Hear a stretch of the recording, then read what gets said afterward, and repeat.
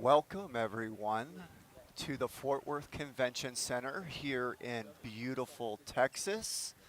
My name is Jimmy Butler, And my name is David Gia. and we're so happy to have you joining us this morning. We're about to watch the quarterfinals of the men's singles.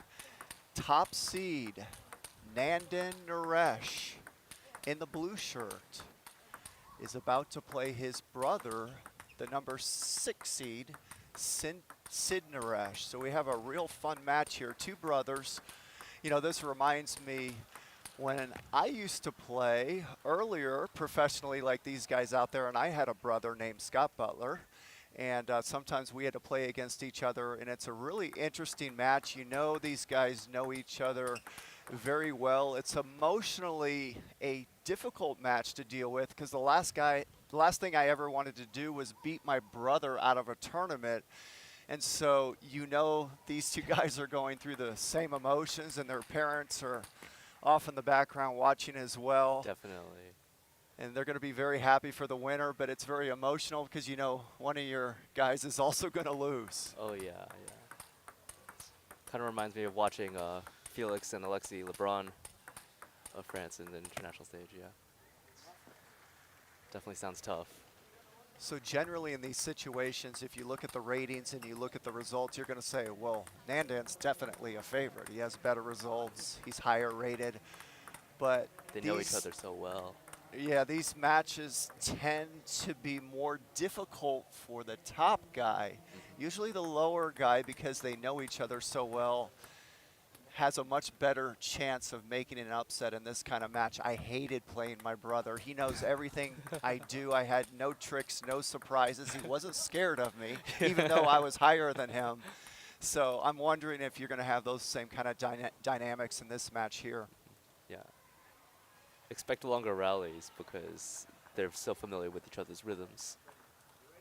Good point. It'll be interesting to see what kind of rallies they have here. And here we go, about to start.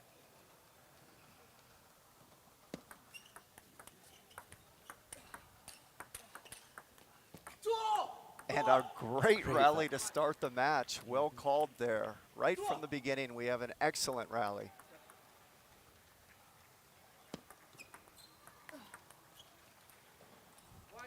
Beautiful banana flip by Nandan. And for you new viewers out there, that little flick that Nandan did out to the forehand of Sid, we call that a banana flick because it has the motion of a banana. I think that was like coined by Adam Bobro.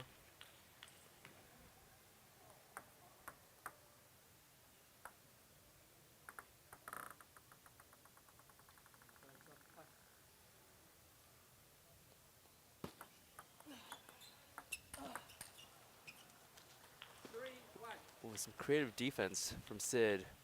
I don't know, what do you call that, a reversed backhand chop block? Yeah, I kind of swiped that from his middle. That's one of my favorite shots. Very effective.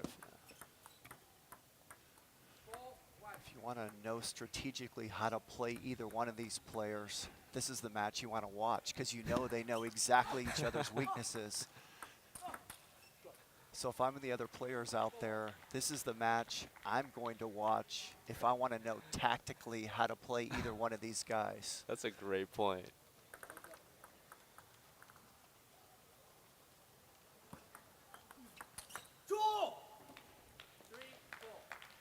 That's just a beautiful shot by Sid right there.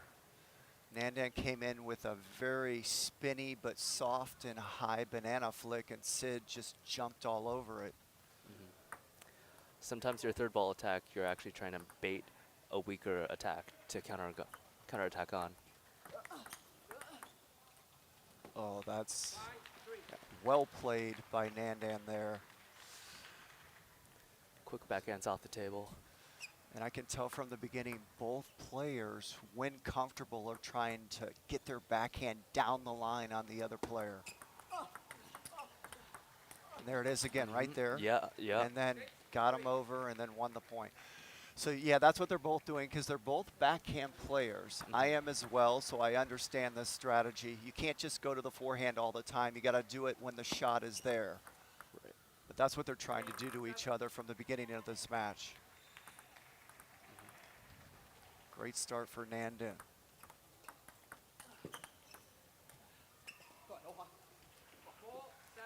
So Shot again, just going Sid well. able to get Nandan wide to the forehand, which opened up the finishing shot to his backhand.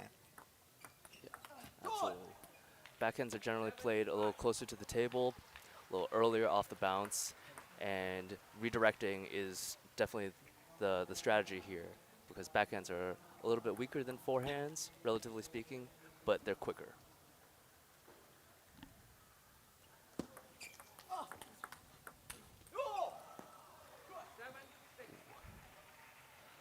Forehand loop just drifting long from Nandan.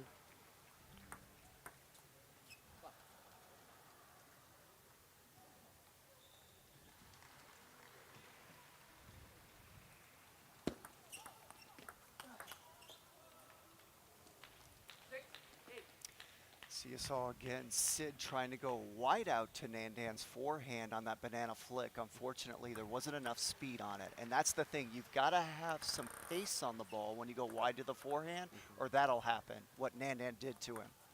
Totally. You want to first get the player a little off balance, going like backhand middle, backhand, and then going out wide when they're not as ready.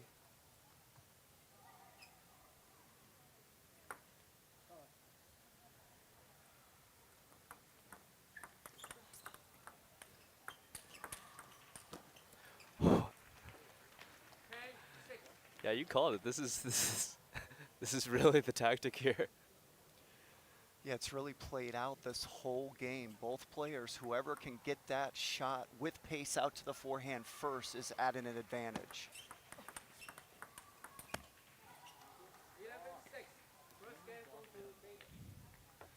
And Nandan Naresh wins the first game 11-6.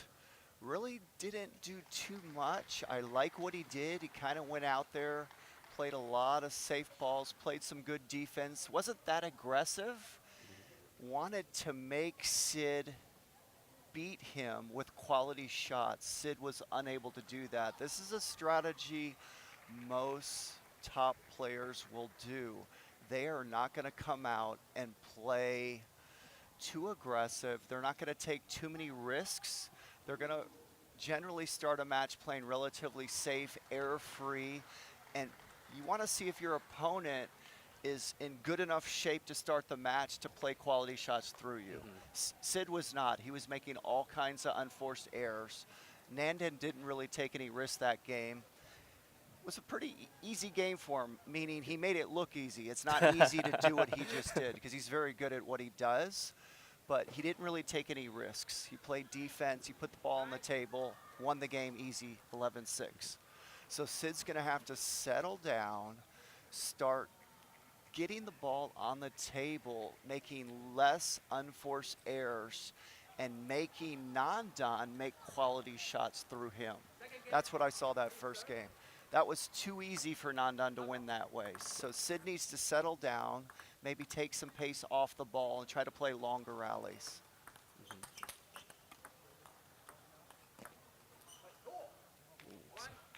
Good point Great there by adjustment to Sid. pace. Yeah, so you notice Nandan played that point very safe, and he should, just like the first game. Until Sid can prove he can beat him at that pace, you're not going to see him go more aggressive.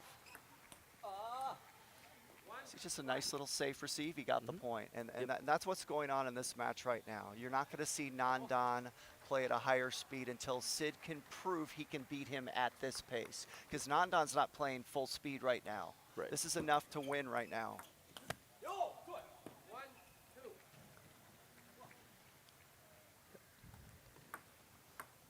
Bit of an unforced error there, though, from Nandan.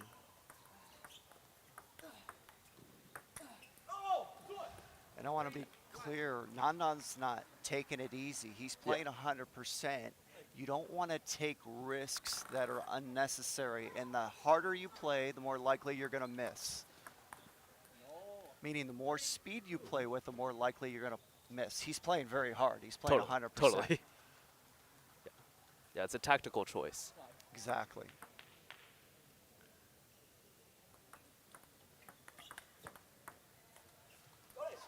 See, it's interesting. Nandan's playing very safe, very slow. Sid's starting to play a little better and not make mistakes off all these slow balls. Now he has a 4-2 lead because he's not making all these unforced errors off the slow balls of Nandan. Yep. So this game is not all about speed. It's a combination of speed and changing the pace, changing the arc of the ball. Sometimes you play fast, sometimes you play slow. Absolutely.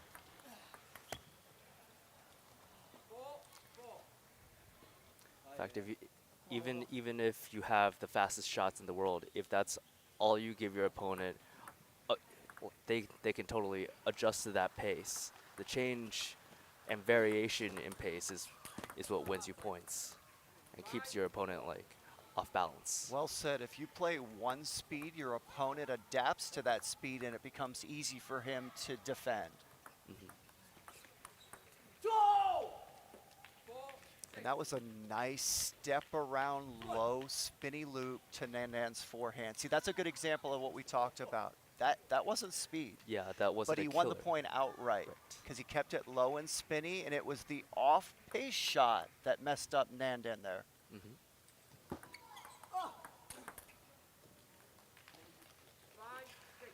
And there you saw Sid step around, and it was a slow ball. And what you don't want to do is go slow and high, especially Yeah. in the beginning of a rally, because that generally happens, what Nandan did. It's just a matter of inches or millimeters in terms of the height of the arc, what becomes easier to counterattack. The lower you can keep it to the net, the better off you are at the beginning of points.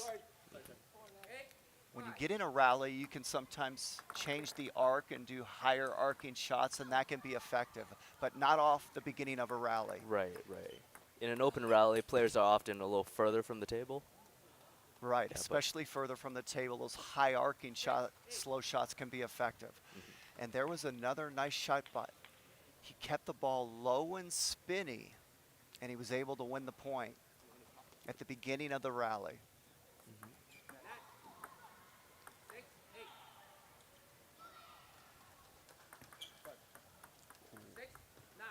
bit of nerves. Service area from Nandan.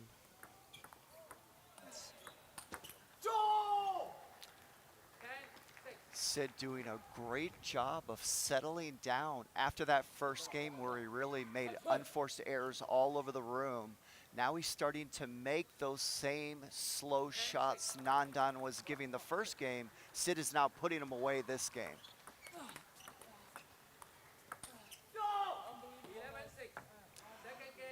Sid Naresh wins the second game, 11-6, ties the match up, one game apiece. And we will be back with you in one moment to watch the third game.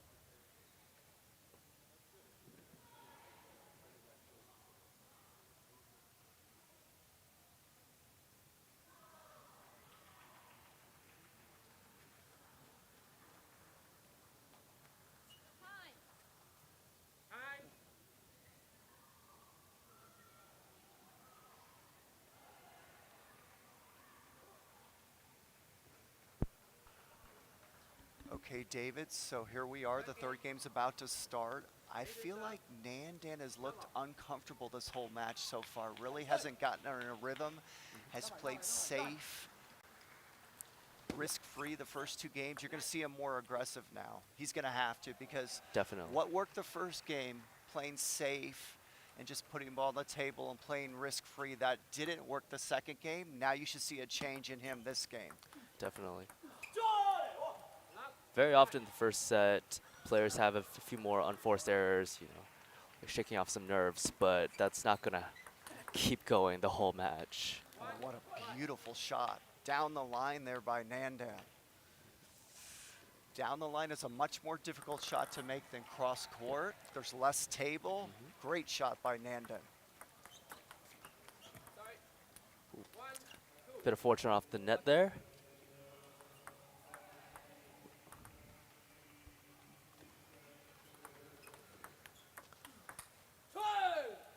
Yeah, definitely fewer outright service points with these two brothers. Like serves that might be trickier to other opponents. They just know each other too well.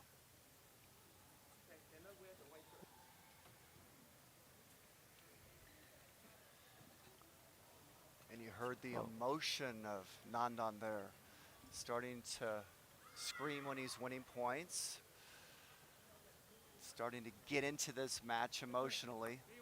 Once you lose that first game, you generally will start seeing players react differently emotionally and physically. He's more aggressive now.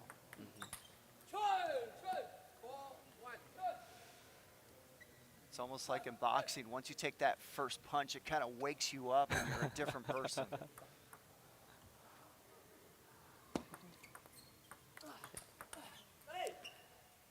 Yeah, and as the slight underdog in this match, I think Sid knows he does need to take a few more risks, play more aggressively.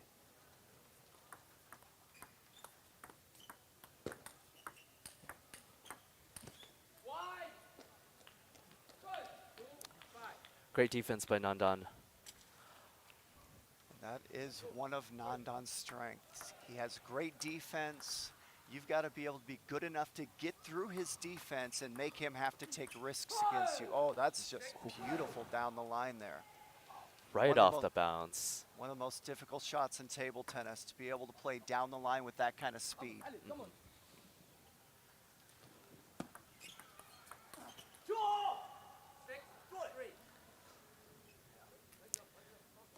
That was a great banana flick. It had all kinds of side spin. Kept it low, had good force.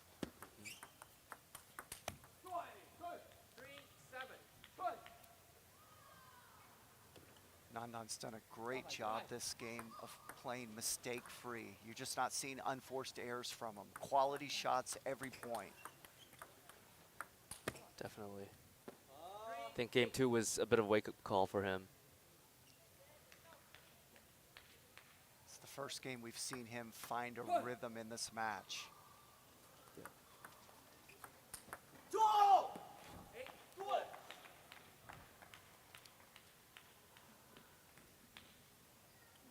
Seemed like Nandan was originally going for a flip and maybe didn't get there in time and changed to a push.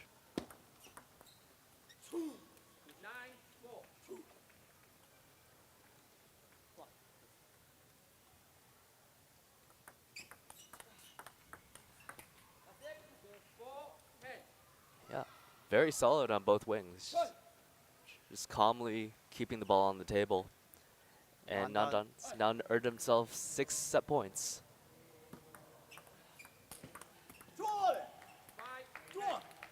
Nice step around there. Nandan's done a great job this game of mixing up his defense with his aggression. The first two games he was mostly defense.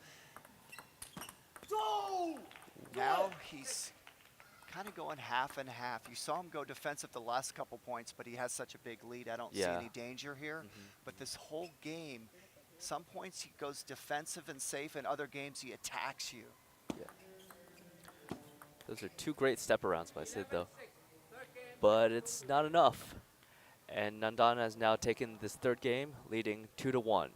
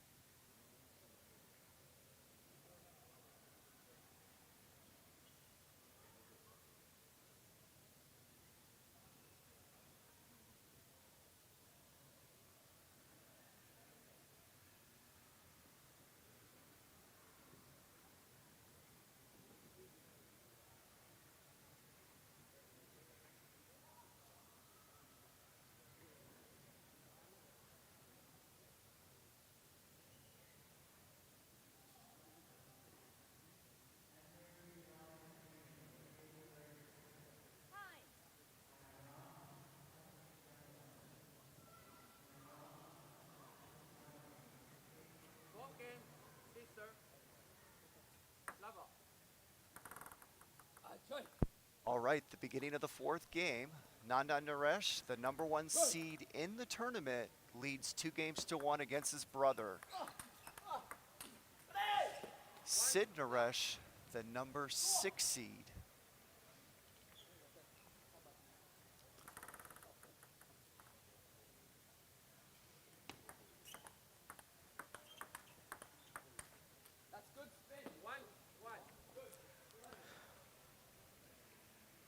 It's interesting watching Nandan come out this game playing very safe, very risk-free.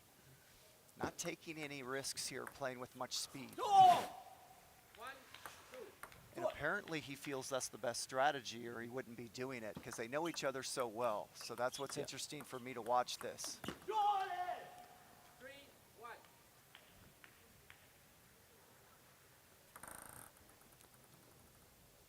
You can tell by Sid's body language, he's really trying to get more aggressive. Yeah, just go for all of these attacks. Such an important game for Sid. None of us ever want to go down 3-1 in games. Feels like a death sentence. I mean, you can come back, but it's so difficult. It's hard. Yeah. So the pressure's really on Sid to try to win this game.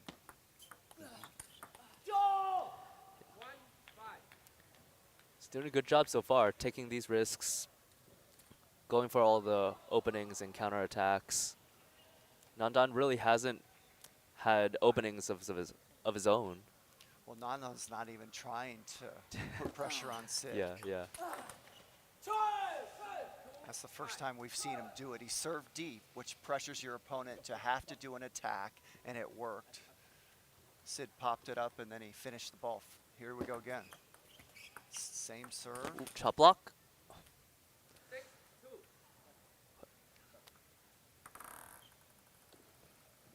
Bit of luck from Sid, but great chop block attempt from Nandan. You don't see that shot too often in table tennis.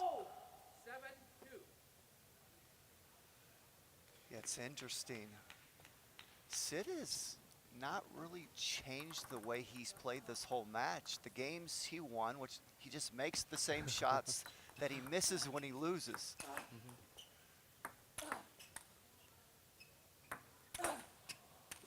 Great lob, counter smash, counter loops. And the best rally of the match so far. Great action right there. Great job by Sid somehow surviving that point and taking an 8-2 lead. Great rally by both players. Absolutely. Love to see a great lobbing point. Yeah, when I'm out and about in public, that's the part of the game that most of the people that don't play, they always remember that. They always say, oh, you guys like go 50 feet back from the table, don't you? Yeah. I say, well, once in a while, and we don't want to be back there. Yeah. People like to watch that. Yeah. Even at my level, my friends ask me the same thing, and I tell them, no, we want to stay close to the table. Backing up's not good. But you're right, that's what people that don't play the sport, when they see that, that tends to get their attention the most. Totally. Good job by Nandan hanging around this game. He's still, far away, but from 8-2 to 8-5, he's now within, well, and there you go. Yep. You see a timeout by Sid. Sid Well can't called. afford to lose this game. No, absolutely not. And he's going to, why did he take a timeout? People may be asking that out there watching this. We get one timeout a match. It's for 1 minute. And so we tend to use those timeouts to stop the momentum of our opponent if he goes on a run. And that's why Sid did that. He lost 3 points in a row. He can't lose this game. I mean, it's so important for him. So he really took this just to try to stop the momentum of his brother and to sit back and maybe think of a strategy to come up with to finish this game off. Absolutely. It's a bit of a mental reset. Also, like you said, stopping the momentum. It's kind of like icing the kicker a bit in football. Yeah, in the NBA, when you see a team go on a run, generally you'll see the other team's coach take a timeout. Same thing here. Yep. And it's interesting to note because they're brothers, there's no coaches on either side.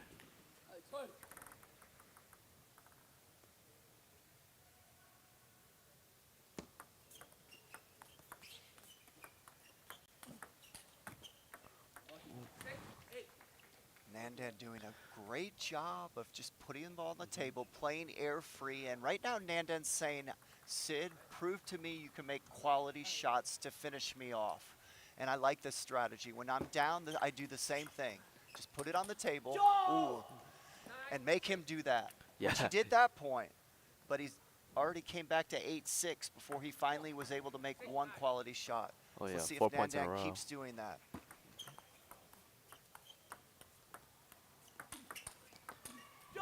Oh. Nandan did a great job baiting that slow loop to punch, but just not able to finish the point off.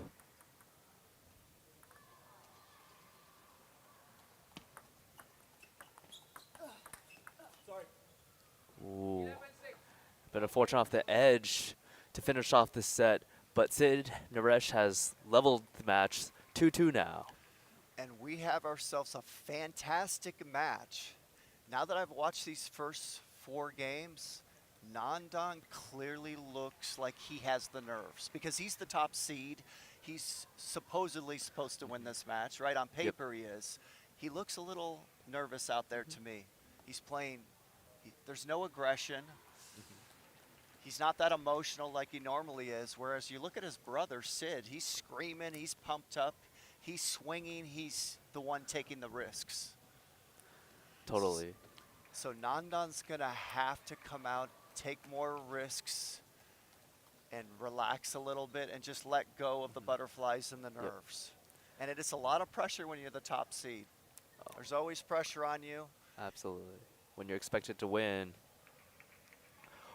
I almost liked coming in as an underdog because it You can play always took the freely. pressure off me. Yeah, the last nationals I won was 2014. I was the 13th seed. So I had no business winning it. But I had won before previously 3 times, so I knew I could win. But no one expected me to win, and I didn't expect to win. Yeah. And naturally, I just played freely. I felt like it was a free opportunity to try to do well. When I was the top seed, I felt like Nandan. I felt like I was supposed to win, and then it makes you play differently unless you know how to deal with that. Oh yeah. Absolutely. This is the first time Nandan's ever been a top seed at a national championship. So he's not used to being in that position. Totally. When you're an up and coming junior, you're used to being the underdog, but once you get to that top spot,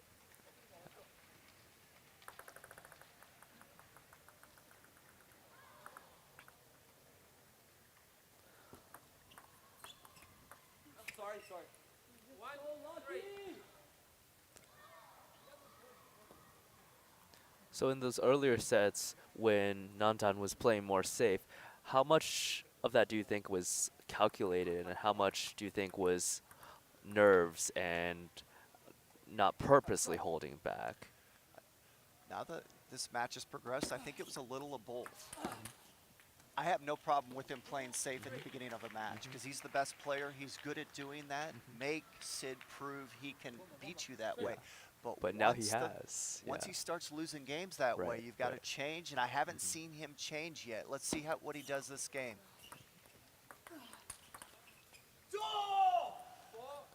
Sid's got all the emotion. He's the one screaming after every point.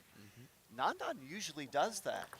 He's normally very emotional. For him to be this quiet and this subdued makes me think he's got the butterflies. He's almost got to let out a few screams just to get going. Yeah. A nice little fist there. But normally he's screaming after he gets points like that. He's got a little Harimoto in him. Yeah. No one does what Harimoto does every point, but he's got a little Harimoto in him. Harimoto is a top 5 player in the world from Japan for the audience watching, and he screams the loudest of any player in the world every point. So that's why I brought up that example.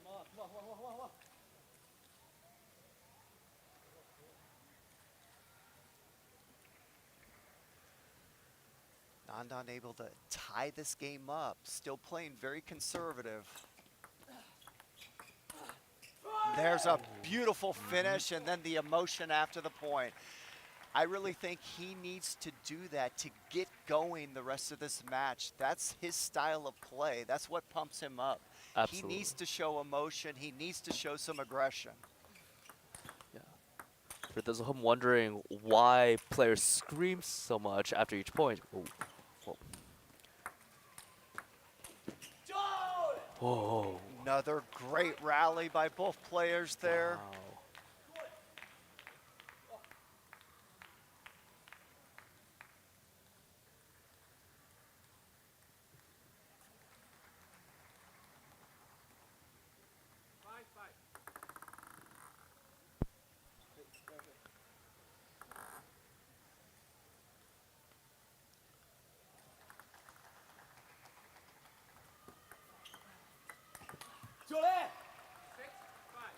Good Another serve great there. attack. Nandan popped it up, misread the spin, and because that ball popped up, it gave Sid the opportunity to finish him off with that forehand. Oh, that's just a beautiful serve and finish, this time from the backhand side by Sid. Absolutely. These serve and attack combinations are working so well for Sid right now. Nandan having trouble reading that spin off of Sid's serve.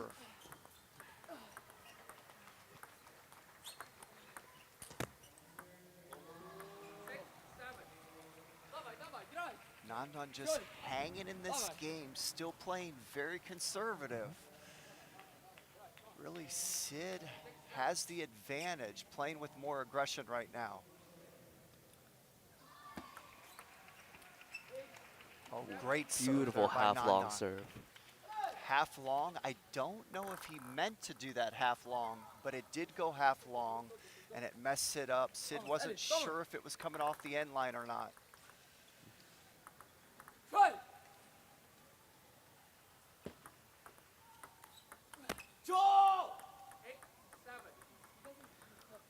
That time Sid just did a half flick. He didn't put any pace on it. It was actually a no spin flick. See, it was that slow no pace ball that made Nandan miss that.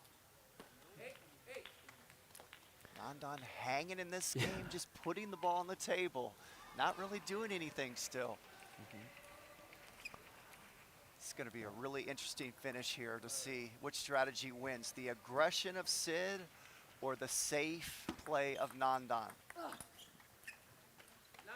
That was a nice Strong aggressive banana flip flip. there. Yep, he put force on that. But it was a serve that really caused that to happen. Sid popped up his serve, he misread the serve.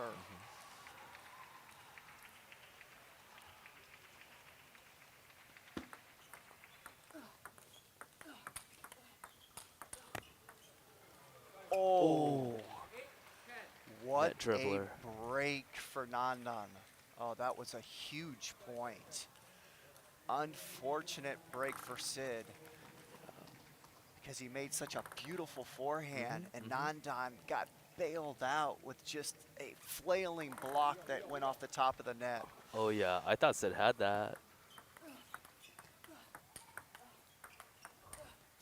Oh, Ooh, great point there by Sid. beautiful hang in there. Nandan made some great defensive shots there, but Sid with a beautiful step around. Yeah, and that backhand punch to set it up. And these are some of the most fun points in table tennis. 10-9, huge point in the match. What is Sid gonna serve and what receive is Nandan gonna do? And Nandan came up with a good receive. Sid just played a quality shot there. Down 10-8, wins 2 points in a row in a serve. What a match. And now when you get into these deuce type games, the serve and the receive is the most important aspect of the match.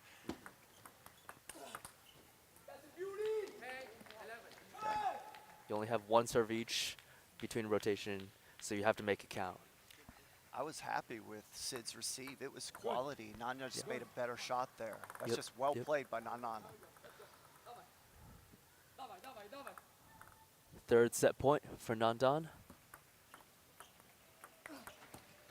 Oh, Oh. beautiful finish by Nandan. What a And receive, and got the banana flick with force wide to the forehand of Sid to win the game. That's just what a #1 seed does. When he needed it the most, Deuce in the 5th game, he came up with 2 quality points to finish that game off. That's the best we've seen him play the whole match, right when it counted the most. totally. And you saw the motion come out with the roar as he won on that set. Most tournaments, when you reflect back on them, you remember the deuce games and the 9 games. If you win the 9 and the deuce games, you tend to have a good tournament. When you lose those 9 and deuce games, you tend to get knocked out of the tournament. It usually comes down to those. Absolutely. And that's when the most pressure's on you too. So someone might ask, well, how do you play well in a deuce game? Well, you want to have a good strategy for your style of play, but I would say more importantly is experience. You need to play a lot of tournaments, be in those situations a lot of times, and learn how to deal with them. That's why it's so important to play as many tournaments as possible, so you're in those situations so often you learn the best way to deal with them in these biggest moments at the national championships, because these are the moments you want to win them. Not in the smaller tournaments, but you need to play the smaller tournaments to learn how to win them, so when you get here, you can do what Nandan just did. That's great advice. Ooh. That's great advice for me personally.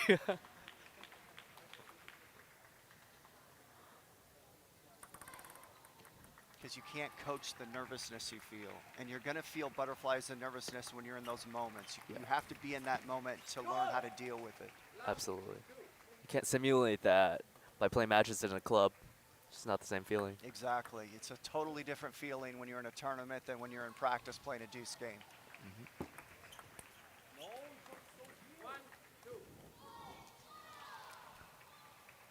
Bit of a kick serve from Nandan.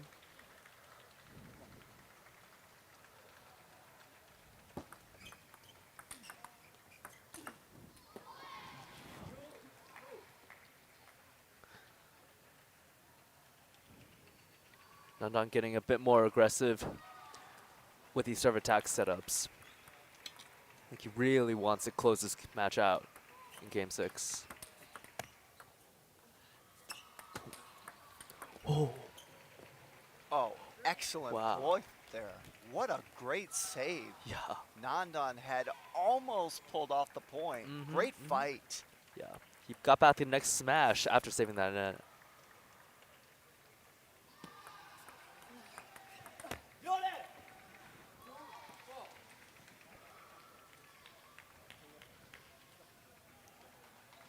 Sid doing a good job of changing the pace. Sometimes he plays aggressive. Sometimes he plays with less pace like he did just right there.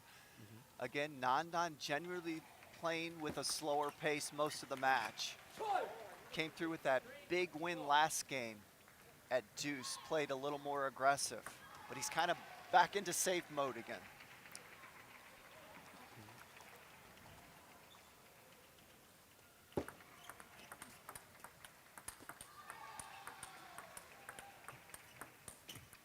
Oh, beautiful back-to-back-end rally. And it was the wide shot to the forehand that won him the point. Those are difficult shots in table tennis because there's less tables, so you have to take it when you're comfortable. You can't just randomly go out there, you'll miss too much. Oh, absolutely.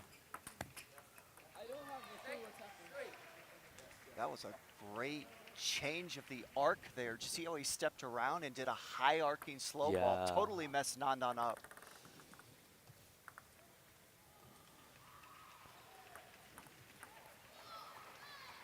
That was a great receive. Nandan came in and jammed it quick off the bounce. See, if you let the ball bounce, it gives your opponent more time. So sometimes you want to come in and receive off the bounce, or jam it, we call it. Sometimes you let the ball bounce. Great serve. Nandan has great serves, some of the best serves in the country. Always has since he's been a junior. One of the strengths of his game. Easiest way to win points in table tennis is off a good serve. Absolutely. Oh, Oh. one of the best backhands we've seen from Sid the whole match. Got him Yep. wide to the Super forehand, wide. and then a beautiful finish cross court for a winner. That's the best angle to have for a backhand dominant player, to be more in the center so that you can have wide angles to both sides. Some emotion there from Sid. He liked that point. What he liked is that he's up 8-5. That's really why he was screaming.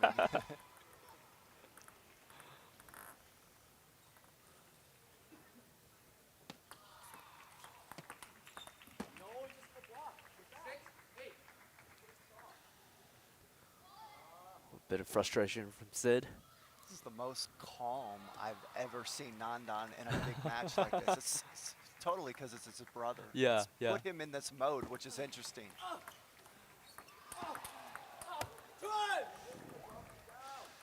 And there we see some emotion from Nandan, and that's what I mean by calm. He's normally more vocal, not only when he's winning points, but he has some John McEnroe in him when he's losing points. You'll see him complain and show some negative body language, but we haven't really seen much negative body language from him, and not as much happiness as far as the emotional screams when he's winning points. You just saw Yep. one there.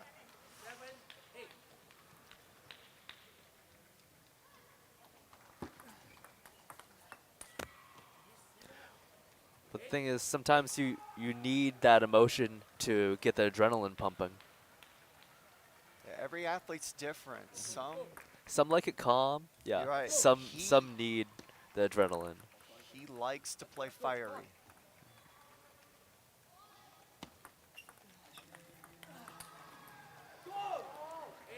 And Nandan hanging around this game and now takes a lead for the first time. And he's doing it playing mistake-free. He's not playing aggressive. He's not taking risks. He's just putting the ball on the table with his defensive game. Oh. And again, it's Nandan's defense winning him the point. And will now have 2 match points.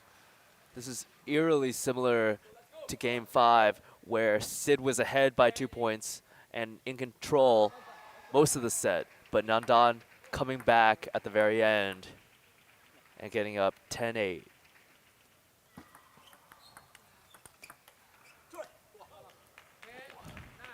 One match point saved. And Nandan takes the timeout. So he wants to go back and really think about this, come up with a good serve strategy. He has the serve. He has 1 match point left here. I can assure you the thing he's thinking about the most right now is, what serve should I do? Yeah. He has the advantage having the serve. The most important thing is, what serve is going to give him the best chance to win this match, and that's what he's thinking about right now.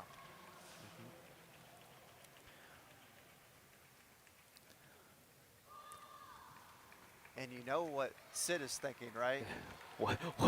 What receive? You got that right. And the most important thing for Sid right now, and what I'm thinking in this situation, is the worst thing you can do is miss the receive. Yeah. And that's easier said than done. But you, at all costs, want to make sure Nandan has to make some shot to beat you. You don't want to miss the receive. And I tell people that I coach, a bad receive is better than a missed receive. Yeah. So do the best you can to not miss the receive. And so that's what Sid's thinking right now. Get the ball on the table, and usually the easiest way to do that is just cut it long. Yep. I'm not saying he should cut it long, but don't miss it. Oh. Wow, that was close. Did that ball touch the net? His body was in my way. I'm not sure. Yeah, his body was in the way, but Yeah. I think it clipped the net. Yeah, So yeah. he almost missed it. I thought Sid Got a break could have there. missed it. But now he saved 2 match points and we're in deuce.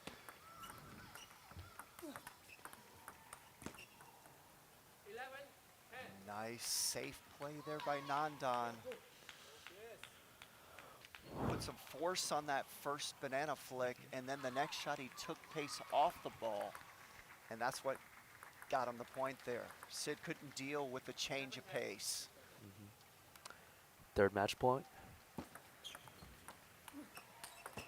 Oh! Oh! That's just quality. Yeah.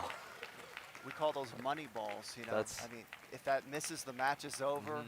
If he makes it, he's still in the tournament. Right, That's an that unbelievable was so shot. brave. It's one of the hardest shots in table tennis. With that kind of force down the That line. kind of force counter-attacking the cross court down the line. Here we go, deuce.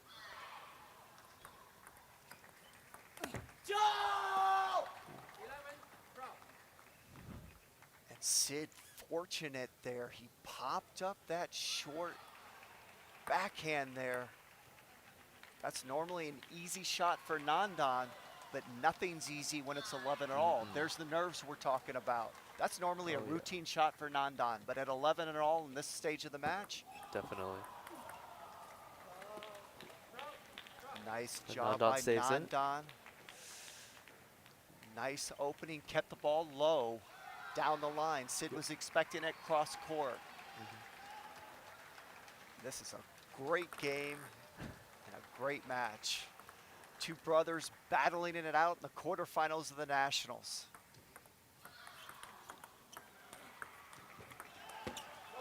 And another break off the net by Sid. You know, the last game, Nandan got a break. Remember, he got that dribbling net to go up 10-8. Now Sid has gotten two nets. One at 10-9 and now one at 12 all. Oh, yeah. Let's see if he's able to finish this game off and capitalize on his good luck. Oh! He does it with another beautiful forehand rip. Oh! And there's going the for emotion. Big counterattacks. What a match, David. What a great way to start the day. Quarterfinals, men's singles at the National Championships. The #1 seed, Nandan Naresh, playing his brother, #6 seed, Sid Naresh. We are about to have our first Game 7 of the day. Yep.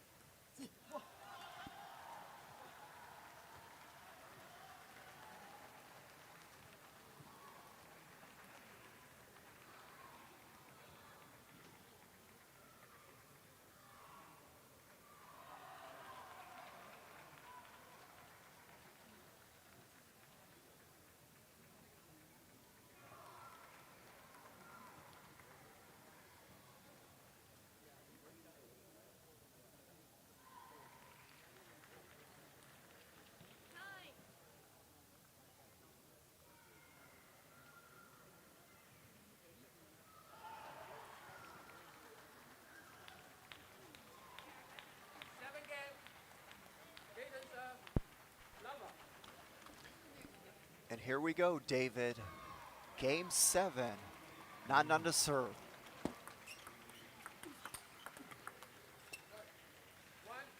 Nandan got some help there from the net.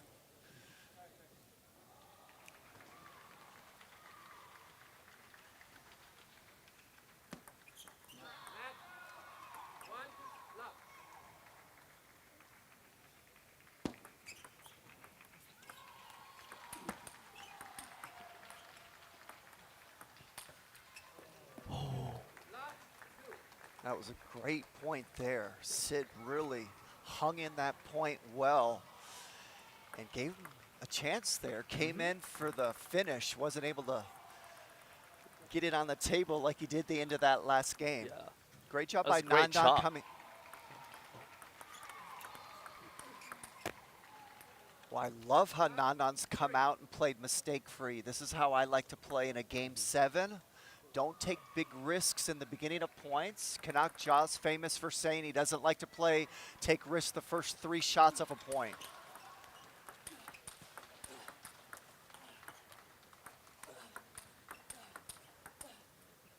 Oh, that's a great rally there.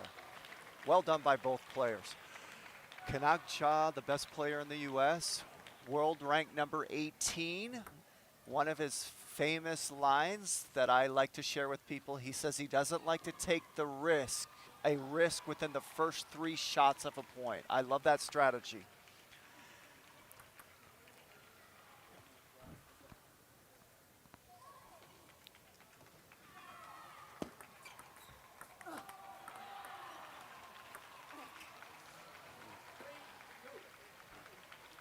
Sid did a great job of keeping that ball low. There wasn't a lot of pace on it, but because he kept it low, see what it did to Nandan? He whiffed it. Yep. It was the off-pace nature of that shot that got him the point. Bit of side spin on that loop.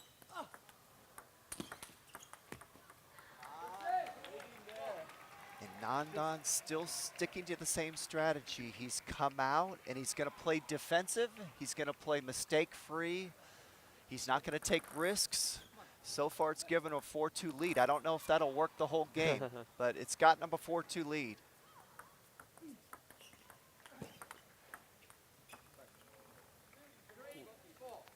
Another bit of fortune from Sid.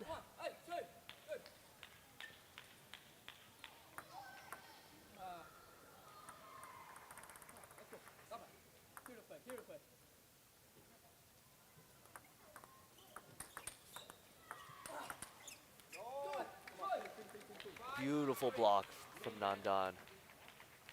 You're right, David. Great defense by Nandan, then set up that last offensive shot.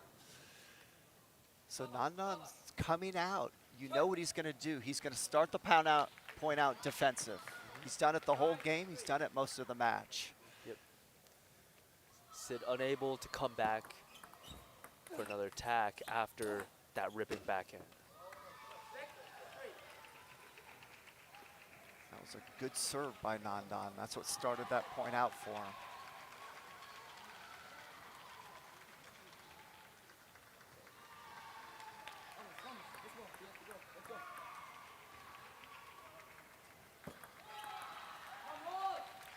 Another good serve by Nandan, really helping him out this game.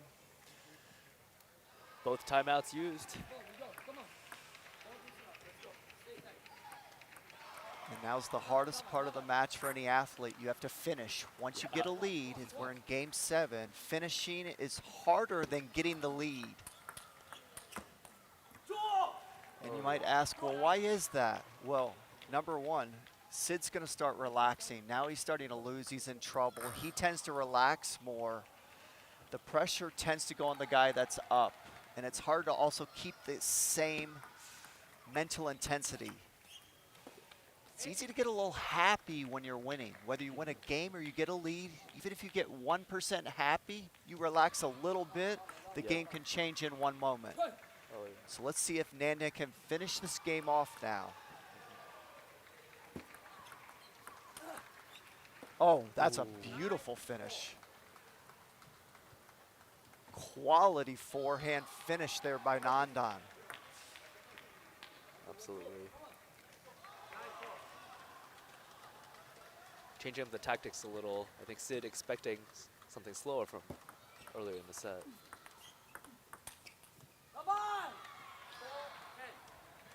Very impressive the way Nandan came out this game and really took care of business. Made it look easy, and it's not easy.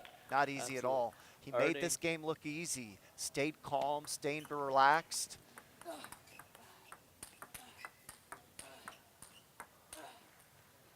Great point. Beautiful rally. Sid saving the first of 6 match points. If you're Sid, you know your chances of winning are slim, but you never want to give up. The best thing to do is play safe, make sure Nandan finishes you off with a good point. Oh, that touched the edge. It was good. It was good. No, I don't believe it was a side. We'll see what the umpire said. Oh. Yeah, I don't believe Sid was outside of the table, but it is like the he was umpire's inside the call. table, yeah. Yeah, that's an unfortunate way to finish the game, just because that kind of puts a sour taste in Sid's mouth.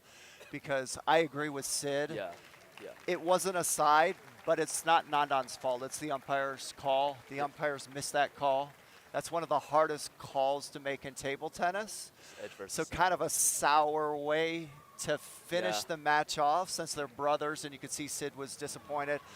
But what a great win for Nandan to come out and to get a 7-game victory has got to give him a lot of confidence. If I'm Nandan, I'm almost happier I won in 7 than if I would have won in 4 or 5 games, because now he has experience playing a 7-game match in this arena and in this tournament. And he can take that with him to the semis and finals.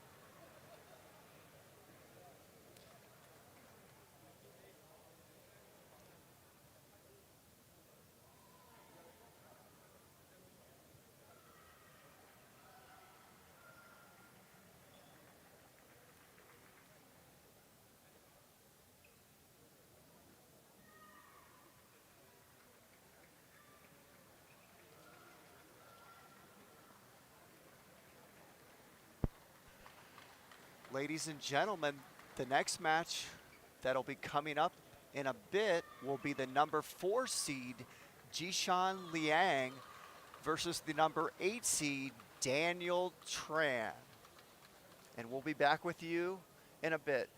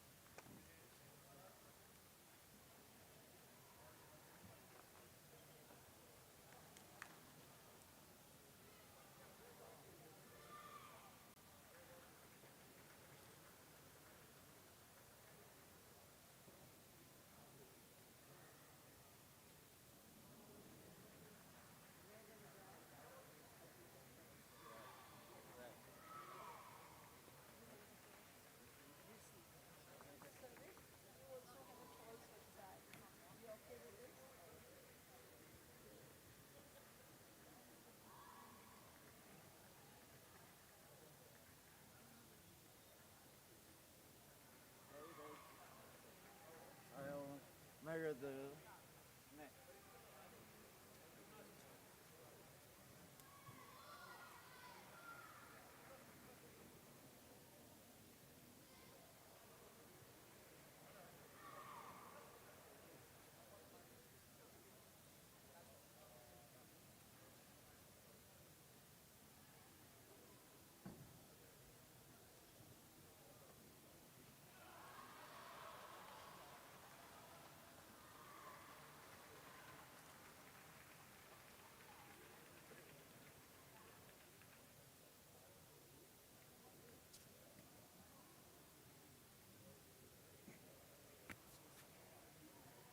The thing is good.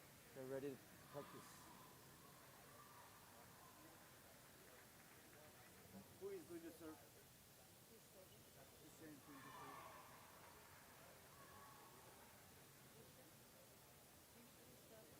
Yeah, Jishan is doing the serve first. Ladies and gentlemen, the men's quarterfinals are about to begin between Liang Yishan and Daniel Tran.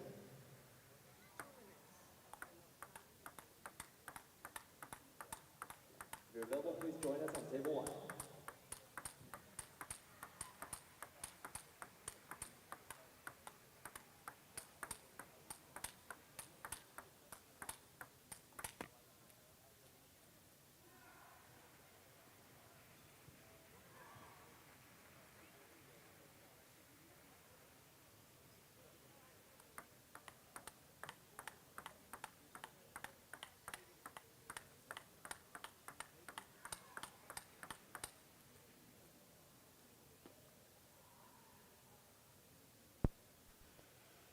Ladies and gentlemen, we're back for the second quarterfinals of the U.S. National Championships here at the Fort Worth Convention Center in beautiful Texas. We have the number 4 seed Jishan Liang in the blue against the number 6 seed Daniel Tran. This is a best of 7 match. My name is Jimmy Butler, here with David Gia. David, great to have you. Thanks, Jimmy. Great to be here. And David, I expect a great match. I know Daniel Tran real well because I practice with him in Houston. He plays at the same club, and I've played Jishan many times. And both of these players have a style of play where I expect great rallies and really fantastic fun play.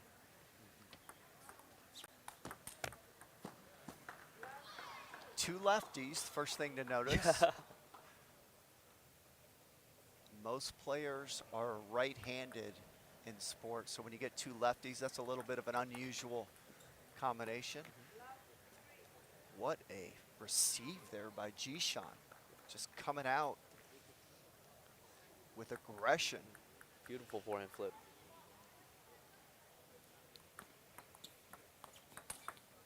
Oh, wow. Boy, am I impressed with the start of Jishan. Coming out firing on all cylinders. It's not easy to come out and make shots with that kind of force at the beginning of a match. I mean, this is his first match of the day. Yeah. I mean, we're at 10:30 in the morning. It's not like he's had a couple matches under his belt. He looks like he's played 5 matches today already. Whereas Daniel looks like his first match. See, there's a bad miss there. Yep. Jishan, by far the most experienced player here. Daniel Tran, 16 years old.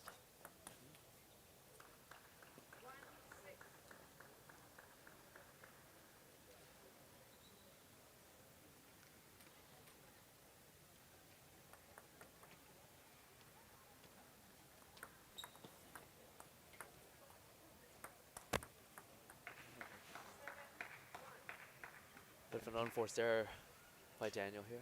Daniel clearly hasn't gotten into the match. No rhythm whatsoever. There's another bad miss there. And Jishan's going to run away with this first game.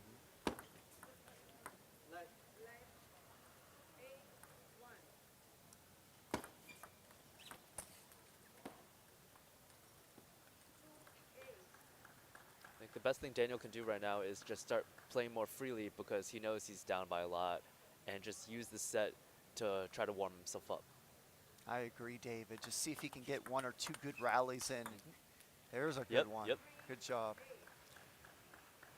And that's exactly what I try to do when a game's getting away from me at the beginning of a match like this. I'm just trying to get in a good point or two and see if I can get some confidence and get some kind of rhythm.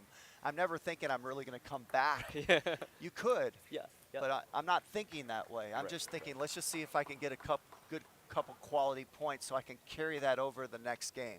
Definitely.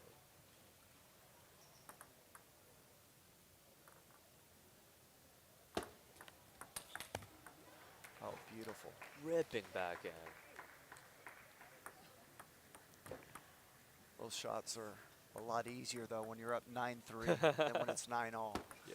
That's the advantage of taking a lead. You can play freely like Yep, that. yep. See, Take some risks. he just did a step around, spin around with his body. He wouldn't have done that at 9-all. So you can do things you're normally not going to do. Yep.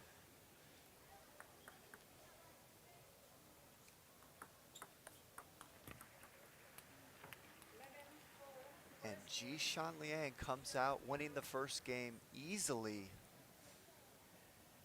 Really, it was the start of that game that won it for him. I mean, he just came out at a blistering pace, went up 6-0, and from there it was over. Yep.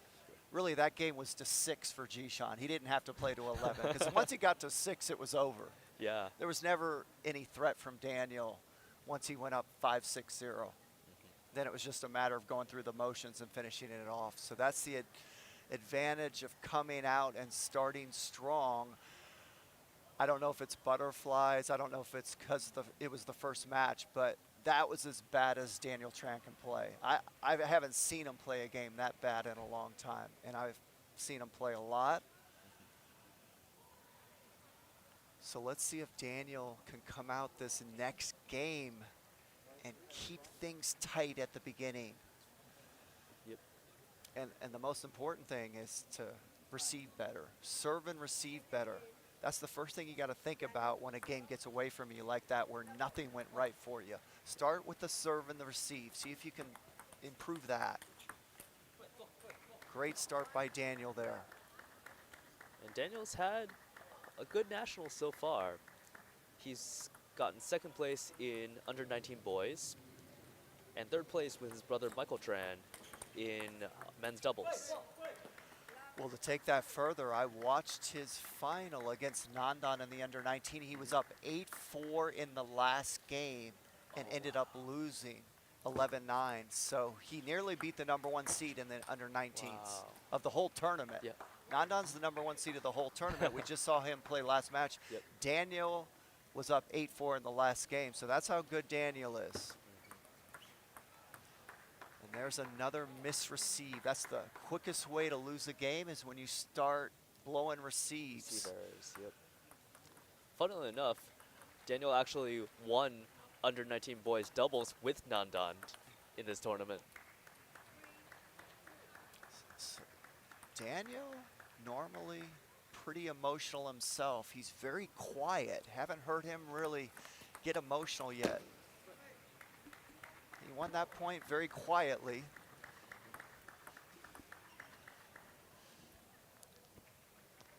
Great job to come out with a 4-2 lead after that first game. So this is exactly what Daniel needed. Definitely. Ooh, banana flip pops up a little high, and Jishan just takes advantage.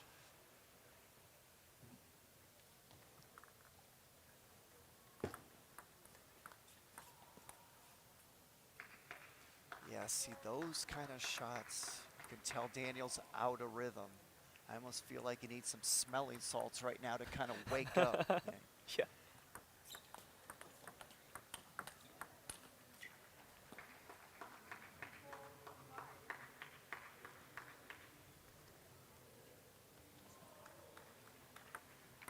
Jishan's such an experienced player. You've got to beat him. He's very consistent. And if you put the ball up like Daniel just did, he's got power. He can finish you off at a heartbeat. But if you put some force on him, you don't have to play too hard, but if you put some force, he'll play with you. He'll play long rallies. He's not trying to finish you off with power at the beginning of points like you see some power players. He's more of a, there's a power shot right there. He'll throw those in, but he really is a consistent, defensive, safe type of player for the most part. But he has the power and he will use it. Yeah.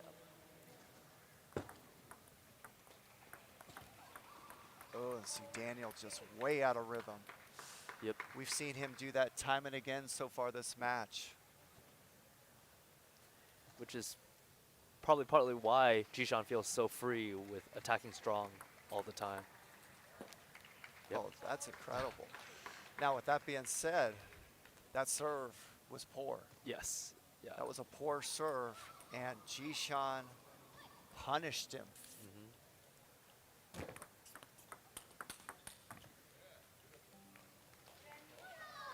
I'm really impressed with Jishan so far, just making no unforced errors. Giving Daniel no chance to get back into these games with his poor play. Oh, winning the second game with authority. And we call that a 10-4 shot. When you're up 10-4, you take those kind of shots. Yeah. And that was an unbelievable 10-4 shot.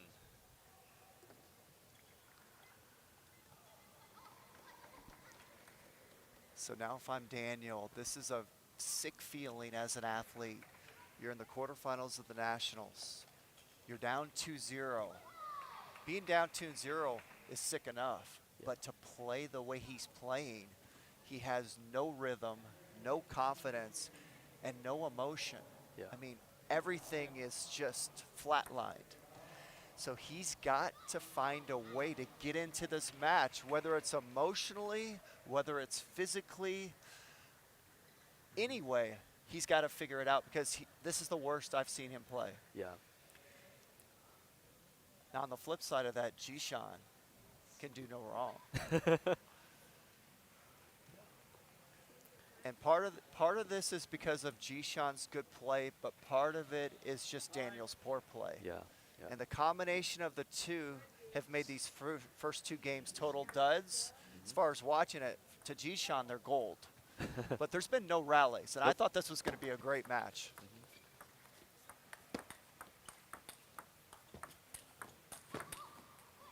And there's a nice rally. See, I expected that to happen yeah. from the beginning of the match. And if Daniel can find his rhythm, that's the kind of match I expect.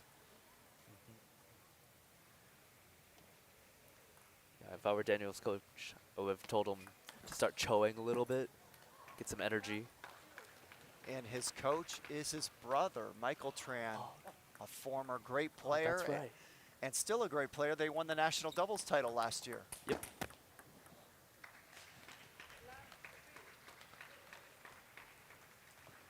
Look at this start to Jishan.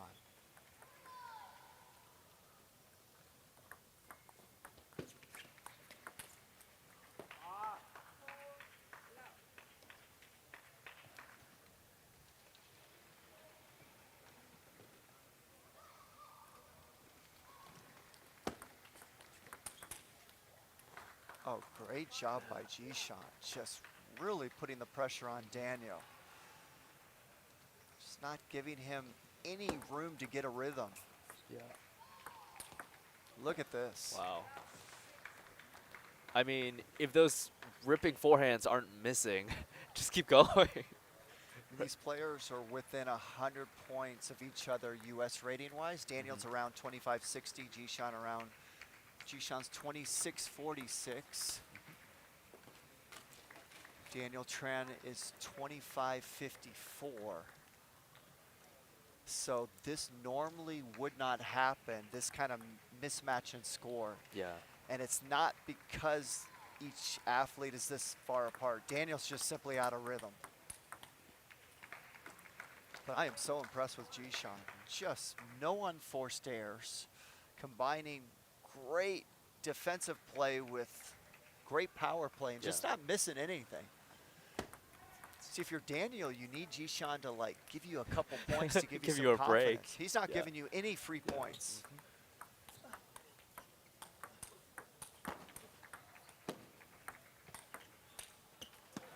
Oh, great rally. Jishan's smiling there. He's like, I could have made that. Yeah. I've made everything else the whole match. How do I miss that?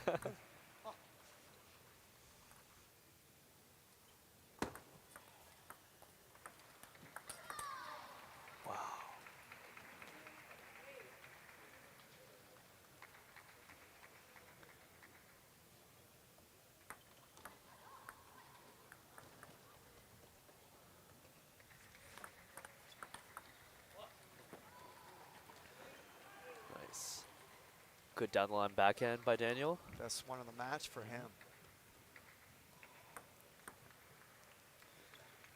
He really needs to start taking some risks at this point.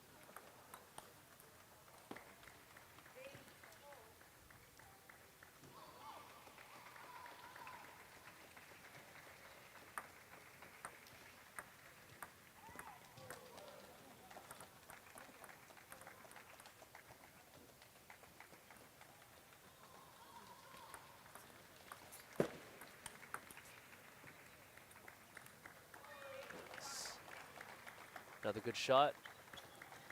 Hanging in this third set. He is hanging in there. Let's see if he can win one more point here. Oh, bummer. The misreceive.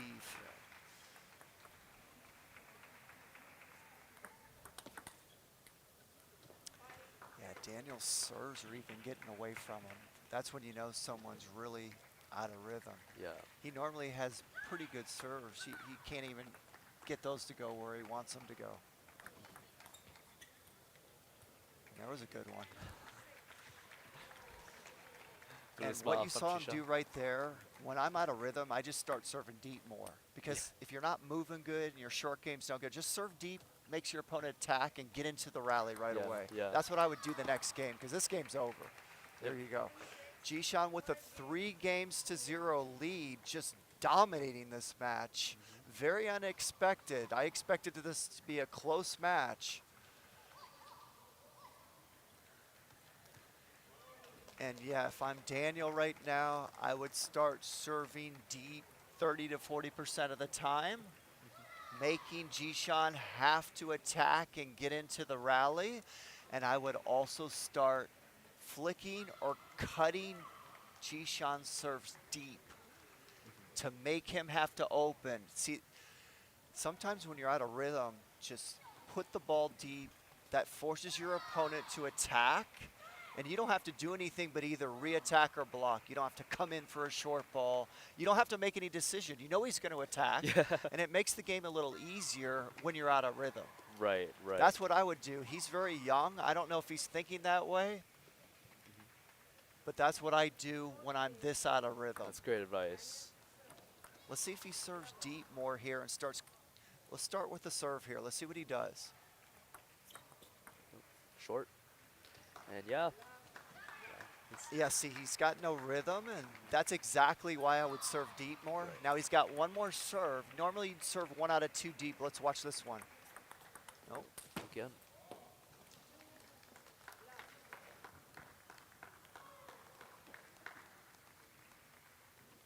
So yeah, he started both serves short and just got killed. Yeah. No yeah. rhythm.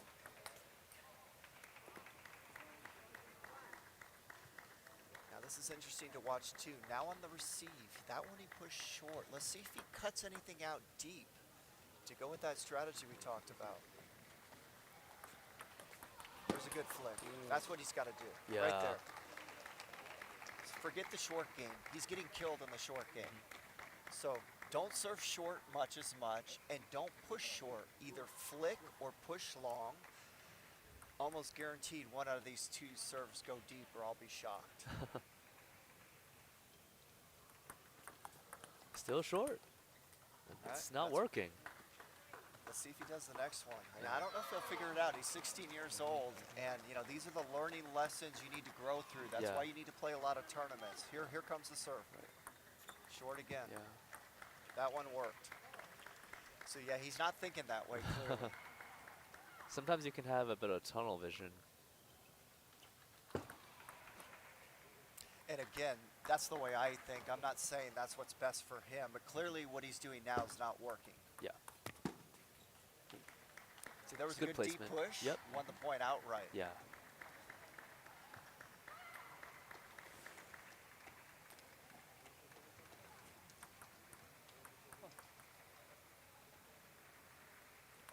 Good deep serve.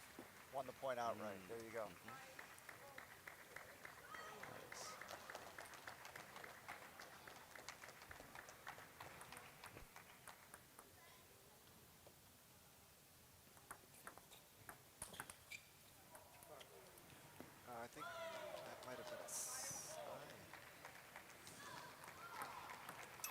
That point was good. That edge was good.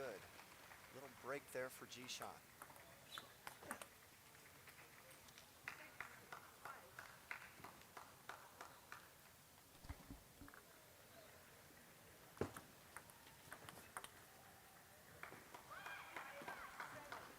So that time he cut it out deep. I like the strategy, even though he missed the point. Timeout called.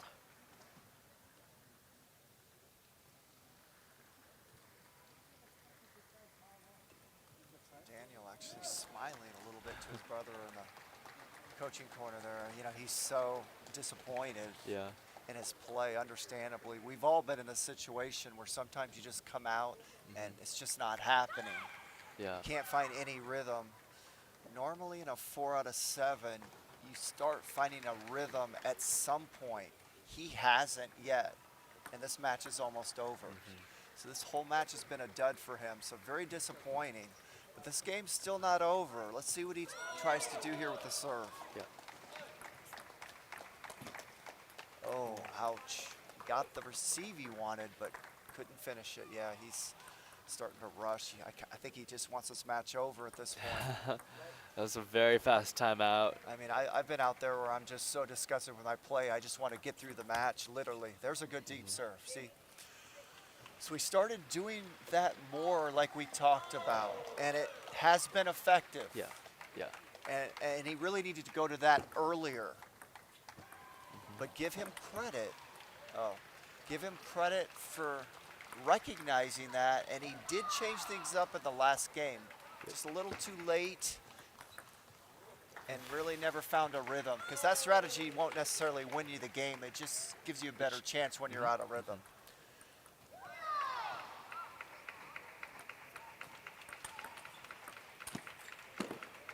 And that's really a great example of the whole match. Jishan Liang winning 4-0 in impressive fashion. We talked a lot of this match about the poor play of Daniel Tran, but let's talk about the great play of Jishan Liang. That man played unforced air-free table tennis the whole match, David. Absolutely. Just beautiful ripping attacks from both wings. Solid defense.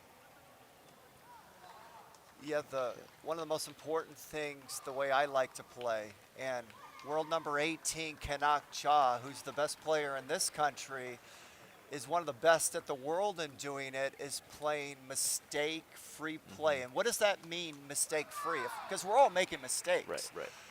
You don't want to miss easy stuff. You don't want to miss too many receives. You don't want to miss opening attacks.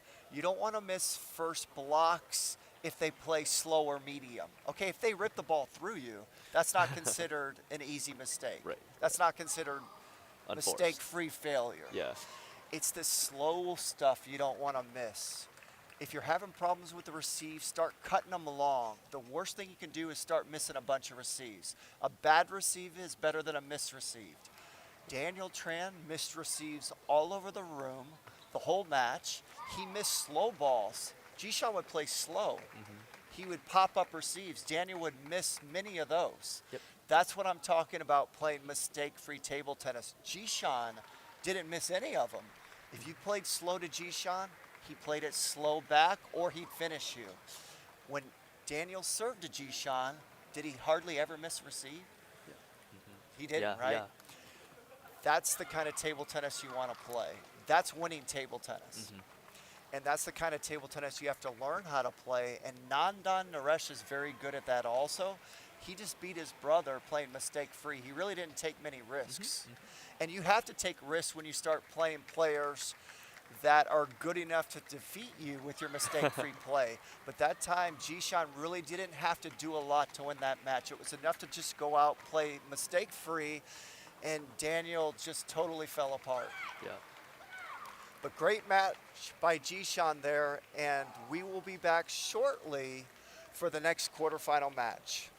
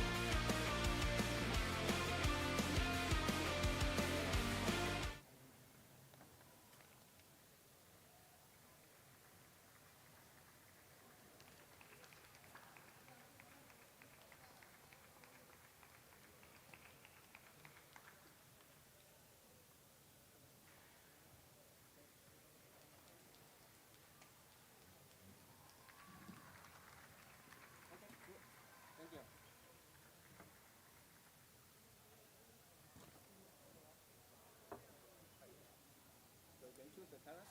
Blue or red? Blue or red? Blue. Blue. Red. Red. Okay. He received. Which hand you want? This one. Okay.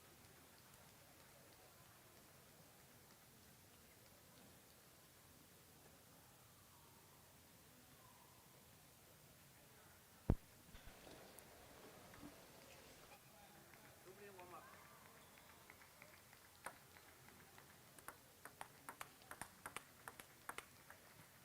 Who will serve first? Who? You will serve? I serve. Serve. Can you take the ball? Ladies and gentlemen, welcome back to the Fort Worth Convention Center here in beautiful Texas. My name is Jimmy Butler, and I'm joined by David Gia. David, great to have you here. Thanks, Jimmy. We have the third quarterfinals of the day over in the green shirt. His name is Shaheen Alakpasand. We are going to call him Shaheen throughout the match. And in the red shirt, we have Wang Jinshin, the 2015 U.S. Open champion. And David, a couple interesting things about this matchup. I just talked to Shaheen. He said that he played Wang in a tournament in California several weeks ago. It went 5 games in a best of 5, and he was up 3-0 in the 5th game. Wang ended up winning, so they had a real close match last time they played. Now, Wang, some people may remember, he's the 2015 U.S. Open champion. I was there. I watched that match, and he defeated Krishan from Romania in the final, who was a world top 50 player. So Wang is lights out good. Now, what we don't know is what kind of shape he is now compared to 2015, because he's a professional coach. And when you become a professional coach, it means you don't train as much as you used to. But he won the doubles title here with his partner. So he's here in good shape, and this match is about to start. Oh, yeah.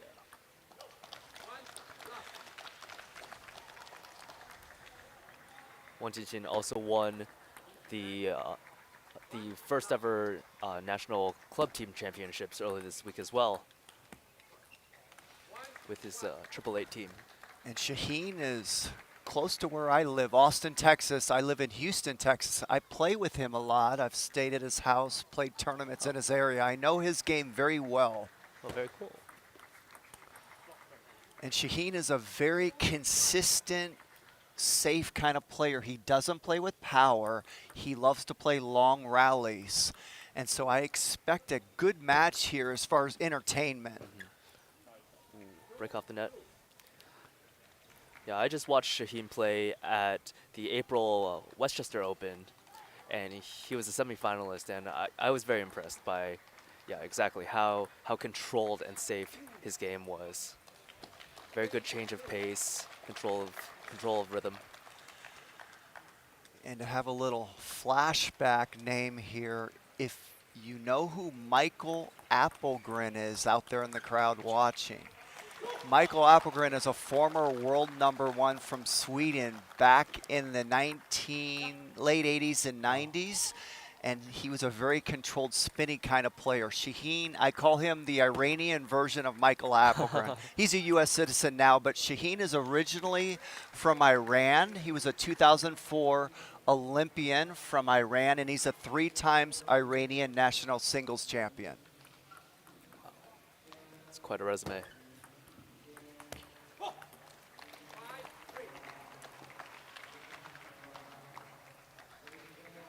I think it's also worth mentioning that Shaheen just won the over 40s doubles with you, Jimmy, earlier this week.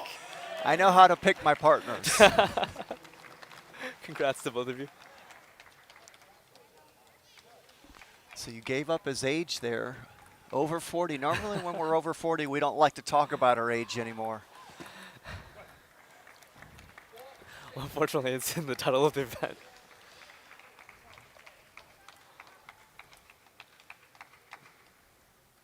Shaheen, a great example of age in your 40s doesn't necessarily mean you're going to play old, because he plays young. He's in great shape. Mm-hmm. He has strong legs, very fit, great endurance. Very difficult to keep your shape as the years go on. You know, you hit 40, that's tougher. I'm over 50, gets even tougher. So anyone able to stay in great shape, you know they work really hard at it. Absolutely.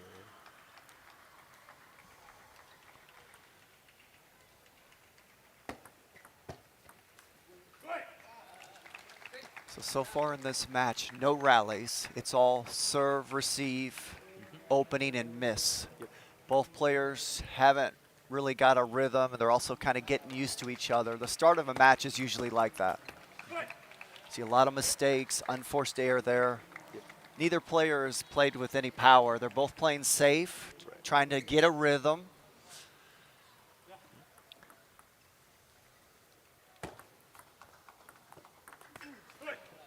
Wang Jixin is a fairly controlled player himself as well. He is. He has great defense, and he's really good at playing off of your power.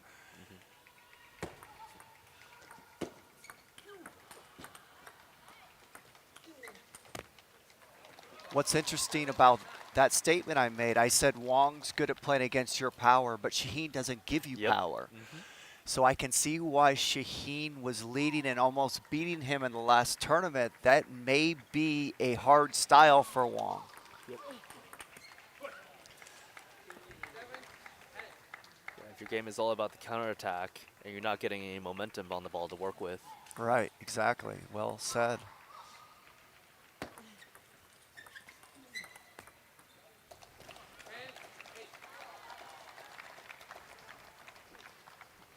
Now the flip side of that is Shaheen likes power to play against also. So if Wong's not going to give Shaheen a lot of power to play against, this first game is kind of what you see.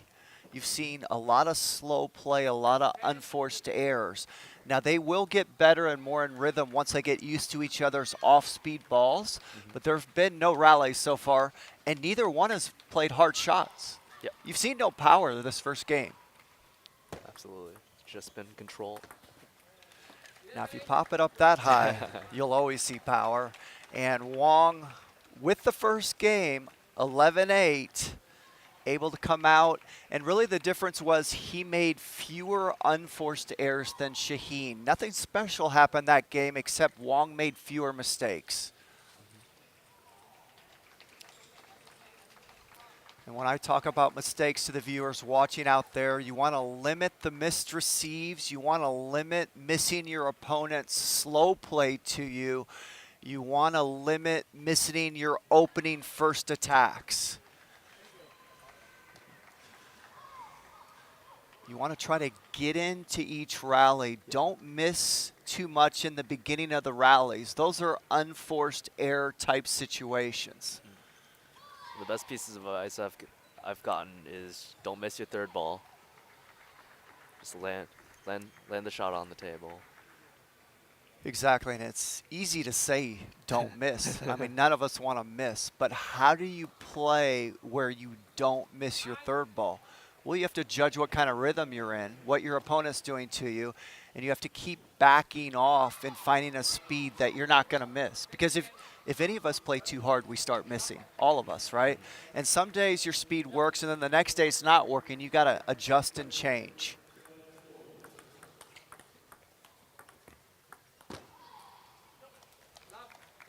That was the longest rally we've seen Yep. so far of the match right there. A little net help for Shaheen.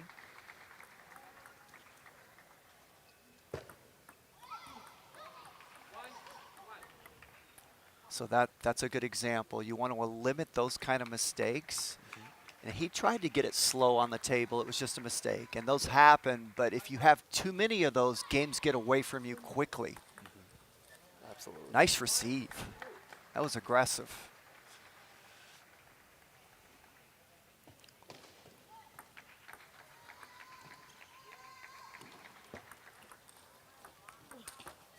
Whoa. That's an example of the counterattack. And those are the kind of shots Wong can make, which made him the 2015 U.S. Open champion. That was a beautiful receive.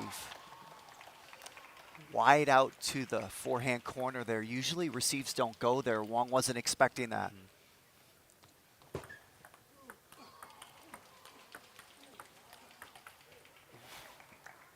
Great job by Wong there. Stepping around, using his body to make those forehands. He didn't really move a lot with his feet, but his body was able to lean back in order to get those forehands in from his backhand side. Great technique. Good placement all around the table. That's one of Shaheen's best shots right there. When you play to his backhand, he sticks it down the line. He does that to me all the time. That just caught Wong too. Oh, beautiful reaction by Wong. Did you see that angle, David? Yeah, beautiful. I like to say I had most angles covered, but not that angle. None of us have that angle covered. Yeah. Can happen a lot with lefty righties. You turn corner into the backhand and it goes wide cross. And Shaheen frustrated, knowing he can't be missing receives to have chances in this match. He missed another receive. That was a good receive right there. Low risk, but he kept it low to the net, and he didn't miss it. That's the most important thing. Good, very good placement. Really jammed Wang Jinxin as he tried to turn around.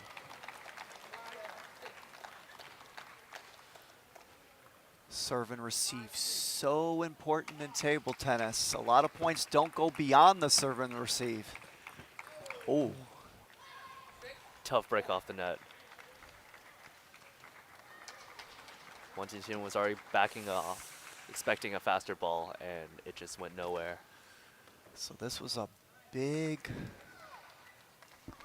recovery here by Shaheen. This game was getting away from him. Now he's back to 6-all. Yeah, see, again, the receive. It was the receive that killed Shaheen there. When you pop the ball up that high, most of the people in this arena can make that shot.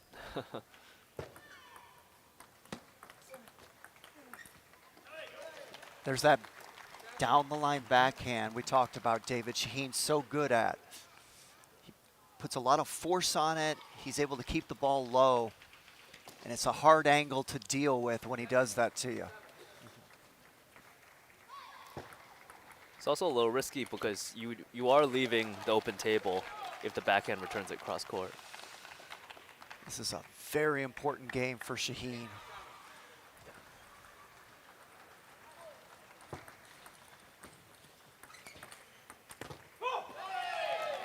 Great defense.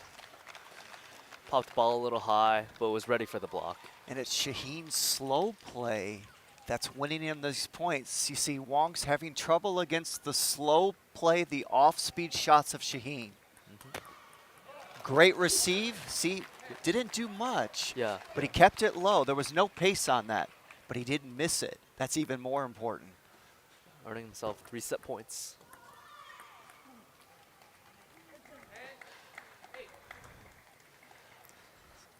Bit of frustration. But Shaheen did a good job of receiving both of those serves. Now he's got a chance to win this game with the serve.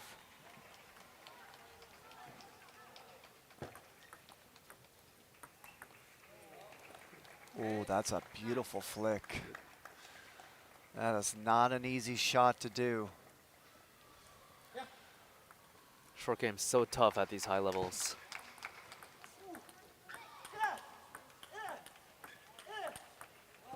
Oh, the best point of the match. Incredible play by Wong. And David, there you see where Wong actually, it's very strong. Shaheen started playing power into him, and look how good he was reacting to those shots. Very safe blocks. Heavy topspin on that. Yeah, See I Wang love the Jinxin's way back in. Wong flicks that wrist. Yep. Got a lot of spin on it, but it had no speed, and it was the off-pace nature of the shot that made Shaheen miss that ball off the table.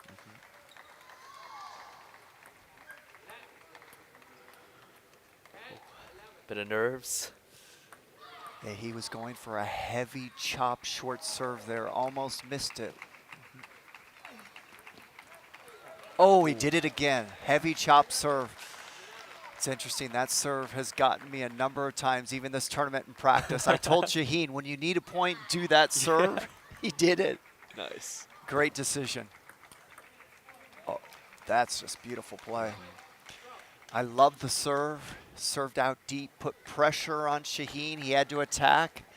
And look at that finish by Wong. Yep.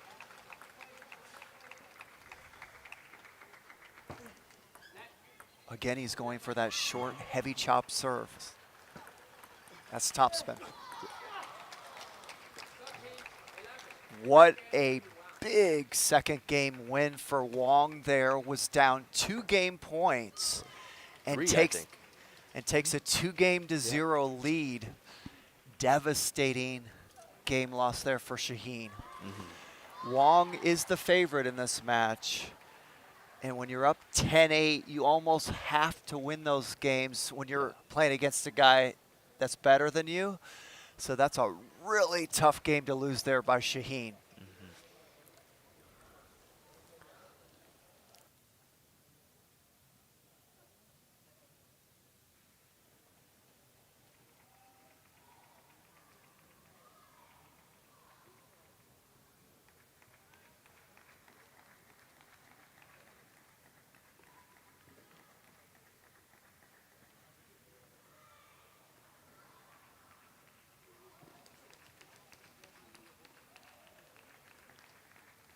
Time.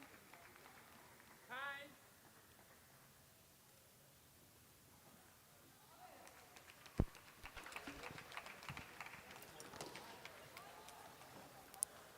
Third game. All right, we're back for game 3. Shaquem in a bit of a deficit, down 0-2. What kind of changes do you think that Shaheem can make this game to try to stay alive?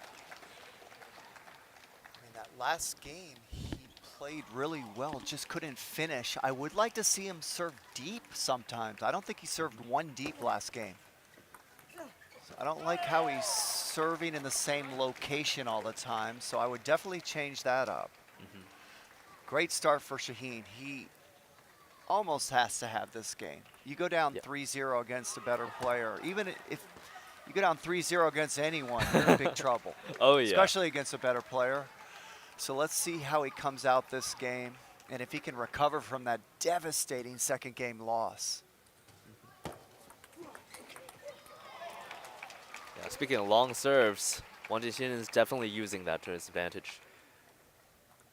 Because more predictable rhythm coming back to you. And Shaheen needs to learn from that and copy that. Yeah. Because Shaheen has some good deep serves. He's just not using them.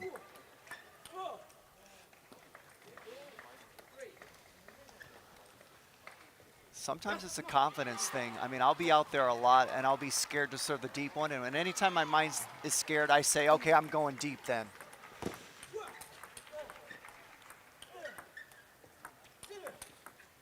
Oh, beautiful rally. That backhand finishing super wide. And that's one of the shots I love from Wong. I watched him do that in 2015 when he won the US Open title. And he's so good from that backhand side. You play into him with power and he can come up with shots like that. Yep. That's devastating. Again. That's incredible. Yeah. 2 shots in a row. That one was even more impressive. I love his backhand technique.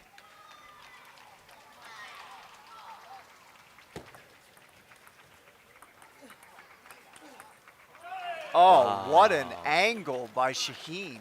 Inside out forehand. Incredible shot. No way Wang Jixin was even touching that ball.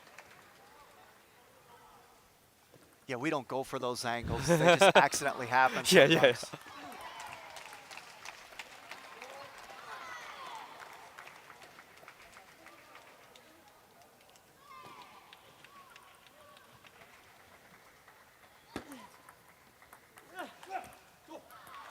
Great job by Shaheen, tying this game up at 5-all.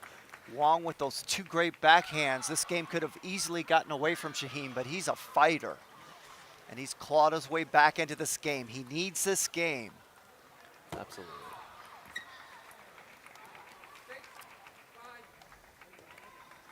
We talked about the unforced errors and not missing receives. But these half-long serves are not easy to open on. Yeah, and that short receive to Wong's forehand has not worked the whole match. If you pop it up, he flicks it hard, and even if you push it low, he's good at cutting it back. So Shaheen's gonna have to stay away from that location. Still haven't seen a deep serve from Shaheen. Great topspin serve there. See, now would be a great time to serve deep, Yeah.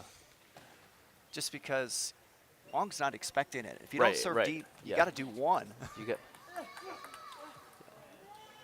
Sometimes it's about mentally committing to it. Even if you think they might rip it, you want your opponent to at least remember that you have that serve. Well said, David. And generally, my mind is scared to do it, especially in tight moments. But that's when you got to do it. Yeah. There was the off-speed slow block of Shaheen, messing up Wong there. Notice when you play power into Wong's backhand, he's it's unbelievable. perfect. But when you play slow, not so good. Yeah, yeah.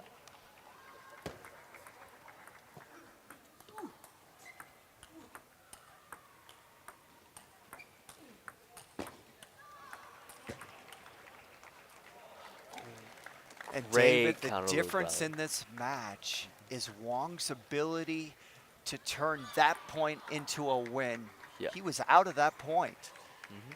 And he retook the offense. Once Shaheen played power in his backhand, he re-looped, took the offense, and now it's 9-7. Should have been 8-all. He's done that time and again. Oh, great shot there. Nice quick backhand, kept the ball low. It's a really big point. Difference between 9-0 and 10-8. That ball touched. Bit of fortune. Now, what kind of receives is Shaheen going to do? That's the big question. That's what I'm thinking in this situation. If I'm Shaheen, it's 9-all. He needs the game. The one thing I wouldn't do is try to cut short to Wong's forehand. It has not worked Yeah. for Shaheen the whole match.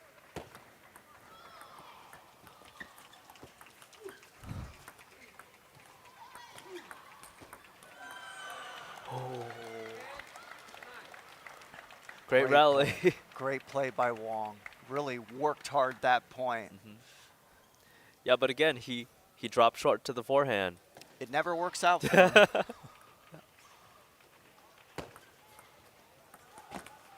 And again.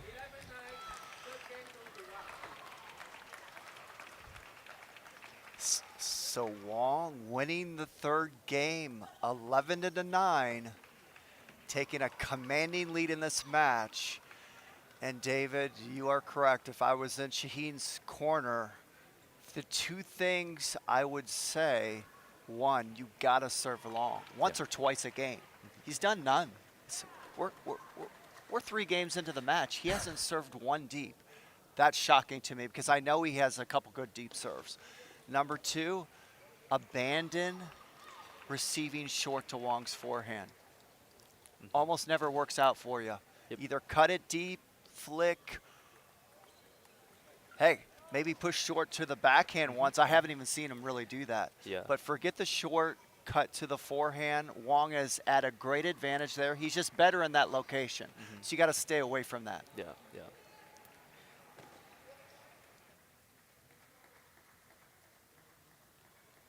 Time. Time.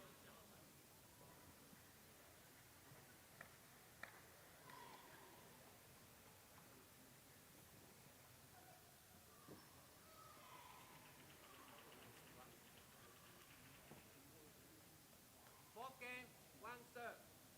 Level.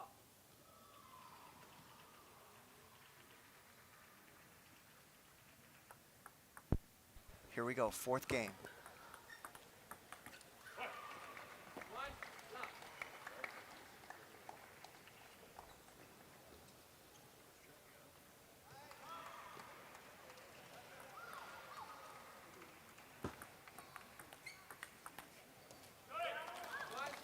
Great backhands.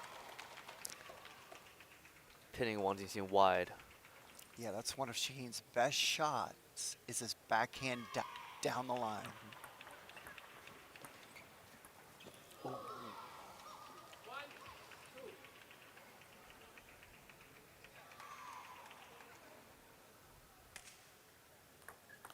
Oh, long serve. Okay, so they must have talked about that in the corner. Yeah.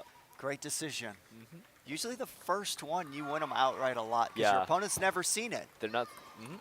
They don't see it coming. Look at how good he is on the forehand. Yeah. Look how good that was. That's why you So don't want to smooth. play there. He's just better than Shaheen. Shaheen's not going to win those battles trying to jam him short to the forehand. What an angle. Yeah.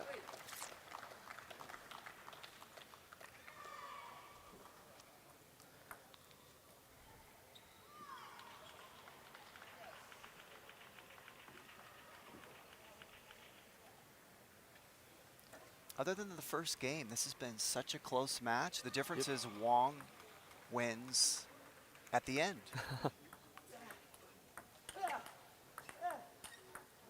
Oh, That's unbelievable. What a backhand. And he's done that multiple times this match. amazing. So good at that shot.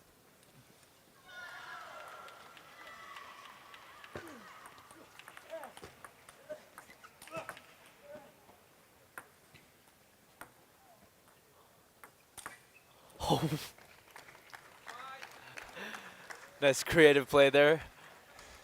Drop shot and a snake, but it gets put away.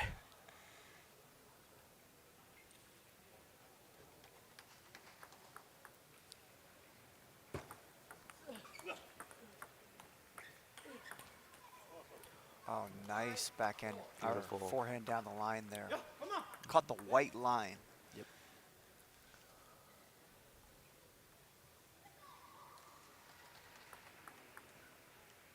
Shaheen is going to need these types of That forehand placements. location never works. You see, anytime he goes short to Wang's forehand, he loses the point 8 or 9 out of 10. Yeah. Pushing deep sounds like a good option at this point. Like, make him prove that he can win the point that way.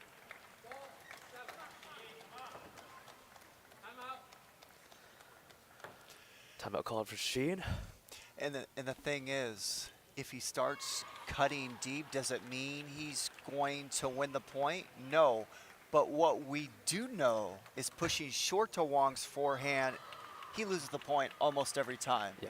So you're forced to try something different. You can't keep doing that. It never works out for you.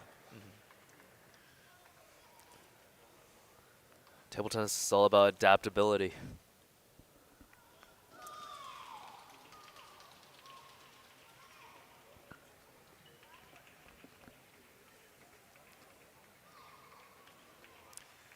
And David, we talked about one of the previous matches. When you reflect back on tournaments, you often think about the deuce games, the 9 and the deuce games. If you win those, you tend to advance and you can win tournaments. When you lose those, you get knocked out almost every time. For Shaheen, he was up 11-8 or 10-8 the second and lost.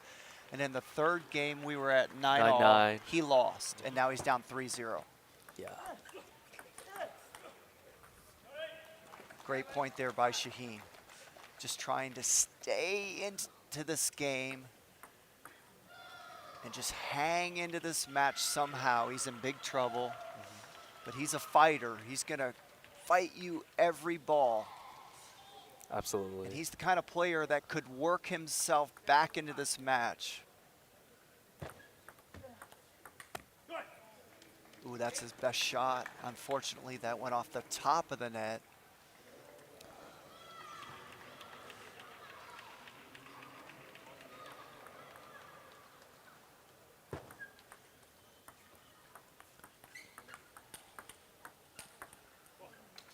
Oh, Yeah, that receiver nice. really never works. Like, even if Wang Jinxin isn't winning the point outright, Shaheen is just not getting any advantage. Exactly.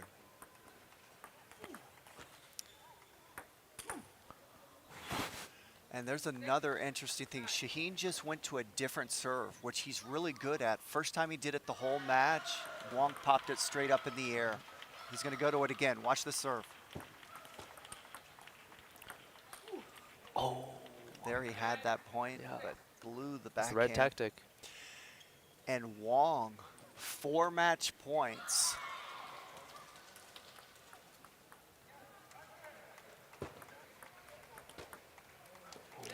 And what a fitting way to win the match for Wong. With that backhand wide out to Shaheen's forehand, he did it the whole match. And what a great win for Wong. Shaheen's such a difficult player to play against. He doesn't give you a lot to work with.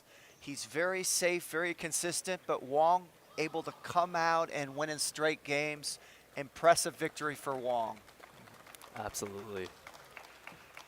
And for Shaheen, a great performance this tournament to make the quarterfinals.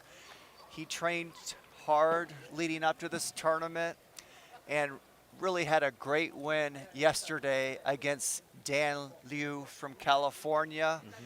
Won that match deuce in the 6th game. Wow. Very emotional match. And so really a great tournament for Shaheen to make the quarterfinals. Absolutely.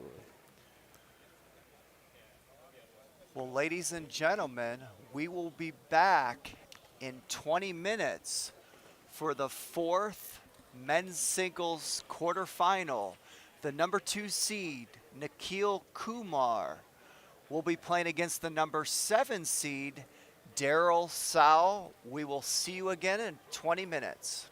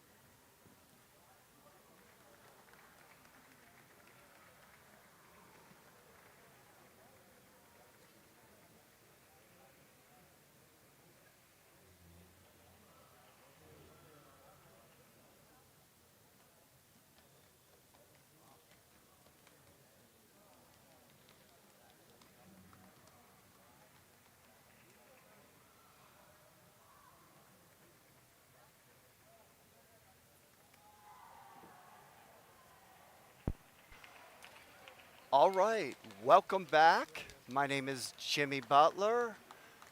I'm here with David Gia. David, great to have you back for this men's singles quarterfinal, the last quarterfinal of the day. Thanks, Jimmy. And we have Daryl Sow in the black shirt that just served there. And he is going to be playing the current national champion, Nikhil Kumar, from the AAA Table Tennis Club in California. So you have Daryl Sow, who's from the club Table Tennis America, and Nikhil Kumar from the AAA Table Tennis Center, also in California. So a chance to watch the current national champion and Nikhil Kumar, who defeated Algetti, Sharon Algetti, last year in the final, David. And he won that match in 7 games. I remember watching it online like you all are watching right now. So great to have all of you with us today. Should be an exciting match. Jarosao is seeded 7th in this event. Nikhil is 2nd. And Daryl Sow has never gone this far in the national championship. So this is his best performance of his career to be in the quarterfinals. He's an up-and-coming young player, 16 years old, has really improved a lot in the last year.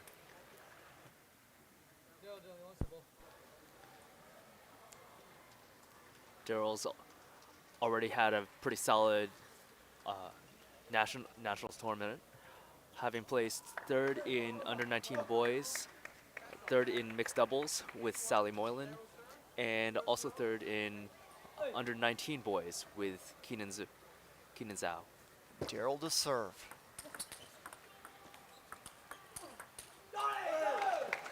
Well, that's a great point. And how about that emotion on the first point of the match? Nikhil showing his Harimoto from point 1. And for all you watching out there, Harimoto, a top World 5 player from Japan, the most vocal player in the world, tends to scream every point. So that's where that joke came from. See another scream from Nikhil. He's pumped up. He's here to play. He's bringing the energy right from the start.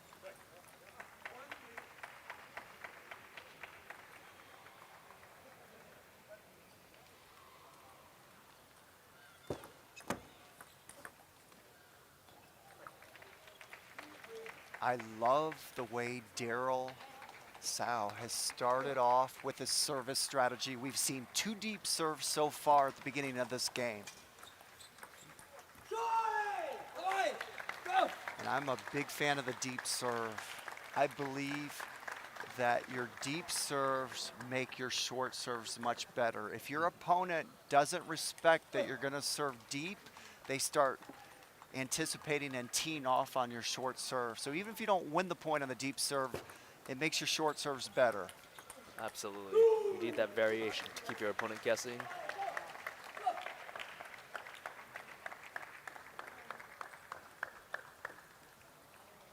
So right now it's 5-2 Nikhil. We had a little scoreboard issue, but we're catching up now.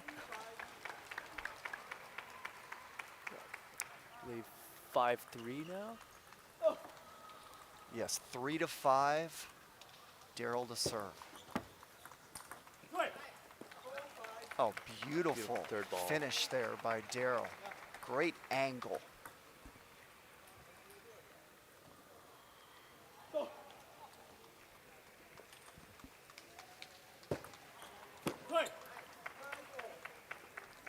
And so you see there, it's the deep serves, in my opinion, that caused Nikhil to miss that short serve. See, now Nikhil's thinking, man, this guy's coming out and serving deep all the time. So you have to play the deep serve, and now his short serve won him the point outright.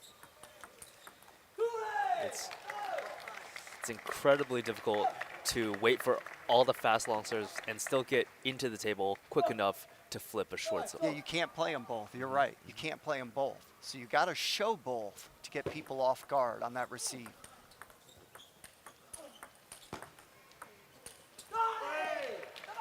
When I say you can't play them both, what I mean by that is you can't be in an attacking position on Right. both. You can certainly make them both, but you're anticipating what the guy's going to do when you're trying to make an aggressive receive, Yep. and then your backup plan is to play safe when the serve you're expecting doesn't come.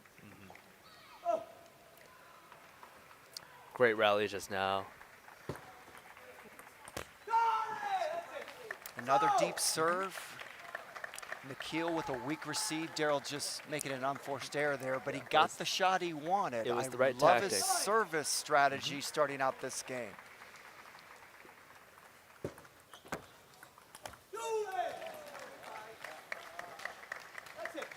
Again, that was a pretty easy ball there for Daryl. Just a little out of rhythm on his finishing forehands. These are exactly the setups he's been wanting. And that was a nice step around by Nikhil. That wasn't an easy shot at all. Earning him 5 set points in this first game. Great And serve. only need 1. One of Nikhil's strength. He has some of the better serves in the country. And that's one of the reasons right there. That serve kicked. He had a lot of topspin on it. And even though it went right to Daryl's racket, it hit the edge of his racket because it kicks at the end and he wasn't ready for it. Yep. So he's got a lot of variation in his serve, Nikhil Kumar does.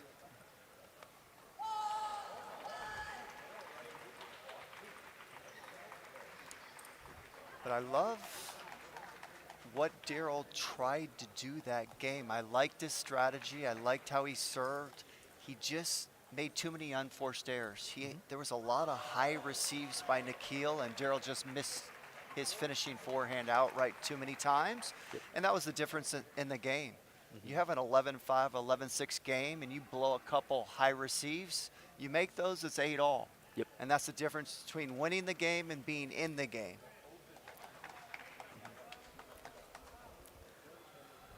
I think Daryl just needs to loosen up a little bit. But great tactics. Great setups. Nikhil, by far the more experienced player in this match, age-wise and title-wise.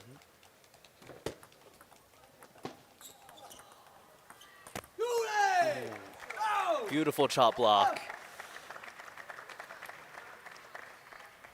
But Daryl's got to make that. Any Yeah. ball that high, you got to make it. Yeah, for sure.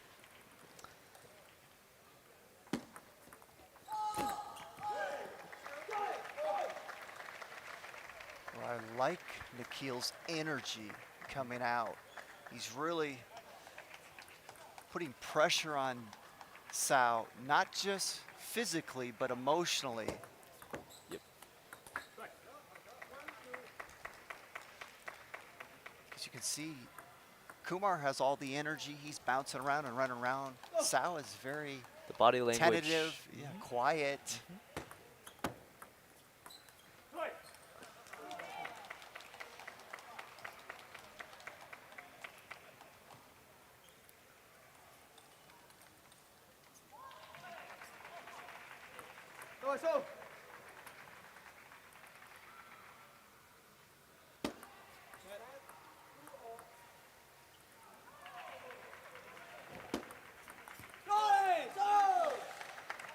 That's what makes the national championships so fun to watch. If you watch Kumar play a tournament in California a month ago, he's not screaming like this every point. He's trying, Yeah. but you don't see this level of intensity. So if you beat him a month ago, don't think you're gonna meet the same Kumar in this tournament. You know, his intensity is the highest you're gonna see it in a tournament like this. Yeah. Shows what this tournament means to him as defending champion.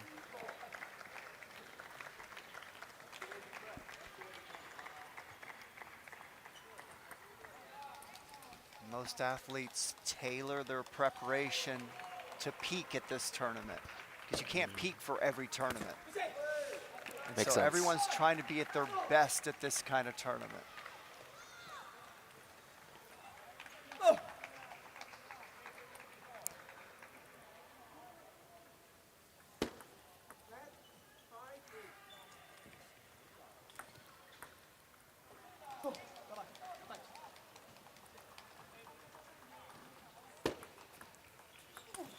That was a great receive.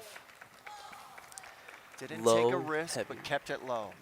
Now, Nikhil can make that, but you've got to make him make those kind of shots to beat you.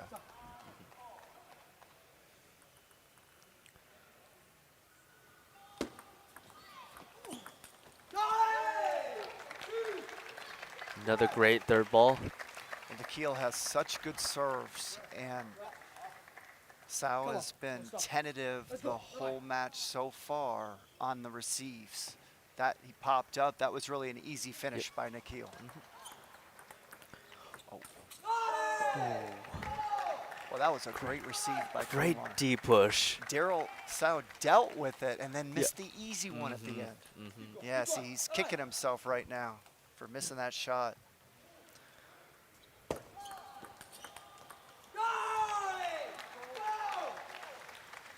Well, there, Sao overplayed. He made one good forehand, and then he just went for a blistering backhand. That's easy to do in these moments, especially when you're young. You've got to settle down and play at the right speed. Modulating your shot is easier said than done. Sometimes you just get excited, you just want to put it away.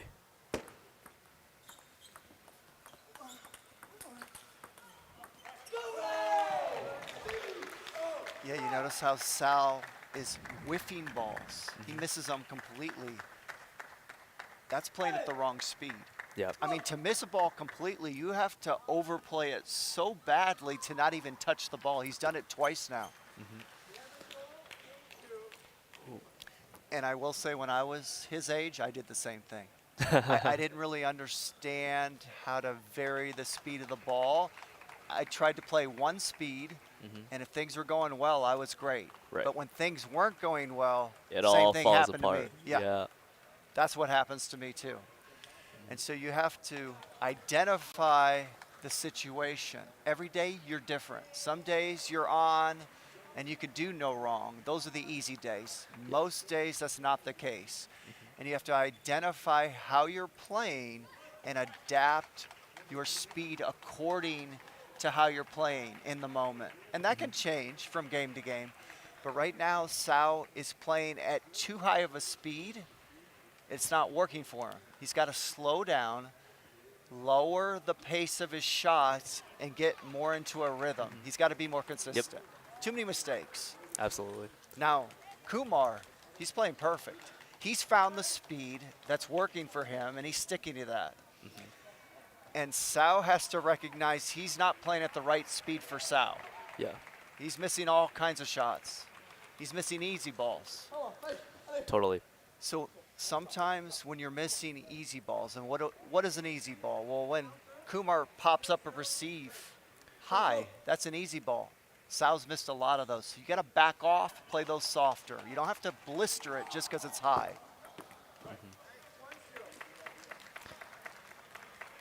A quick way to get back into a match is to win some points off your serve, like Sao just did right there. Give you some confidence. A bit of buffer. See, that was an easy receive, Yep. and he blew it. He's playing too hard.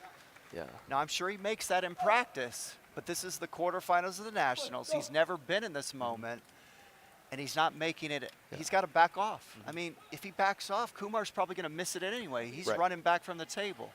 So he's missed those shots time and again, and so far it's cost him the first two games. And this is a matter of how you practice as well, right? Like if you only practice going 100 or 90%, it's difficult to tailor it in a match now. Very true.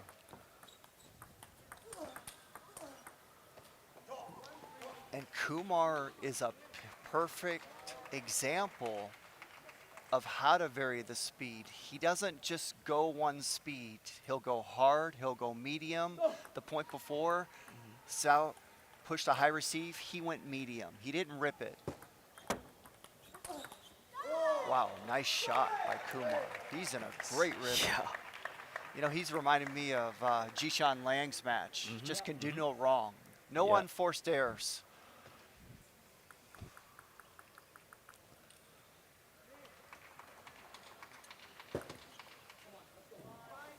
Well, I like the serve. Kumar was stepping around, so he Yeah. was in trouble, but he missed it. It was the right move. But it was the right decision. Mm-hmm. Just not able to execute it. Yeah.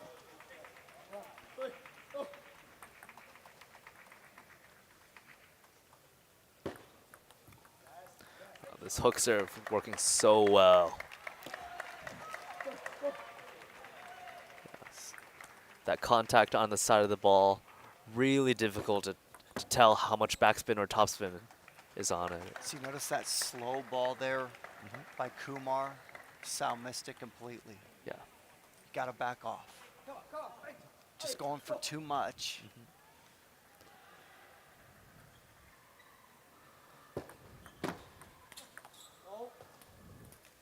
Nice shot there.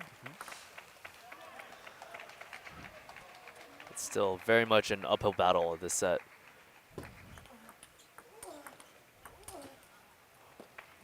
Oh, that was a wonderful block by Sal there. The way he covered that forehand. Nikhil kind of telling himself to calm down a little. Yeah, Nikhil's a good shape. He's still not in much danger this game. No. There's another overplay. That ball wasn't even close. I mean, he missed by Yeah. 2 Several feet, feet. 2 feet off the Yep. table.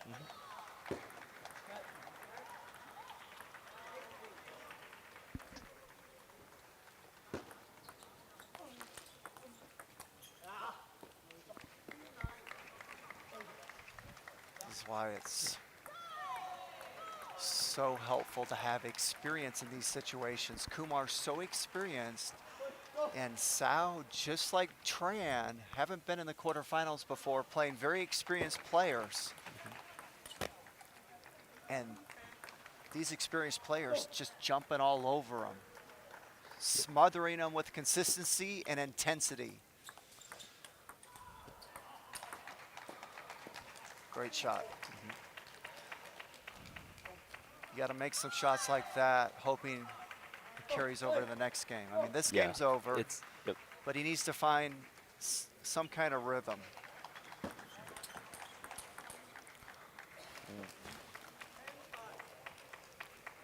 Read that side top very well.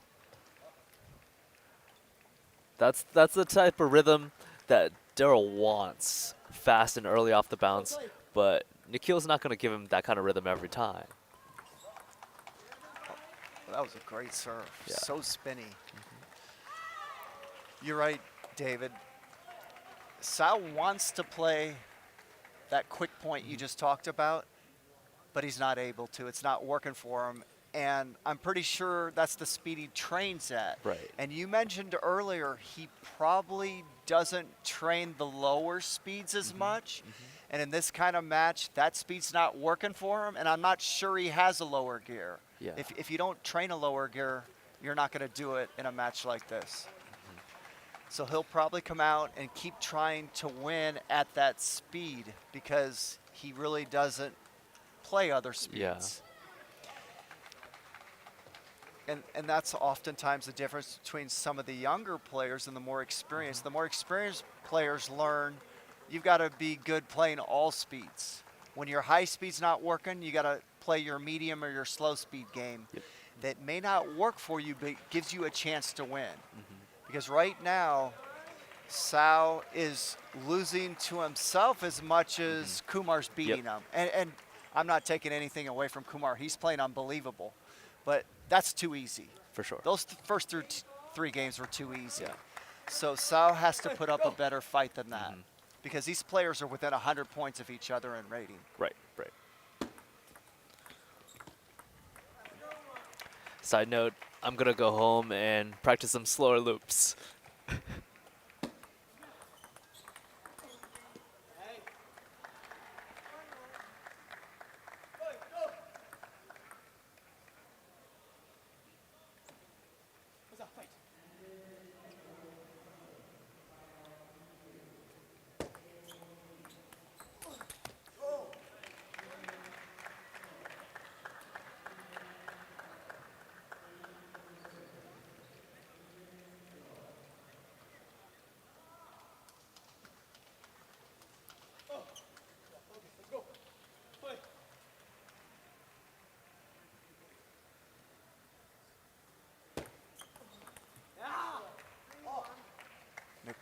Nikhil Kumar, impressive play so far this match. No unforced errors. Yeah. Great receives, great openings, giving Sao nothing to work with, and just smothering him so far this match. Early timeout in this fourth set. I think Sao knows this game could easily run away. If there's a chance to come back, it has to be now.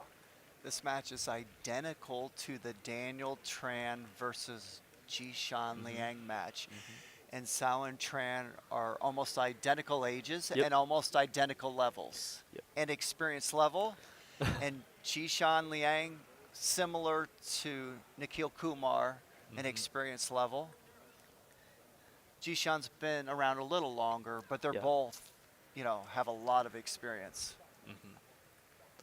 They've been in this moment a lot. Yep.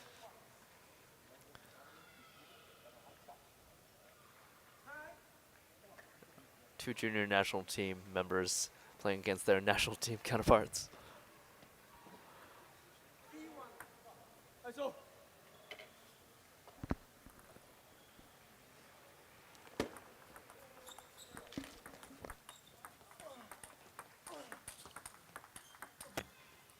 Great point. Wow.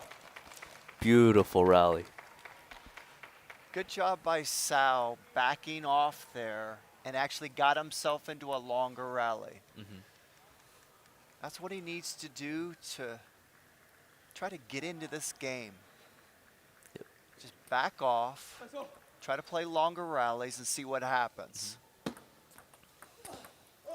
Beautiful shot by Kumar. I like that receive by Sao. Sometimes, if your opponent can do that to you, you give him the point. Yeah, yeah. It was a solid receive.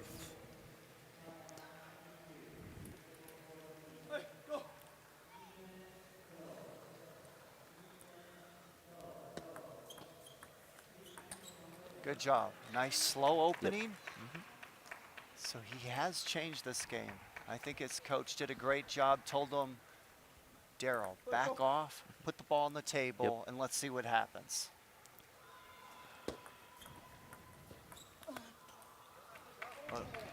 Okay, good job. Good job by Sao.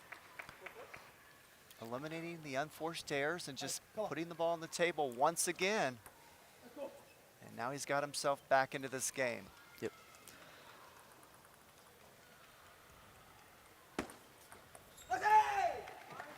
Good serve. It kicked, caught the edge of the racket of Sao. Nikhil's serve game, so strong, so deceptive.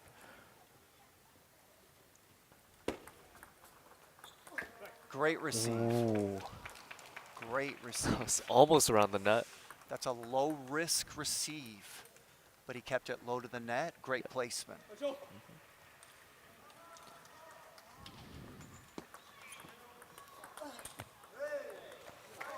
Yeah, one thing Sao just flailed with his arm.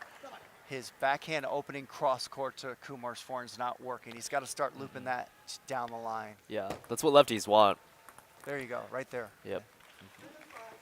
Kumar too good. Yeah.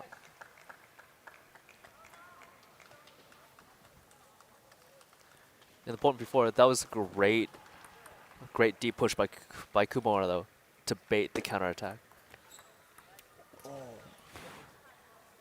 It went over. Yeah.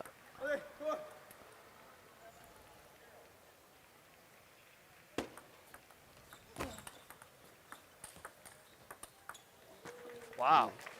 What an angle. Yeah. That was a great point. Yeah. Great punch out wide.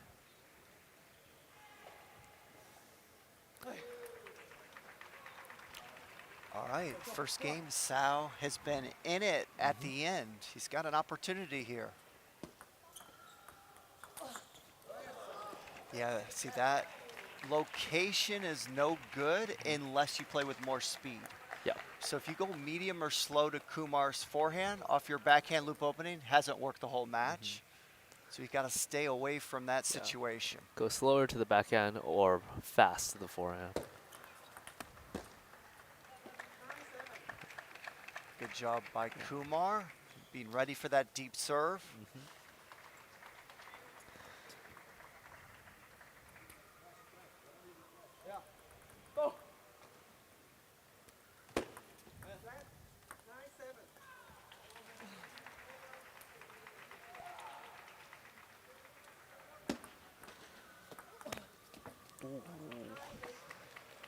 That's a rare. One of the first unforced errors by Nikhil.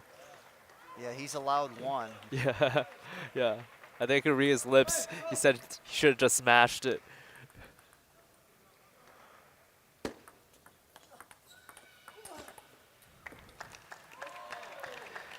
And now Nikhil Kumar, defending champion, has earned himself 2 match points.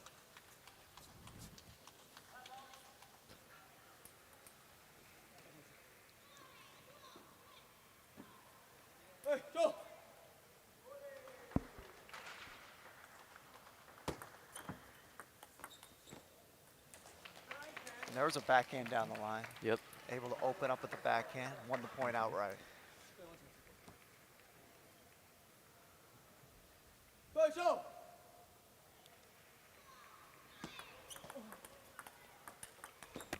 Another backhand another, down the yeah. line. Beautiful. Great job by Sao, saving 2 match points. This is the first game he's even had a chance to win. Yeah. Great adjustments he made to come out this 4th game, giving himself a chance. Oh, nice. It all started with a great serve.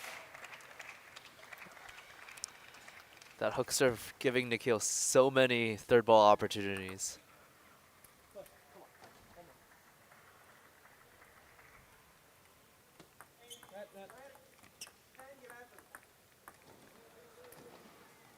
Third match point.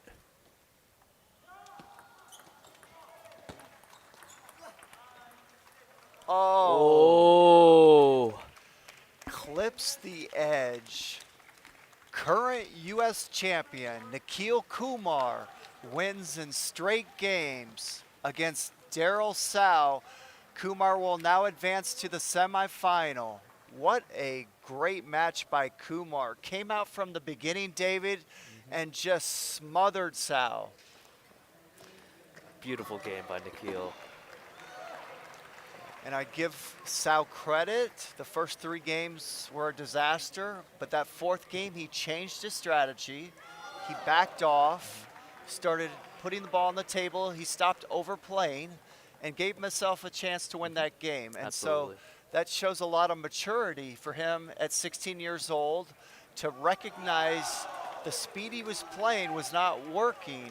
He started going to that lower speed we talked about, and it brought him into that game. Unfortunate he wasn't able to win that last game, but I love his intelligence Yeah. and the adjustments he made that.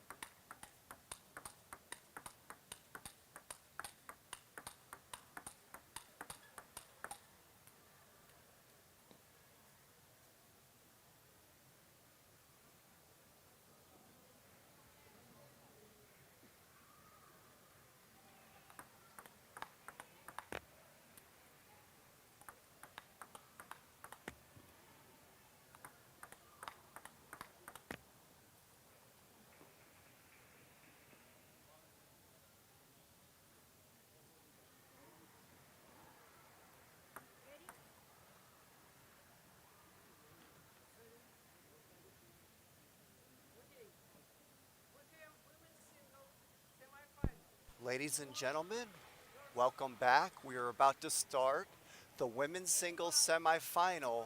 Amy Wong, world number 67, about to serve against Wan Tong Liu.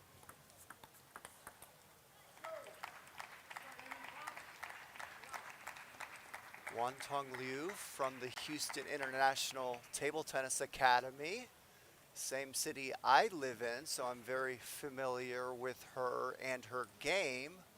And we have Amy Wong, very well-known player, world rank number 67. She is the U.S. national champion from 2021,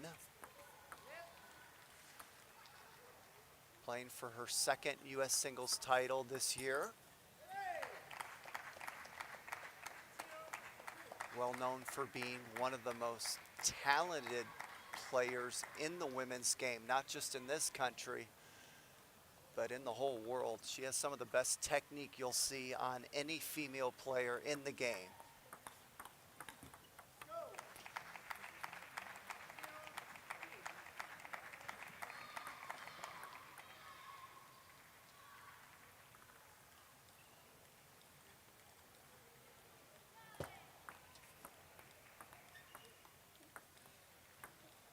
That was a let serve called by the umpire.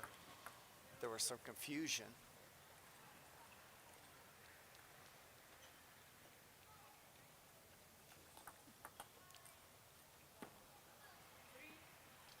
Amy Wong is the current U.S. Open champion,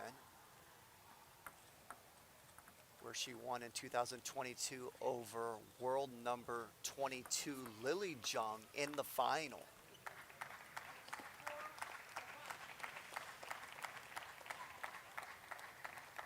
Amy Wong, a heavy favorite in this matchup. A great result thus far for Wan Tong Liu to be in the semifinal. Wan Tong, a very experienced player, right at about 30 years old.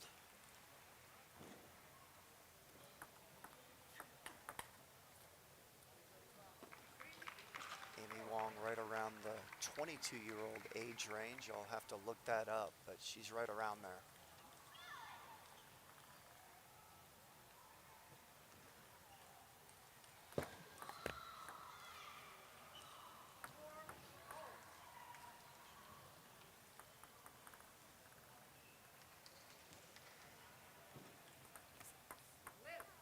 Wan Tong uses short pips on her backhand. The red side of her racket has short pips.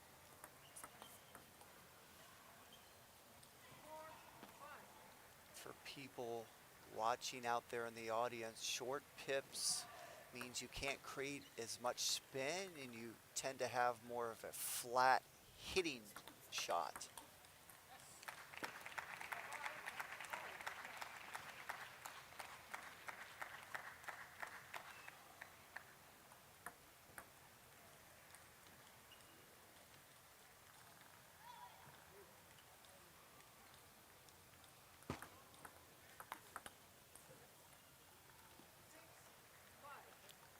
There's a good example of that short pips shot I was talking about previously.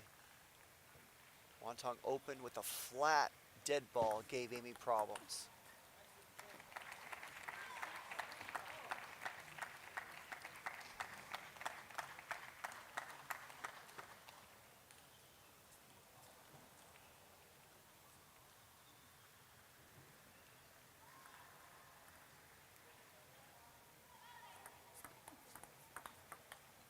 There's that dead pip shot coming from the red side of Wan Tong's backhand there, causing Wong to miss once again.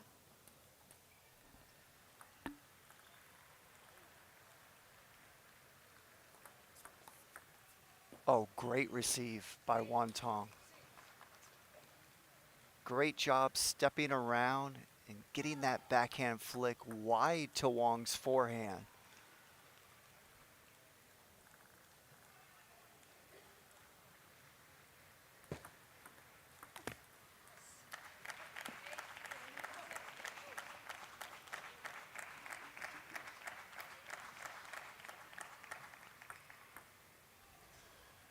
This is a great start for Won Tong, having this lead. Real important for her to get off to a good start to have a chance in this match. Again, the pips of Won Tong giving Wong problems. Now, one thing about Wong, she actually likes speed. She likes it when you play with force. She's not as good when you play slow and off speed to her.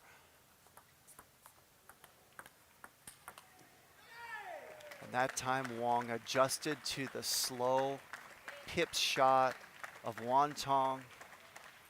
Made a nice rally there. But so far this game, Wong having difficulty adjusting to the off-speed pip shots of Wantong. Great point by Wong.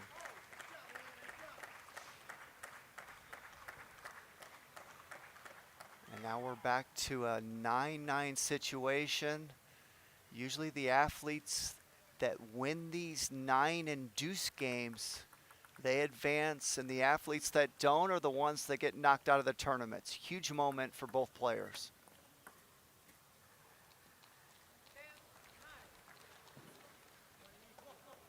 And Wantong gave Wong nothing to work with on that receive, just an off-speed simple play. One or the point.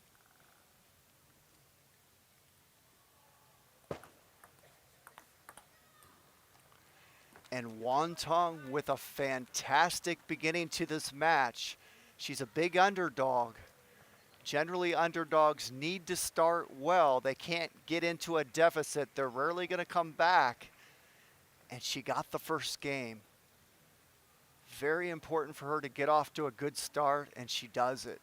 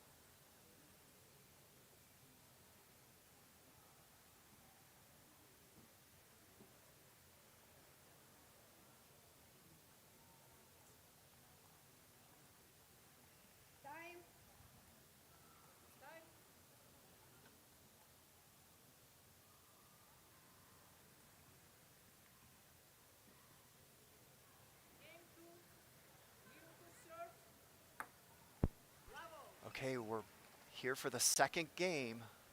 Wantong to serve.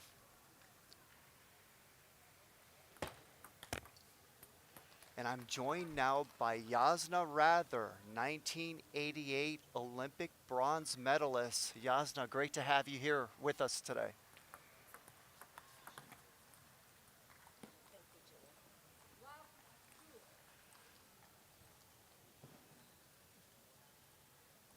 So this is just a fantastic start for Wantong. She's a big underdog, needed to start well.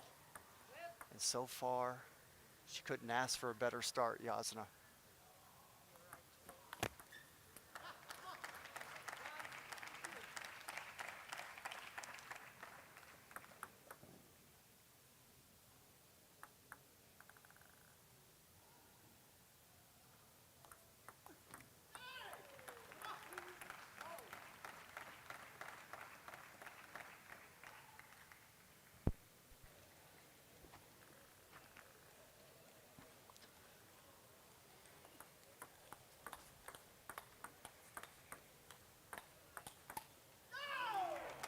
Great rally, best rally of the match so far. Wong starting to find a little bit of a rhythm. She's really been out of rhythm since the beginning of this match. Very important game for Wong. She does not want to go down 2-0. Oh, great receive. And I am joined by 1988 Olympic bronze medalist, Yasna Rather. Yasna, great to have you with us today. Thank you, Jimmy.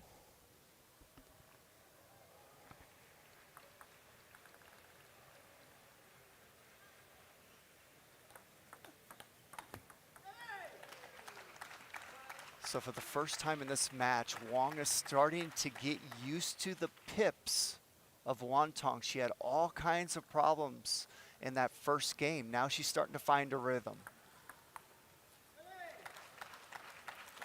Wantong started out 2-0. Amy Wong wins 6 points in a row. Amy seems to be comfortable now.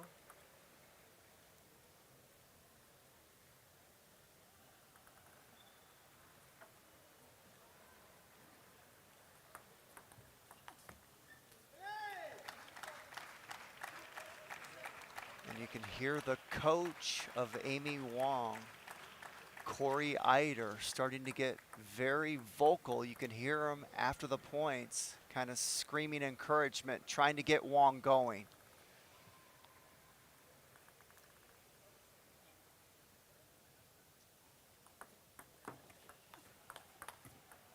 Great backhand by Wong, one of her best shots. Just smothered that ball off the bounce, gave Wantong no time.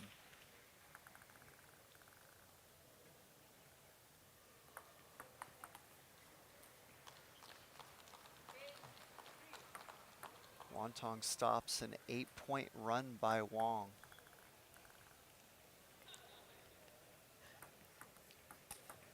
Look at that backhand.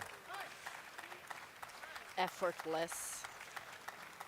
That's one of the reasons she's world number 67. She can pull out backhands like that. Makes it look easy.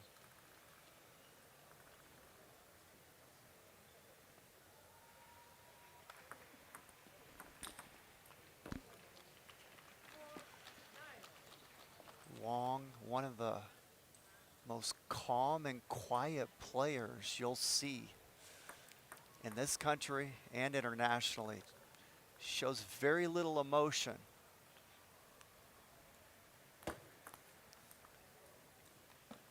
And her coach, Corey Eider, is the opposite. He's one of the most fiery coaches you'll see, so they're almost a perfect Match. opposites attract situation. He's always trying to pump her up, and sometimes she almost seems like she's too calm.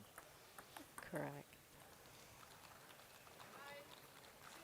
Nice job by Wantong hanging in this game. It kind of seemed over, and now she's got a sliver of a chance.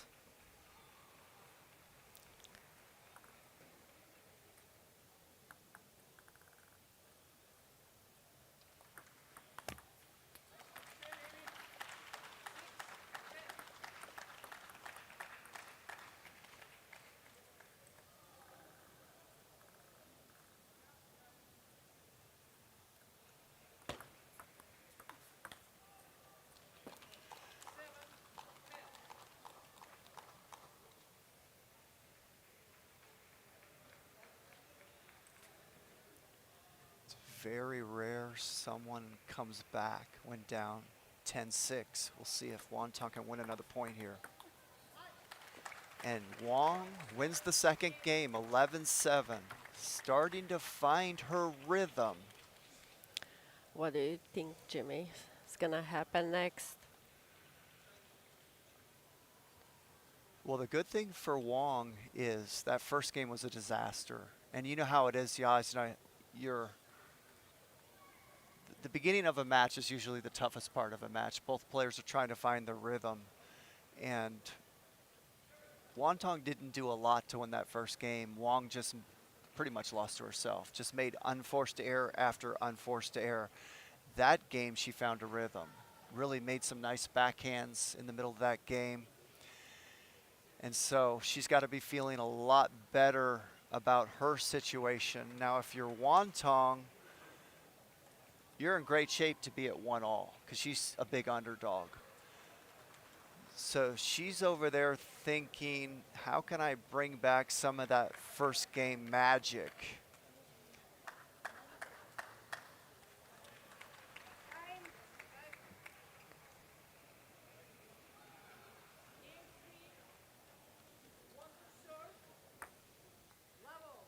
I think Wantong needs to keep playing consistent, off pace. You know, Wong has trouble against slow, off pace balls. She likes speed. So Wantong's got to try not to make those kind of mistakes. Don't just simple give away errors. receives and, you know, make the simple mistakes at the beginning of the point. And there's a nice dead pip flick that really gave Wong a lot of problems in that first game.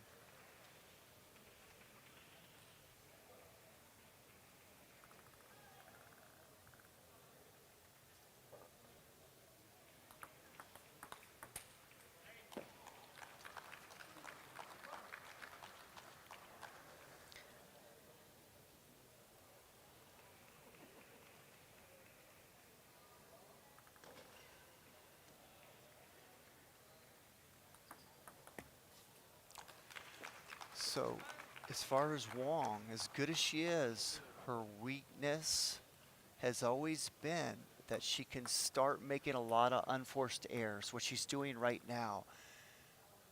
If I were in her corner, I'd be telling her to back off like that.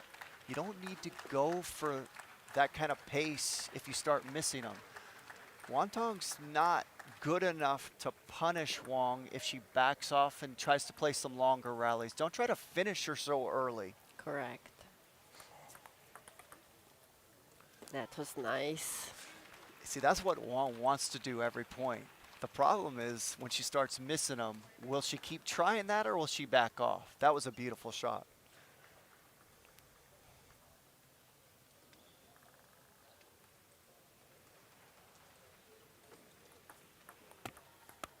See, not necessary to go for that shot.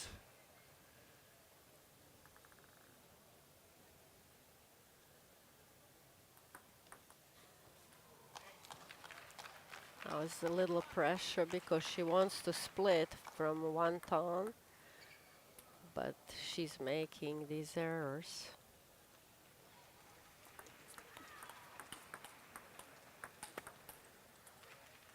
That's interesting. As soon as Wontong played with force, she made great shots, but Amy's actually better at that. Yes. That was Wontong's most aggressive point of the match, and Amy was there taking her best shots. It's the slow stuff Wong doesn't like. So Wontong's got to keep varying her pace. Doesn't need to play with force too much. Just need to be consistent and stable. That's what she's doing. It's giving Wong fits.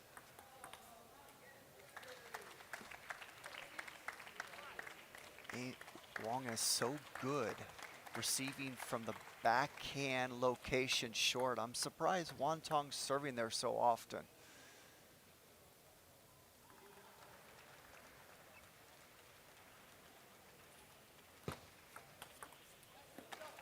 And she went there again. Yeah. Interesting. You should not try too much topspin short for Amy. She just takes that over. It's so easy. You are exactly right. Wong is dynamite from that location of the table on the receive, so I would be staying away from there.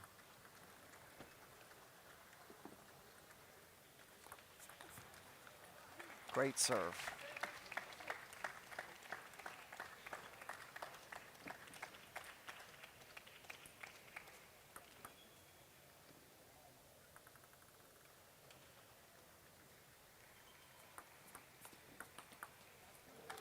Wow. Doesn't get much prettier than that. One of the most difficult shots in table tennis.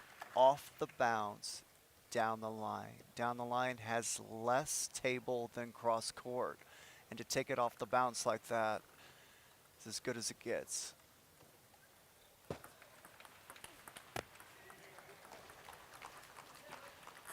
Wontong fortunate to be able to deal with that great receive of Wong's. Continues to serve right into her strength. Look, she's going to change now. Looks like she's going to go to her forehand.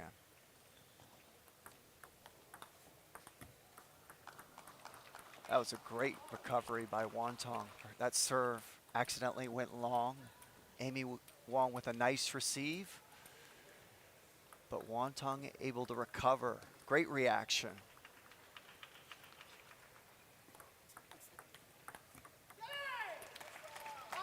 So Wong has figured out that Wantong is vulnerable to the deep serve to her pips, because now you see Wong serving deep into that pips, which is a wise decision.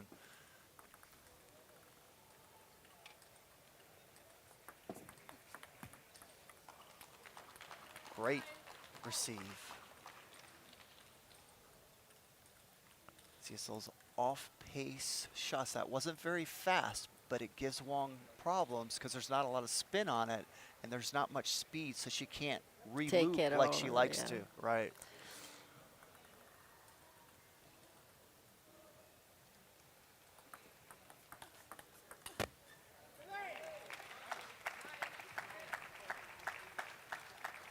And these are the moments that make or break an athlete. These 9-all moments. So important for Wantong to win these games, to have a chance in this match. Ooh. That was a great rally. What a save there off that net. Almost took the game. It's so difficult to return those shots. And this will be interesting to see if Wong serves deep or not at such a key moment at deuce. She went with the exact same serve, that same location that she lost the point previously. Wantong comes around and flicks with that backhand. Interesting choice. Great job by Wantong anticipating that serve. She was ready for it and came in with that nice pips flick.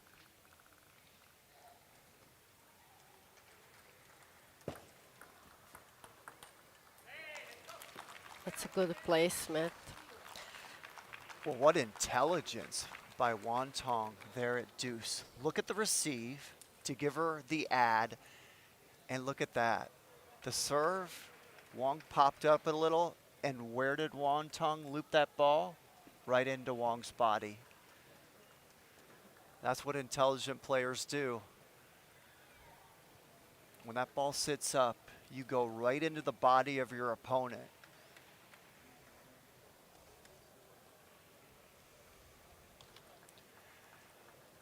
From a tactical point of view, it's very simple math from what I'm looking at.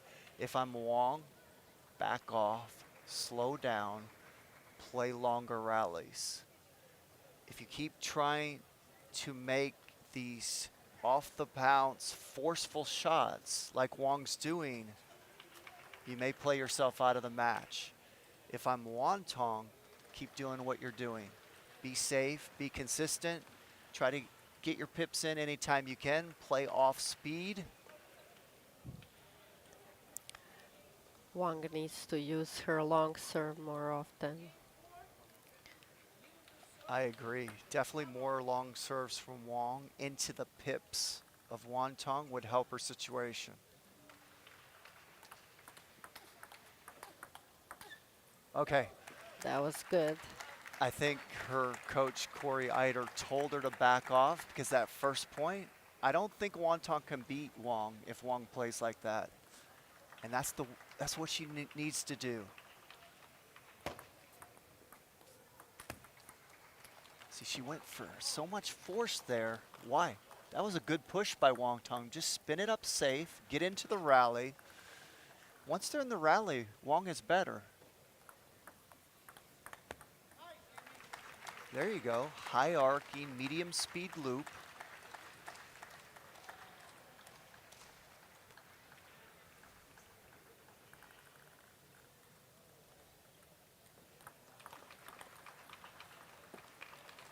That's okay. That was the right shot. She didn't go for too much. That ball went off the top of the net because Wantong doesn't create much spin from that backhand side because of the pips. Great receive.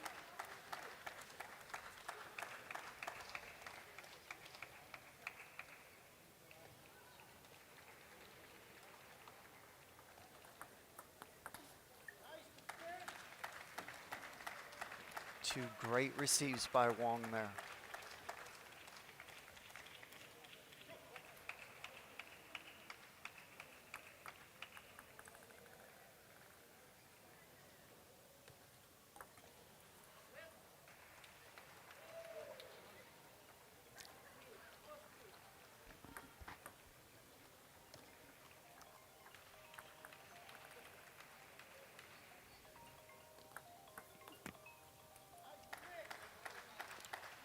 And there's that deep serve Yasna was talking about, telling Wong to serve deep into the pips of Wantong. An outright winner there on that serve.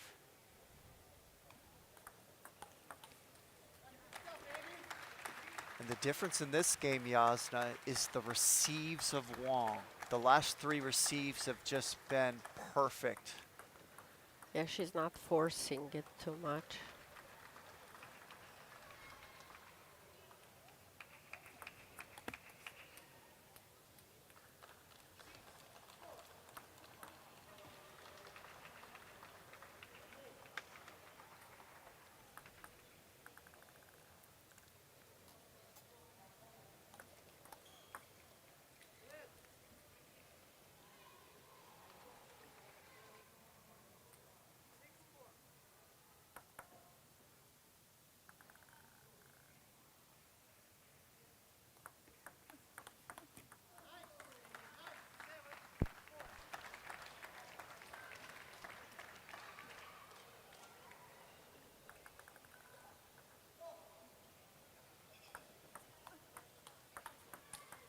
Oh, beautiful shot. Vintage Amy Wong. Not many players can pull that kind of shot off in the world. Wong is one of them.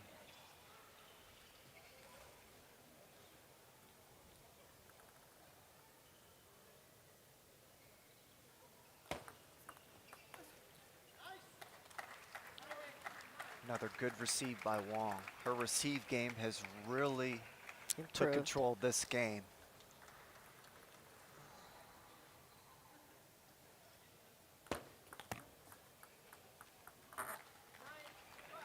Take your time, let the ball bounce.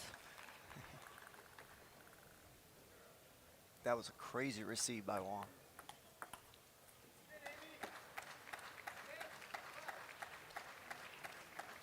But overall, Wong, this game, great job of adjusting and backing off.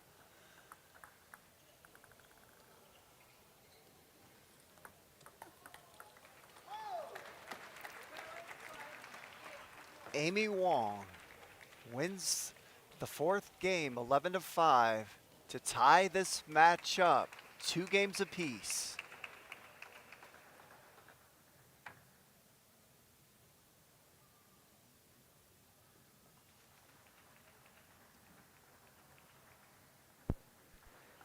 There we get a good look at Amy Wong's coach, Corey Eider of the Lilliep Table Tennis Center.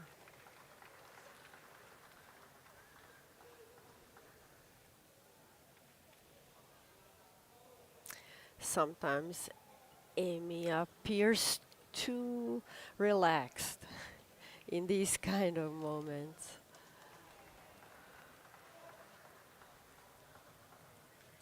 She's always been like that. It's rare you get much emotion out of her. She's got a nice smile right now in her corner. The most important thing we're all supposed to wear when we wake up in the morning. I've been taught it's our smile. She wore a good one there.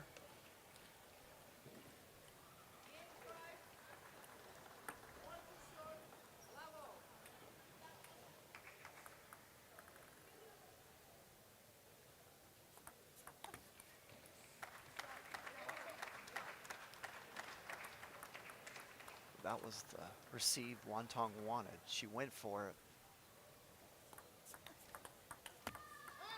And there's that deep serve you talked about, Yasna. Yes. That's really all Wantong can do if you serve deep. She can only give you a soft lift with that pips. She can't really do much else. Great placement. And great job by Wong being ready for that deep serve and not going for too much. Just spin it on the table, slow, medium speed. Get yourself into each rally.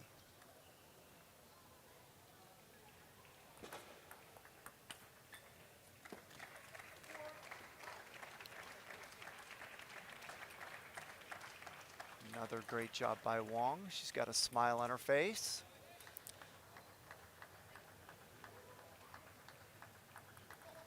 I'm smiling too when I'm up 4-0.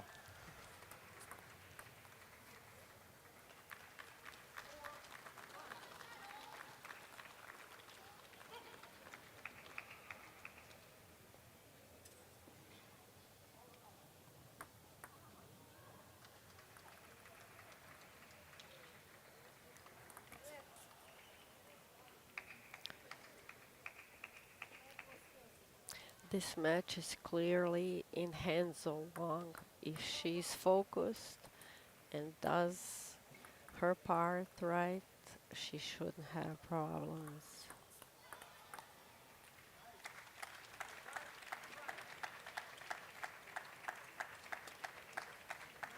Definitely a big favorite. Just a matter of playing the right way. And we talked about what that right way is for her this match, not to go for too much.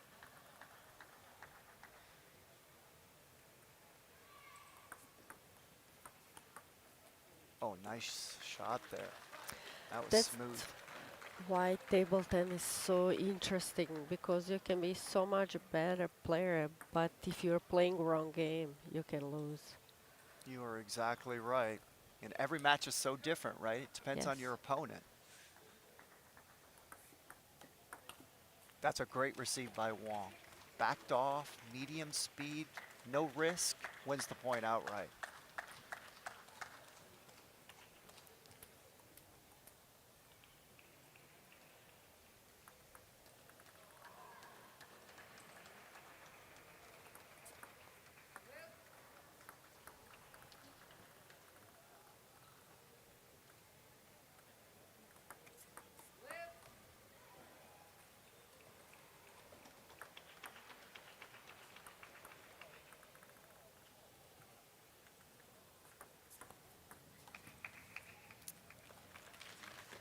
Nice quick jam on the receive by Wantong.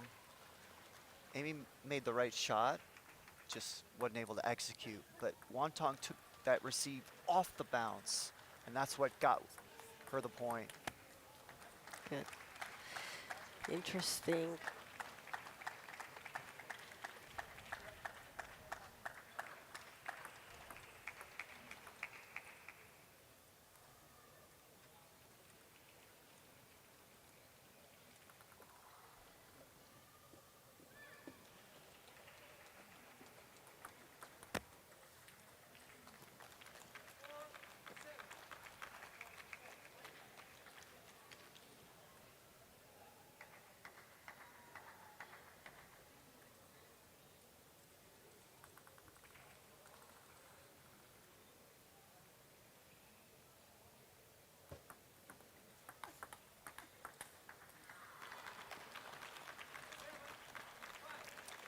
Great job by Wantong, but I like the way Wong played that point.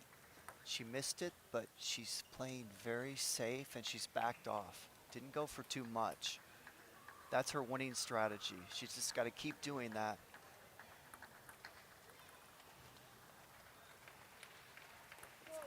Uh-oh, that's a fault. This drives all of us crazy, right, Yasna? We don't like to have our serves faulted because we feel we're serving the same way the whole match. So why pick that point compared to the other ones? Now, I'm not out on the table. I didn't see what the umpire saw, but you know Wong's frustrated with that call. Oh, Whoa. what a great reaction by Wong. Caught the white line. Wong was in big trouble that point and somehow was able to reach her arm out there and react perfectly.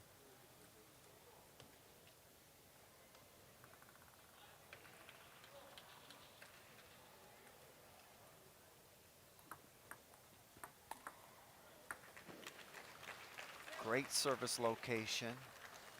Short to the forehand of Wong and then flicked right into her body. That's the intelligence of Wantong.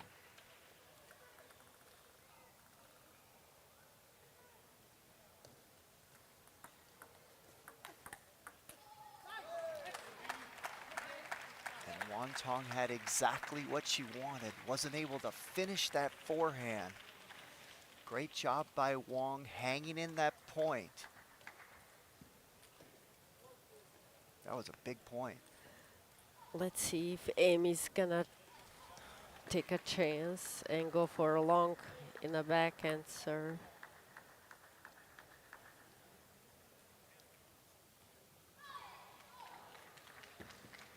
Got some housekeeping we're doing over in Corey Eiter, Wong's coach's corner. One of the barriers had an issue.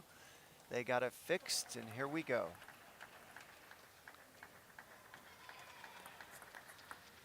Oh, great receive. It was so off-paced. It had no pace to it. Totally messed Wong up. But a good serve by Wong. That's all Wantong can do. But that ball was so weird. You never expect a ball to go high and short like that. But it had a lot of kick on it. Oh, beautiful decision by Wantong. You know, once Amy went to that forehand motion serve, Wantong knew it, right? She just Yeah. ran around. She knew what was coming. She was waiting. Wong needs to do that serve deep the next time because Wantong's running around to her forehand on it every time. Big point in the match now.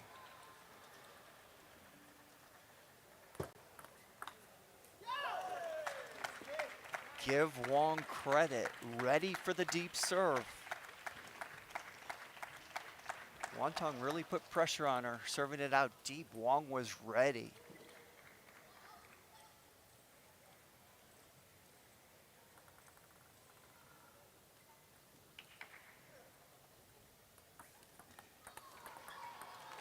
That caught her edge of her racket, I think. Yeah.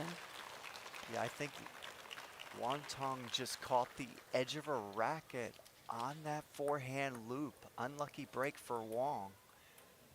We have deuce.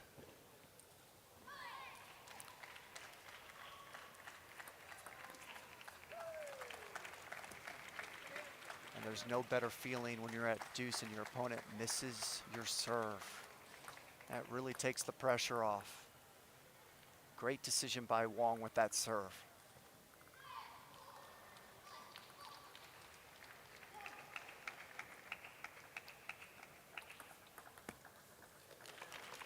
And Wantong right back with a great service decision. Amy Wong had what she wanted, but went for a little too much force. Great serve again. You know, you get to these deuce games, Yasna, the serve and the receive generally is what wins or loses it for you. You don't see a lot of rallies usually in these deuce games. They're high pressure situations.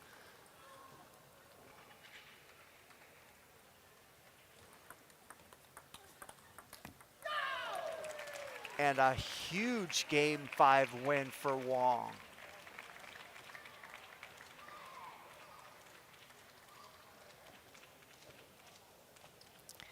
Probably they're thinking before the serve, should I serve the same as the last one? Does she know I'm gonna change or?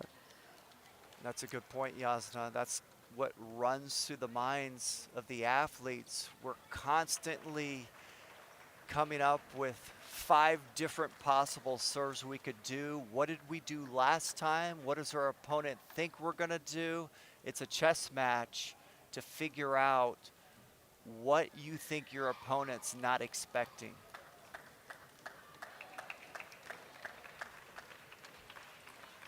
Well, so far in this match, Wong has a 3-2 game lead.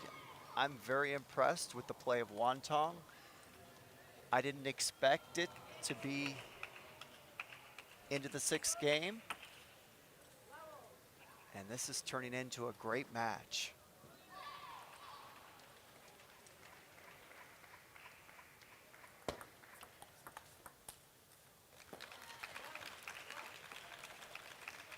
There's that off-speed pips defensive shot of Wantong, giving Wong problems.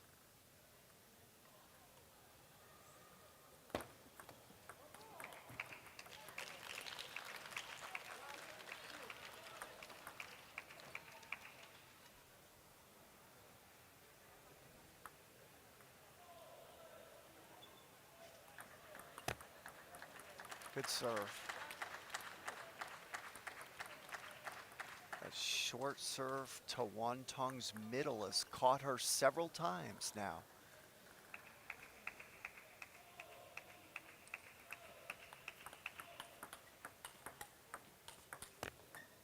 Oh, great rally. Unfortunate for Wantong. Wonk caught the top of the net there.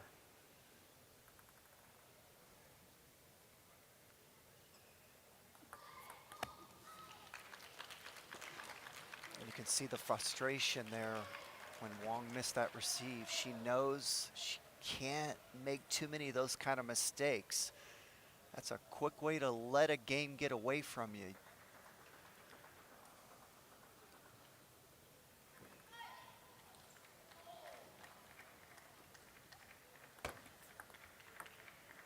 Wang has great push on a serve, so I'm not sure why she's not using that more often.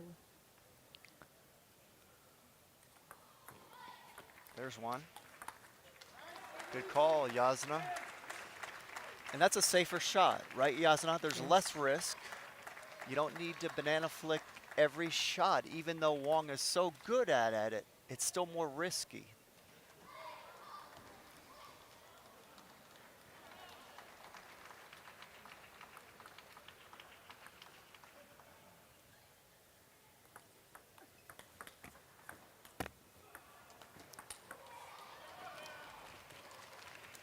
Well, there's a lot of nets and all kinds of action at that point. Wantong almost pulled that point off, even though she had that net cord against her. Seems like the whole point.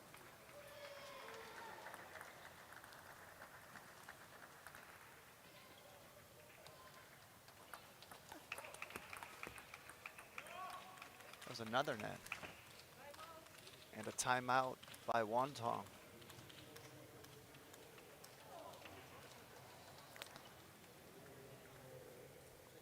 Players with these kind of pips don't like when there's nothing on the ball, no spin, when just plain ball comes to them.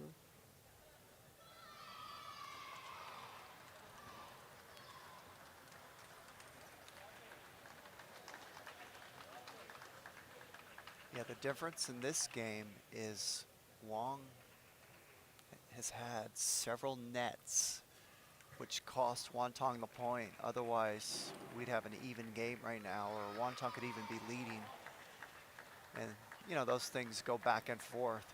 But, you know, it's the nets and edges that drives us athletes crazy because we don't go for them, right, Yasna? So when they happen, it's they're difficult to deal with mentally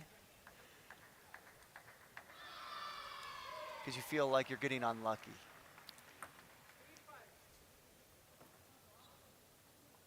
So let's see if Wantong can come out and forget about those nets and get herself back in this game.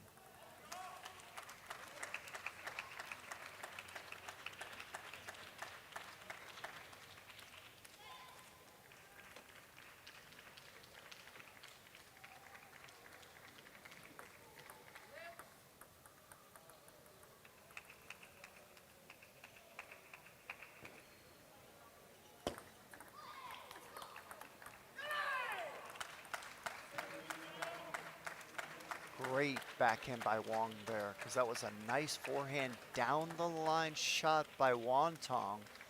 Against most athletes, that would have put her in a position to win the point, but Wong dealt with it beautifully.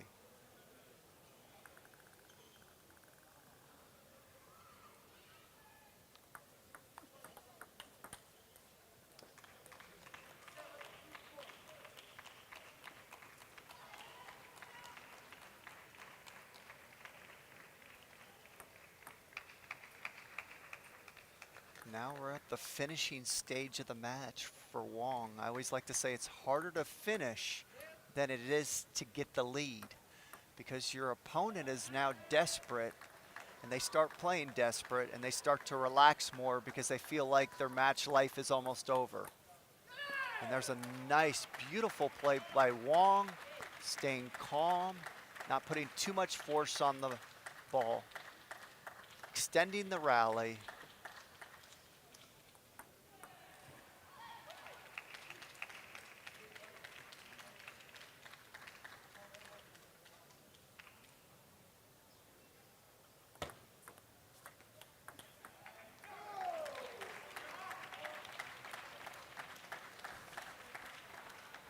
Great shot by Wong.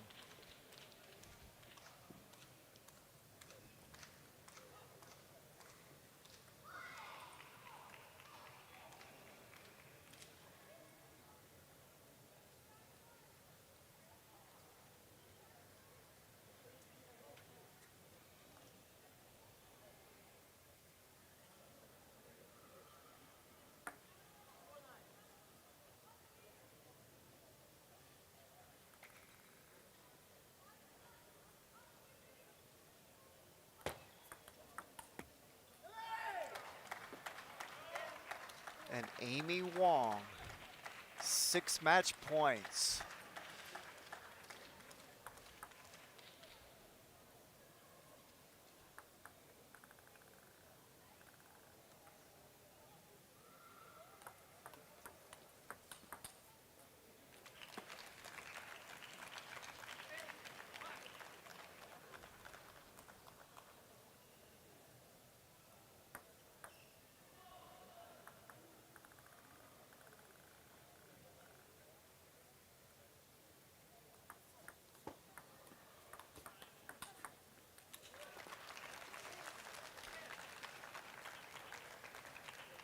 Two beautiful rallies there by Wantong. Well done.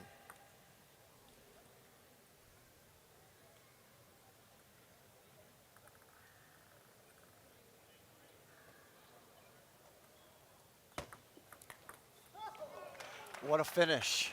Wow. Amy Wong winning 4 games to 2 with her best shot coming from the backhand side. And what a great result for Wantong Yasna to make the semifinal. This is the first year she's played the national championships.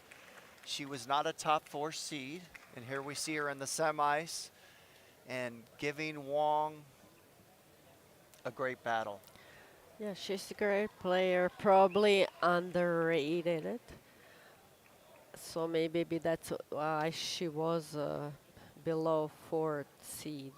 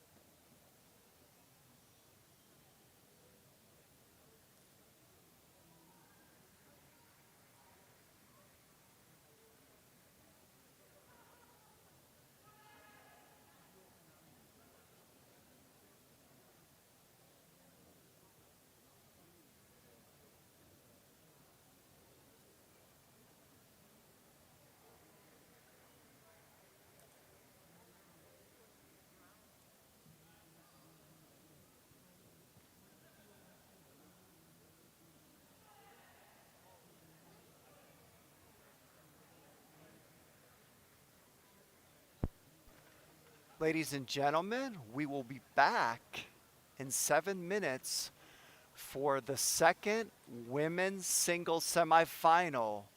We have Sally Moyland from California versus Rachel Sung, also from California. Should be a great match, and we will see you again in 8 minutes.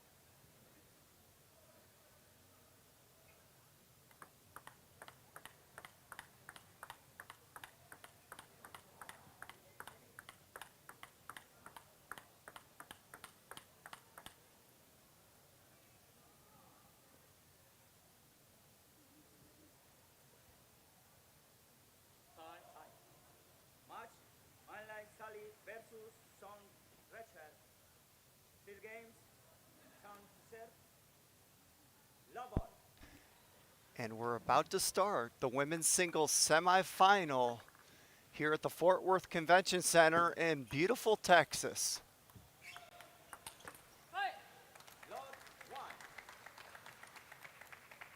This should be a great match. Rachel Sung won the last time these two players played at the U.S. National Team Trials several months ago. It was the speed of Sung that gave Moylan all kinds of problems previously. Let's see if Moylan is able to keep up with those quick off the bounce loops of Sung.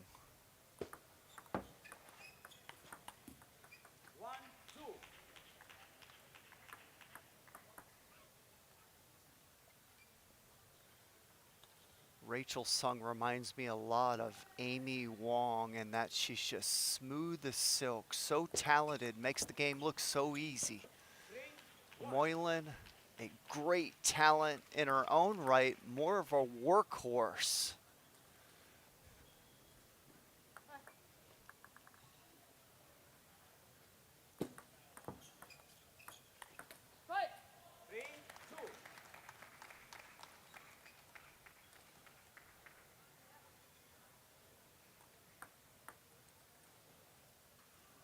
Moylan very emotional, likes to be vocal when she wins her points, whereas Sung, very similar to Amy Wong, very calm, rarely shows emotion.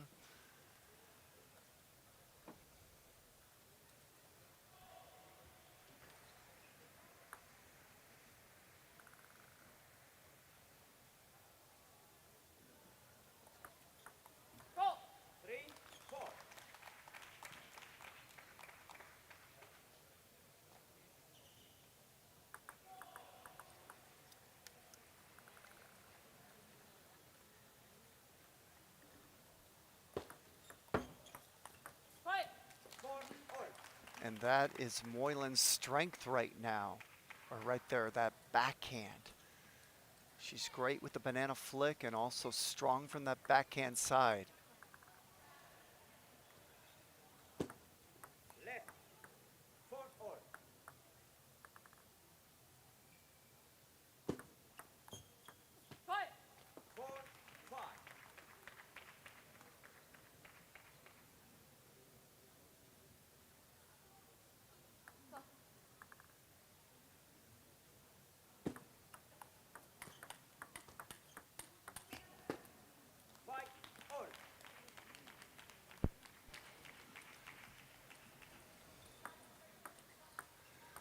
Both these athletes live in California.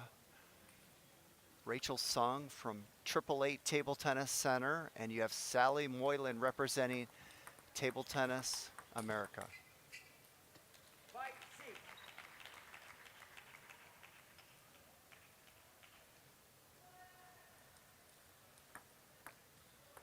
California, by far the strongest state in the country as far as producing talent and amount of players playing at all levels. California is a powerhouse in the sport of table tennis.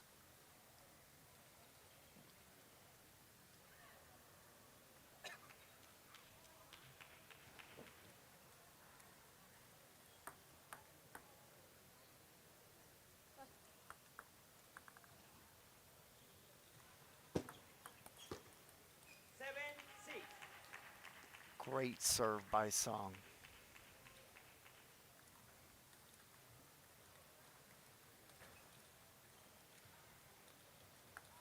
Sung has a lot of different variations of her serve. Here's a different one.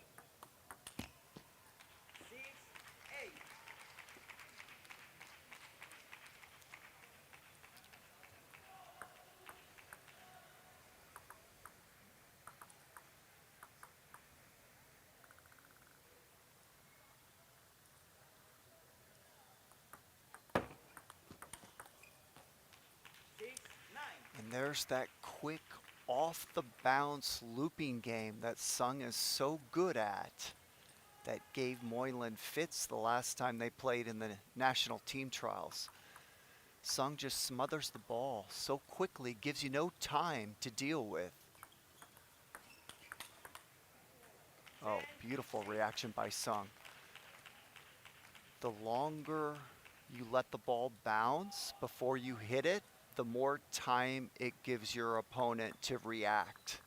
So Sung is really good at taking the balls off the bounce. Like that. She missed it, but she likes to take the ball off the bounce. And she's very good at it. You know, we'd all like to do that, but you have to be very skilled and fast to be able to get to the ball that quickly.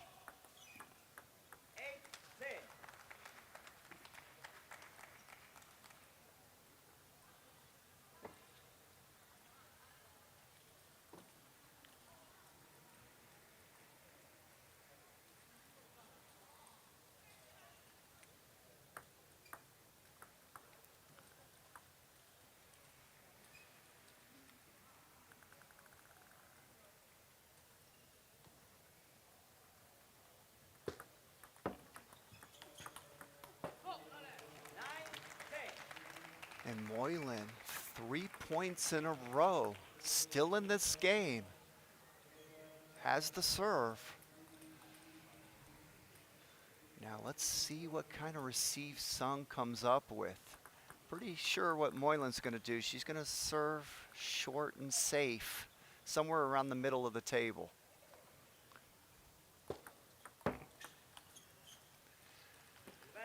And there's the receive that wins Sung the game. Didn't look like she did much, but she cut it off the bounce. It was by smothering that receive off the bounce. That's what messed Moylan up. It messed her timing up. If Sung would have waited for the ball to bounce longer and then made that cut, good chance Moylan would have put that ball on the table with ease. But she jammed the receive off the bounce, gave Moylan less time to deal with, and it threw off her timing.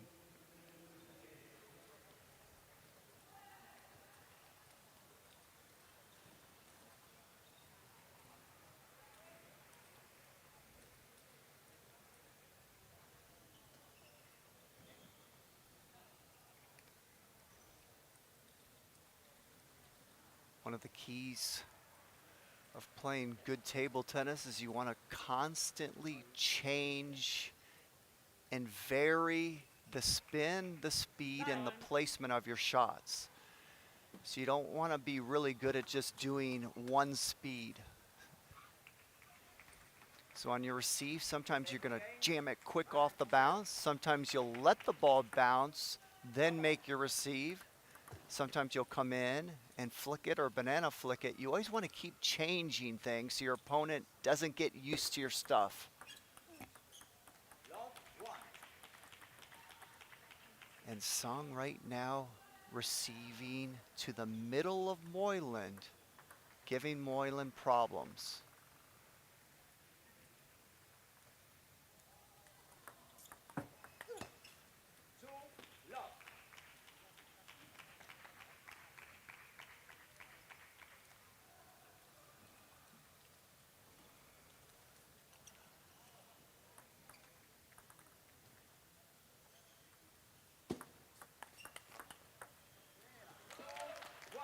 That is Sally Moylan's best shot right there.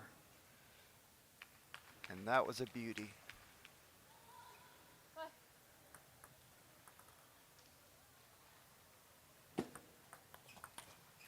Great receive by Moylan.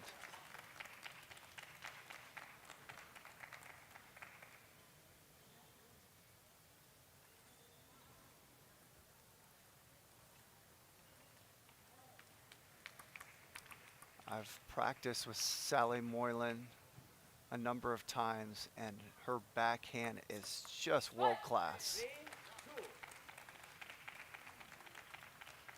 That was a great serve by Moylan. She tends to get stuck into kind of serving the same thing when she loses confidence. That's the first time she's done that serve. She's going to go to it again. And she won the point outright. So great change of service there by Moylan. That serve is something she's added to her game just recently. And one of the keys for her to keep improving as one of our top up-and-coming athletes is to improve her service game with decisions like that. Because Rachel Sung, she already has a good service game. She has all kinds of variations to her serve.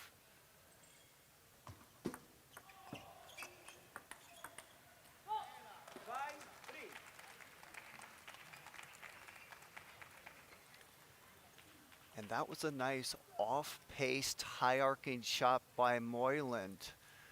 Moyland will have to figure out that Sung actually likes speed and doesn't like the off-pace stuff. Sung likes to reloop off the bounce, and to do that, you need some speed to work with. So Moylan needs to do a good job of mixing in her pace with her off-speed shots, just like Wantong did against Amy Wong in the last match.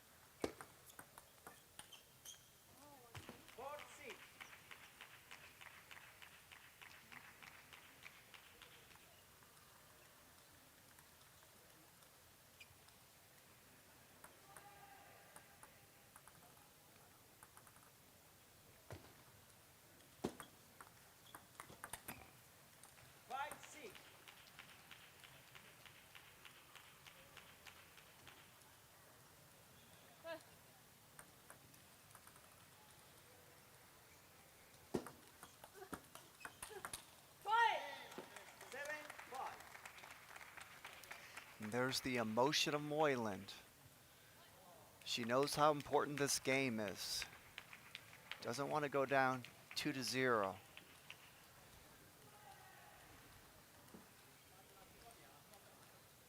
Moylan is an energy type player. She plays better when she's showing emotion.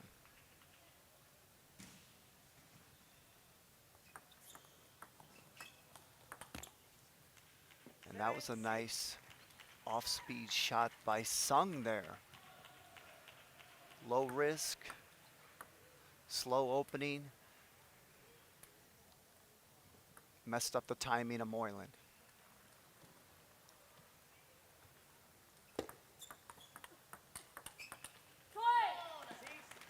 Great rally. Great job by Moylan hanging in there with her defensive part of her game.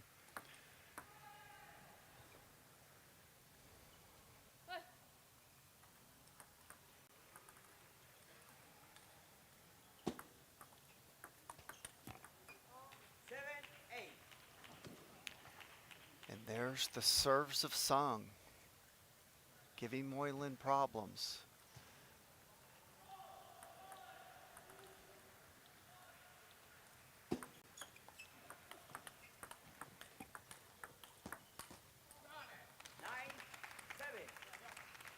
Another good rally.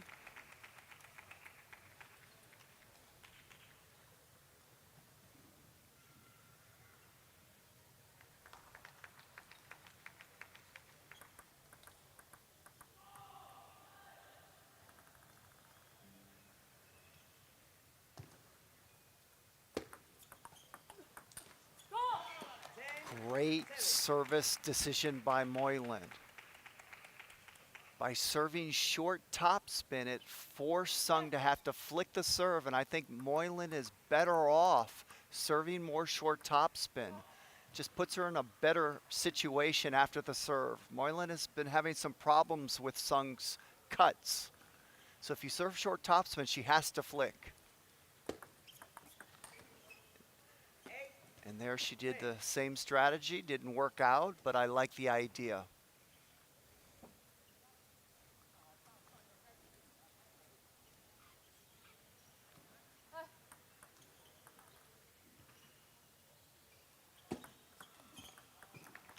Great serve.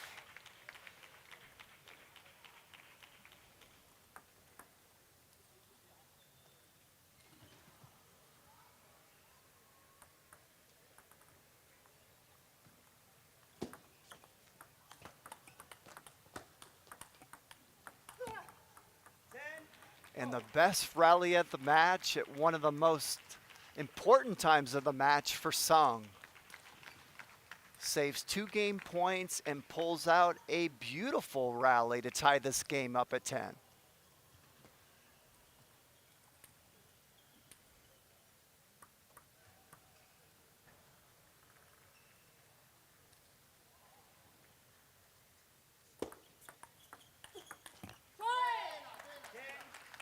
Another great decision by Moylan, serving short topspin, forcing Sung to flick it where Moylan is more comfortable dealing with that kind of receive. Moylan playing very intelligent this game. Oh, and a beautiful receive to win the game. Sally Moylan ties the match up at 1 game apiece.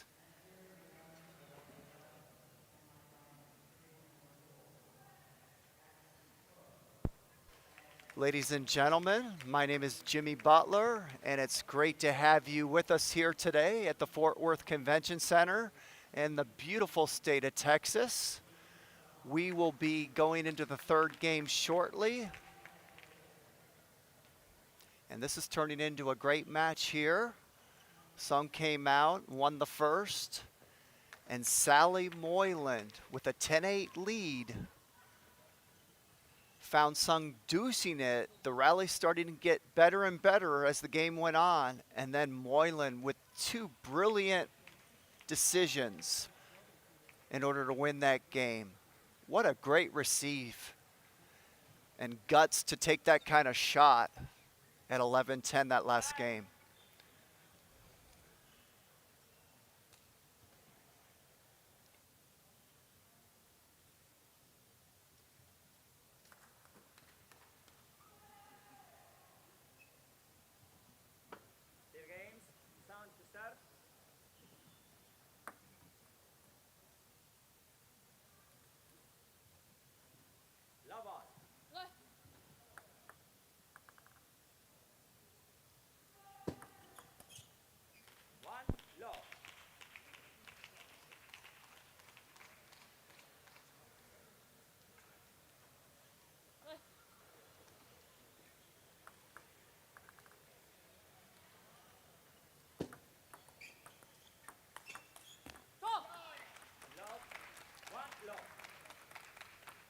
For all you watching out there, watch the placement of that forehand loop by Moylan right into the middle, into the body of Sung. That's where you want to put it when your opponent's close to the table.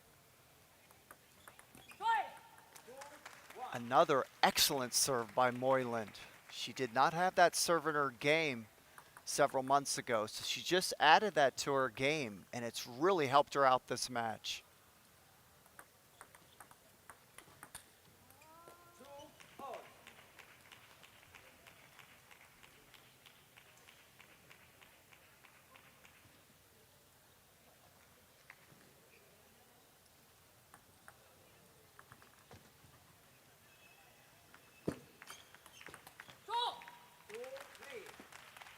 I like that serve by Sung, but a better receive by Moylan.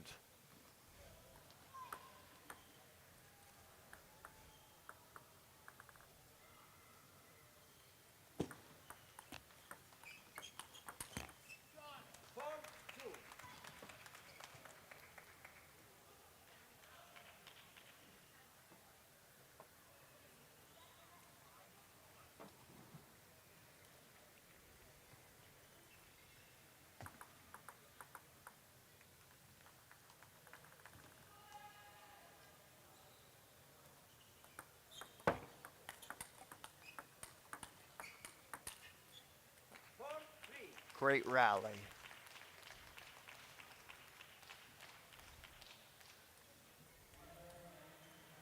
Sung is so good when you play to her racket. That means right to her backhand or her forehand side, wherever she's standing. So you got to try to crowd her to the middle anytime you can, or play wide corners, which is easier said than done, but she is so good when you play into her racket. And there was a nice shot by Sung crowding Moyland into her middle.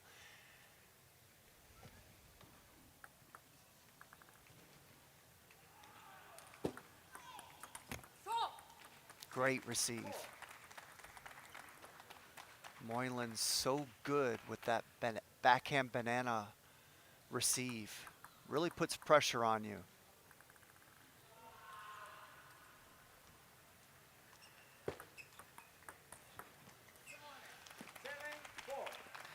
And as this match goes on, Moyland has discovered she's better serving short top spin and forcing Sung to have to flick into her. She reacts better than when Sung cuts. So she's serving a lot short top spin. Here she goes again. Ooh. Now, there's one problem with that is Sung is starting to figure that out. And that time she was waiting for it. So that's the chess match that goes on in these type situations. Moylan wants to serve short topspin as much as possible, but you can't do it too much. 6-7.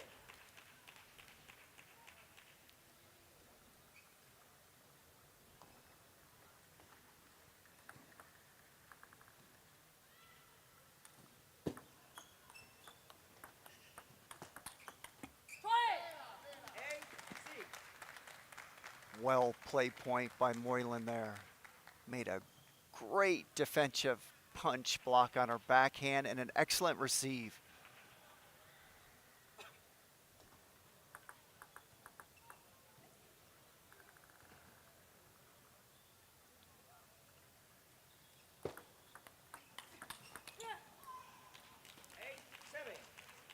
Great job, Rachel Song. She knows Moylan's serving short topspin. She's starting to pounce on those serves. Let's see if Moylan changes things up with her serve. Yep. Nope.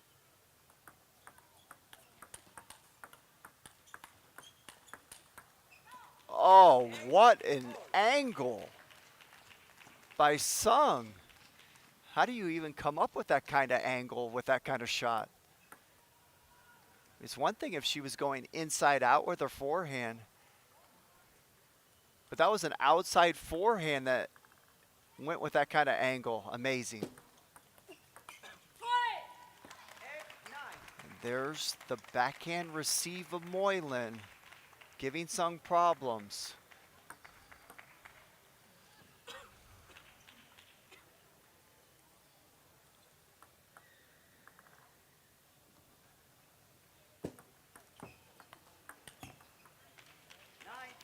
Great job by Sung with that opening, crowding Moyland into her middle, staying away from that backhand side. Moyland is so strong from her backhand. You've got to stay away from there as much as possible.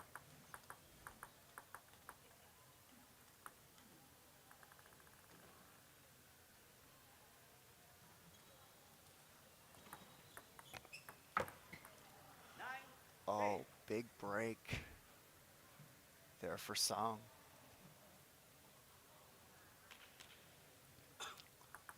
Moylan changed her serve and went more no spin. Great decision, but Sung got bailed out by the net.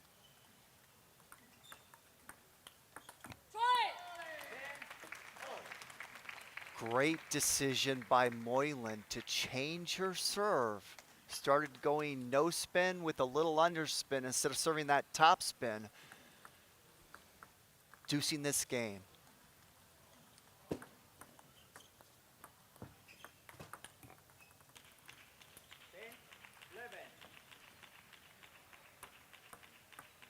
Good short game there by Sung that set up that finishing loop.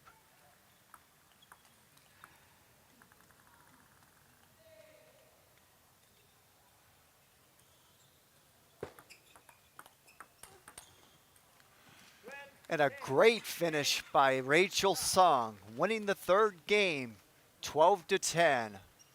It was that second game where Moylan was so intelligent with her decisions. But we go to the third game, it was Sung who came up with the right plays and the right decisions.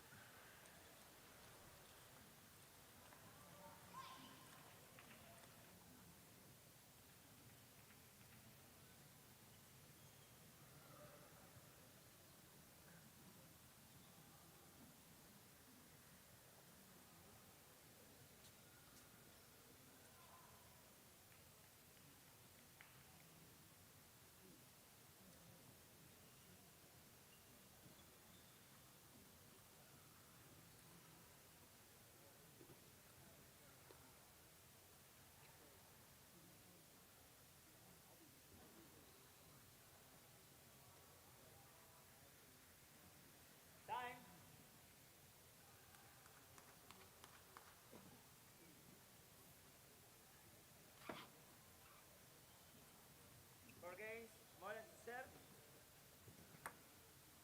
No ball.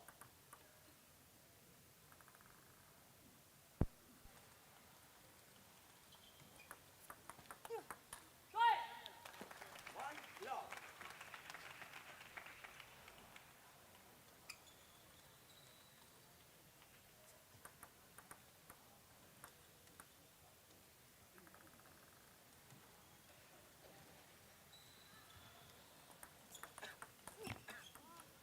One all. So Moylan sticking with that same service motion. Coming out in this fourth game. There's the great receive from the backhand side by Moylan. She will run around and take that backhand from her forehand side.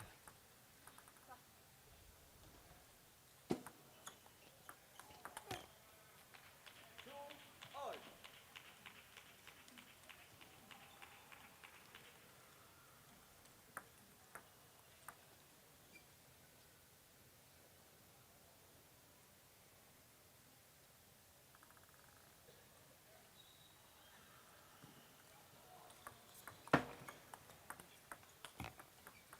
Two, three.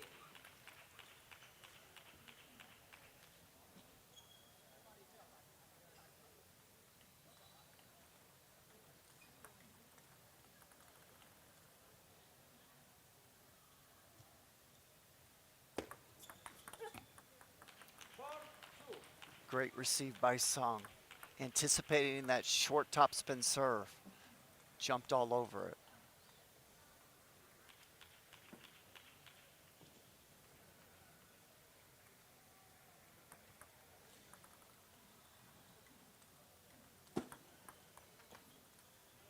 Five, two. And that was really good serve by Song. She put it in a location she hasn't done the whole match. Right into the strength of Moylan on the backhand side. Two, six. And Sung has really come out this game playing very intelligent tactically, making all the right decisions.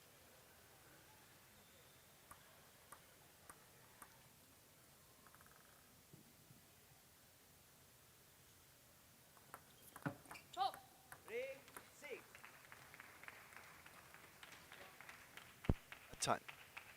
That time Moylan changed her serve and went to underspin instead of serving topspin so much.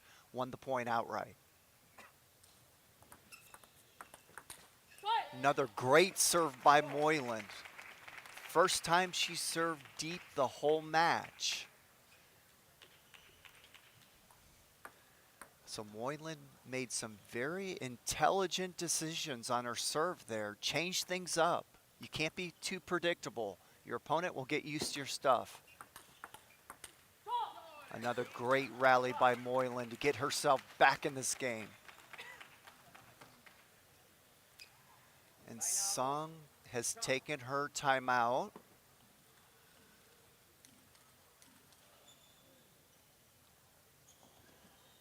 In many cases, you will see table tennis athletes or their coaches take a timeout mainly to stop the momentum of their opponent. Very similar in the NBA, when a team goes on a run, you'll see the opposing coach take a timeout. That happens for the most part in table tennis as well. Each athlete gets one timeout per match, and the timeout lasts for 1 minute.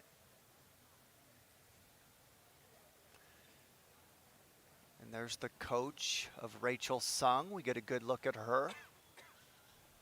Time.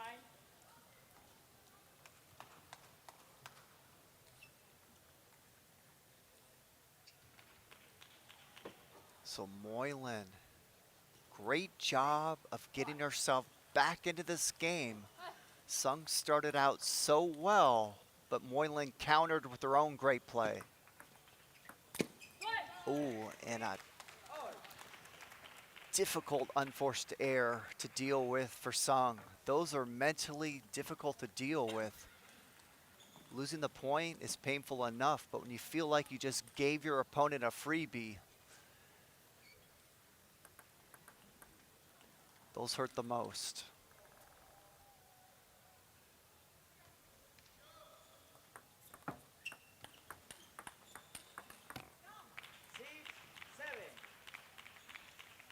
Well played point.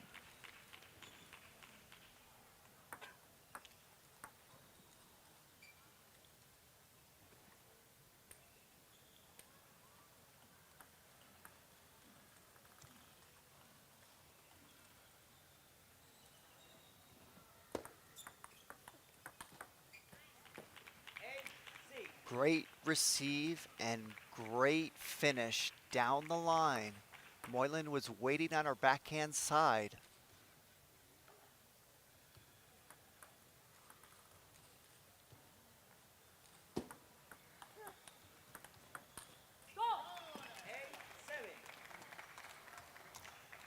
That serve went long accidentally by his Sung, and Moylan was able to make a really good over-the-table loop.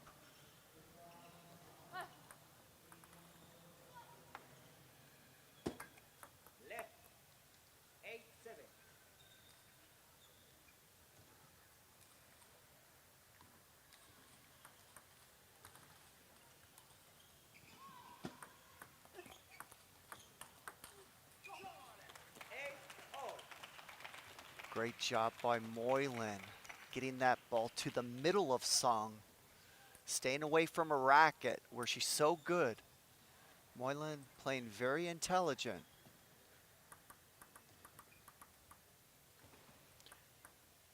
Moylan only 16 years old, but has such an intelligent game. Those are painful.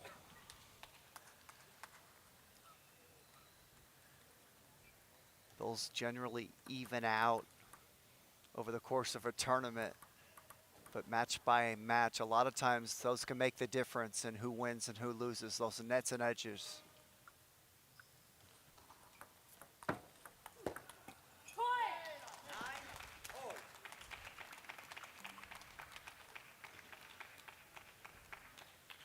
Another tight game here. So Sung is thinking, what serve should I do?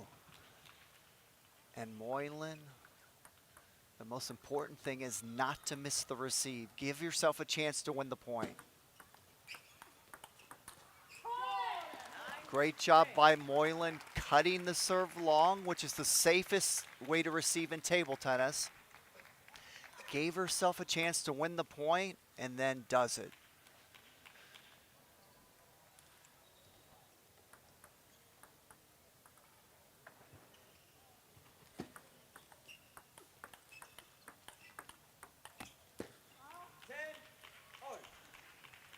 Great job by Sung. Hanging in that point, didn't take any risk. Made Moylan make a good shot, and Moylan unable to do it.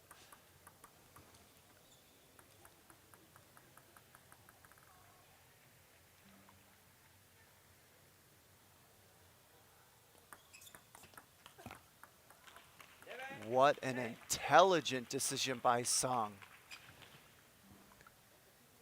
Receiving right into the racket of Moylan's forehand. Moylan was waiting on her backhand side.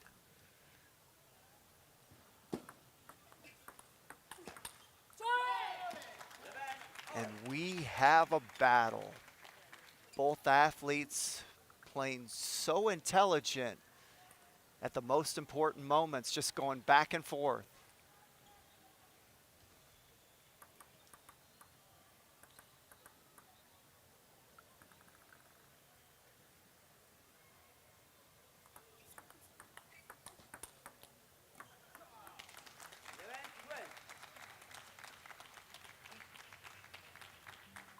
Great job by Moylan there. Those were difficult shots to deal with from Sung. Moylan so strong from her backhand side.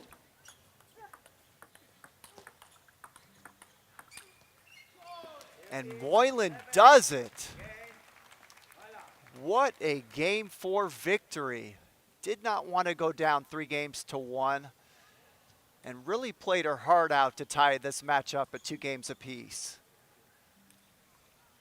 I am so impressed by the intelligence of both of these athletes.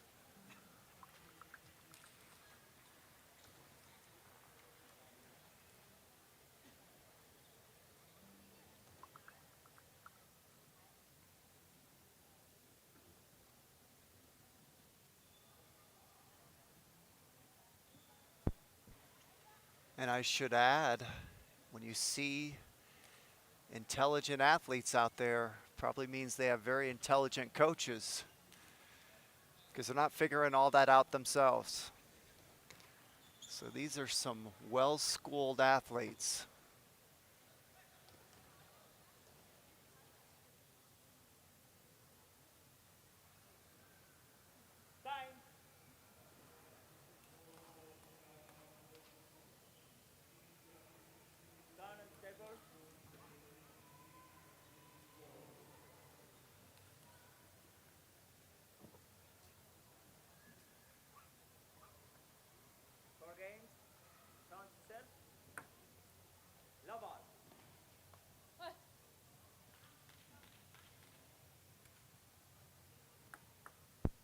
Here we go, game 5.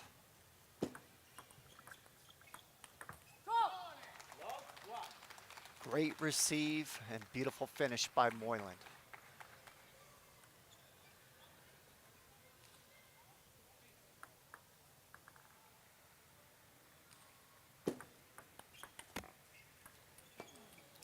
Ooh.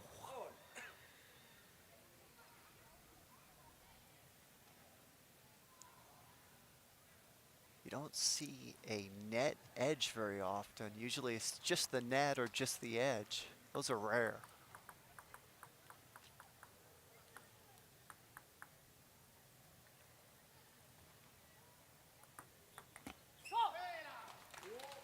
Great serve by Moylan. Put a little bit of underspin on that serve. Now she's starting to change up her serve. Sometimes topspin, sometimes underspin, keeping Sung off guard.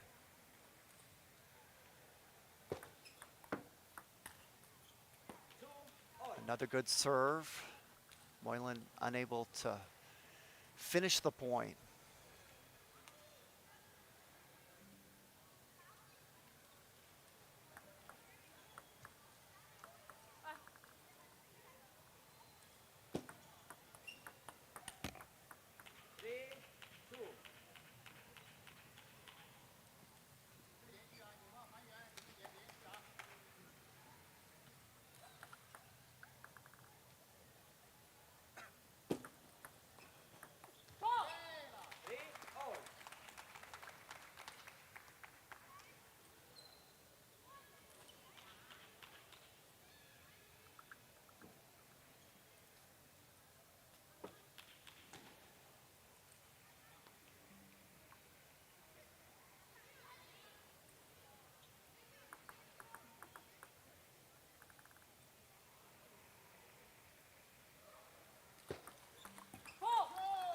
Great serve by Moylan. She's doing an excellent job in the service game. Again, this is an aspect she didn't have several months ago, and she's really improved her service game, and it's really showing this match.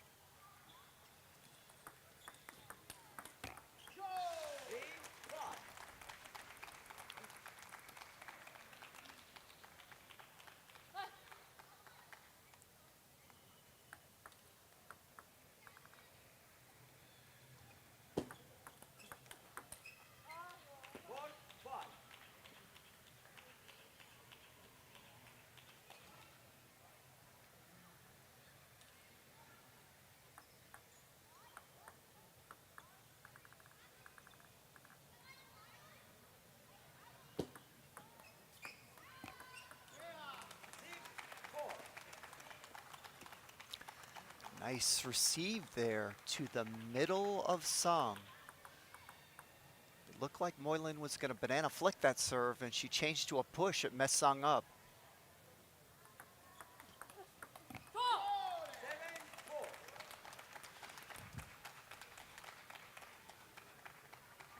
Moylan clearly better when she makes Sung have to flip her serve, but she does have to keep changing it up. There's a nice underspin.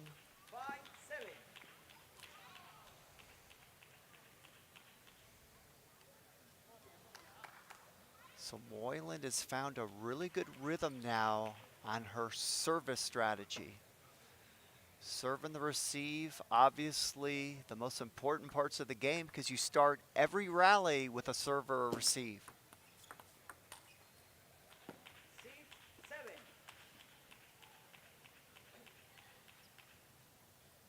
Moylan's weakest part of her game has always been her serve.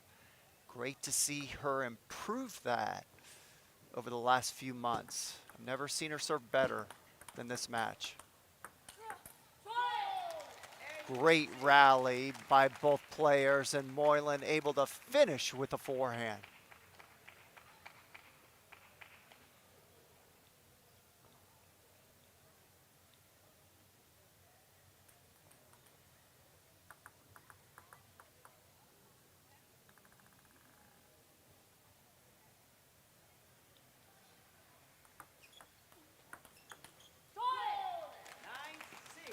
Moylan in a great rhythm right now.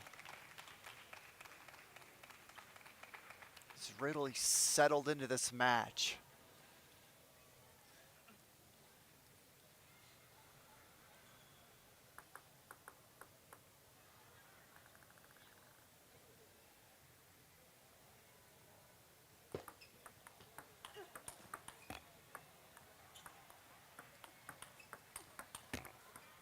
Great job by Sung, able to save the net midpoint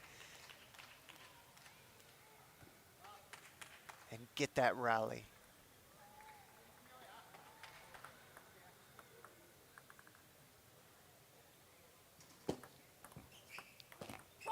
I love that receive by Moylan. She jammed it really quick, took it off the bounce, and mistimed Sung.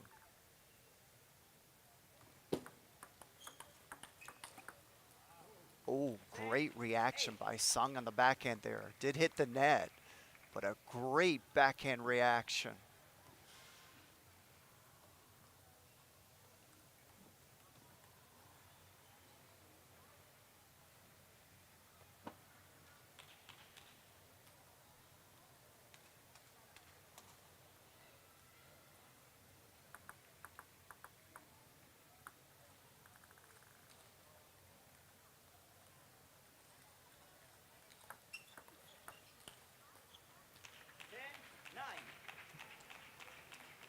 I love the decision by Moylan. Serve deep. Unfortunately, it wasn't executed good. It went slow and high. And so it didn't really catch Song off guard, but I love the decision.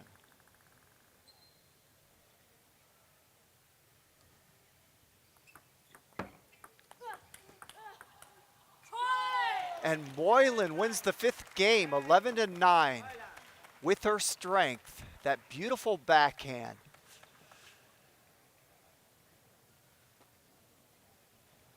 Every game has been so close and so even this match. And I had an opportunity to watch Moyland and Sung play several months ago at the U.S. National Team Trials, and Sung was very dominant. She dominated Moyland. Moyland really looked outclassed that match, and here we are a few months later, and Moyland's a different player. This match is far from over, but the fact that Moyland has taken a 3-2 game lead after their previous match I saw is very impressive.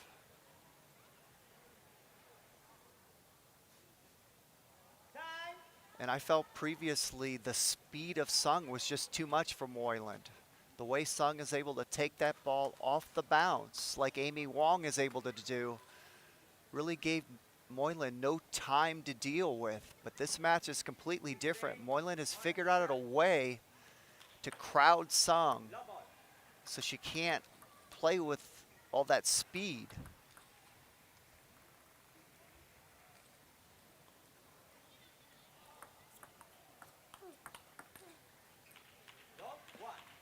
And there's that quick off the bounce shot I'm talking about that Sung is so good at.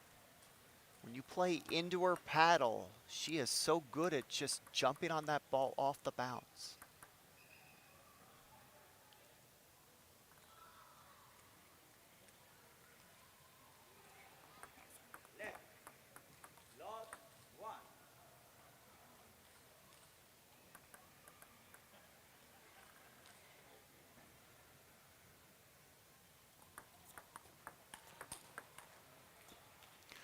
Great job by Sung playing into the middle of Moyland.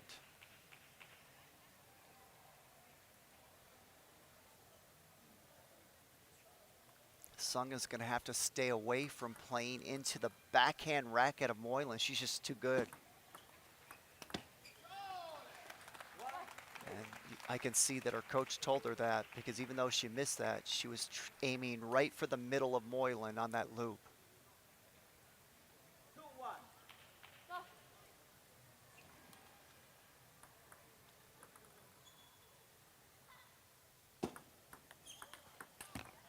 There's another middle shot to Moyland, winning Sung the point. So a nice change in tactics by Sung coming out this game.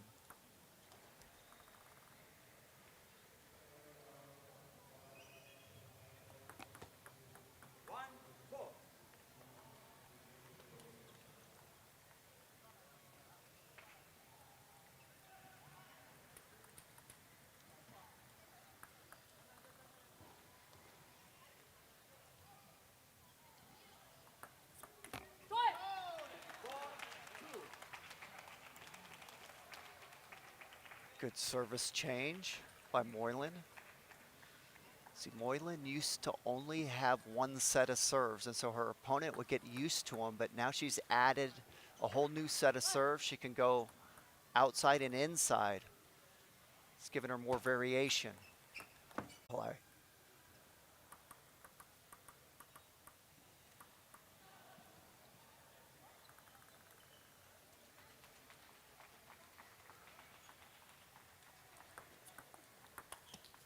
Oh, another brilliant receive.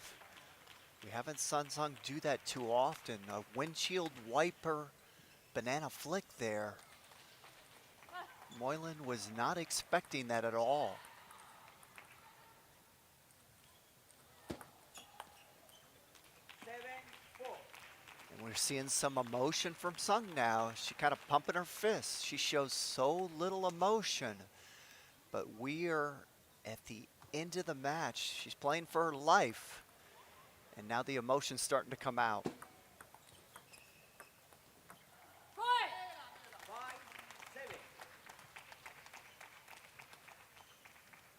And also some frustration from her when missing that point. So the emotion really starting to come out for Sung.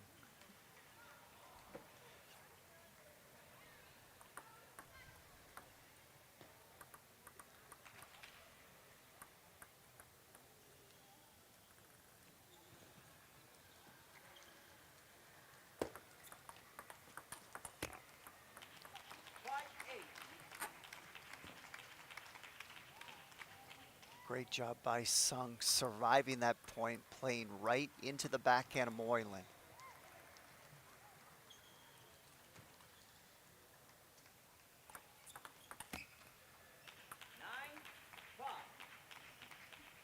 I like the serve by Moylan, better received by Sung. That's the first time Moylan's done that particular serve the whole match.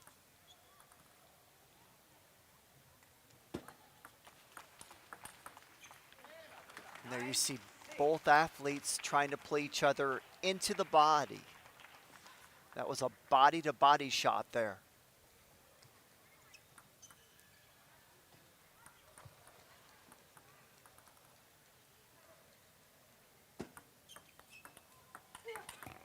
Again,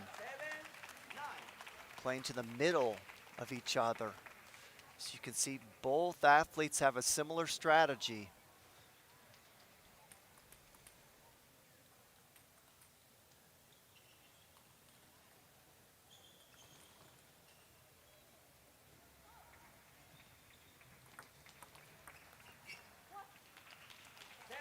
Great receive by Sung.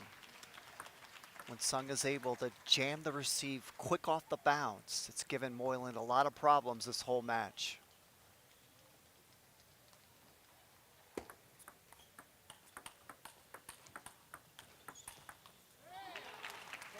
Beautiful rally by both athletes.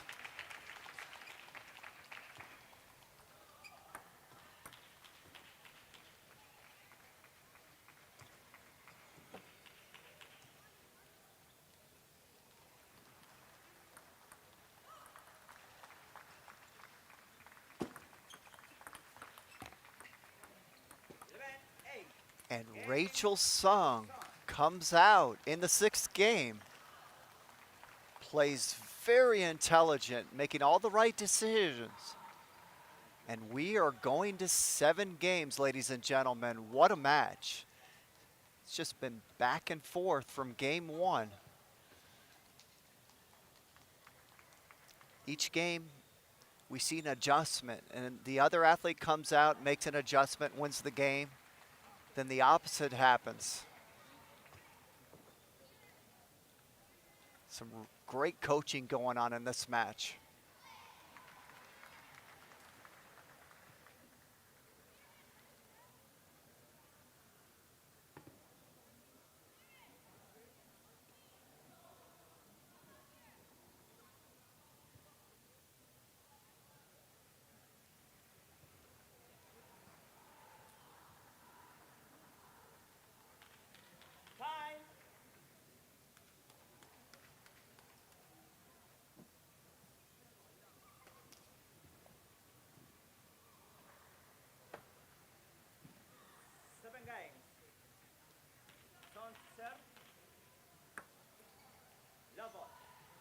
And here we go. Game 7. Sung to serve.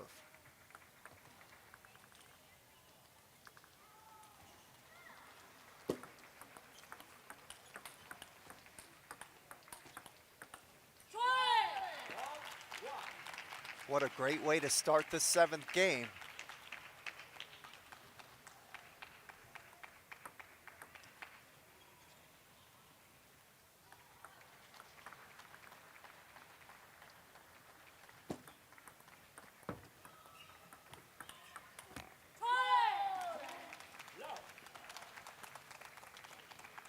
And the emotion of Sally Moylan coming out in the 7th game with a great start.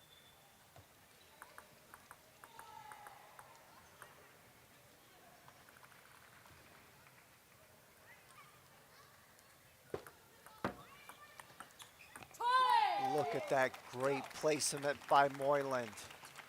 Right into the body of Sung. Gave her nothing to work with.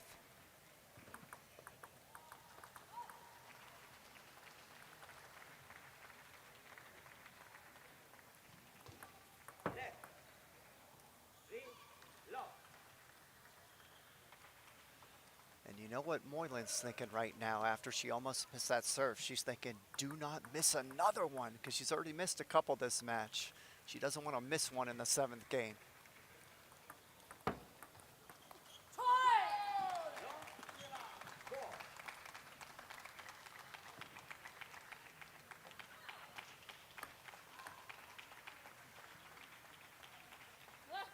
Can Sung settle down and get on the board here before this game gets out of hand? Ooh, that ball hit the edge of her racket. You can see the frustration on the face of Moylan, but she's nodding it off. That was a lucky break by Sung, and she needed it.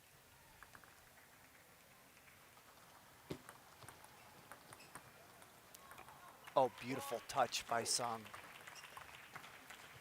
Instead of just blasting that ball, she decided to go for an inside-out touch shot down the line. No risk.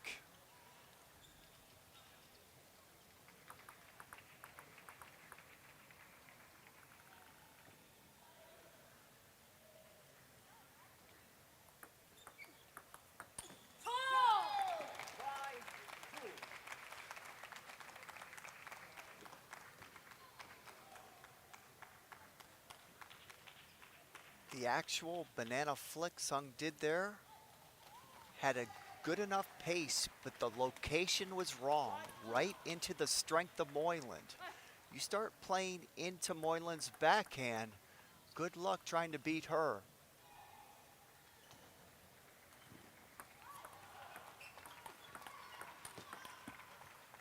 And there, Sung recognizing that, able to get that ball to the middle of Moylan.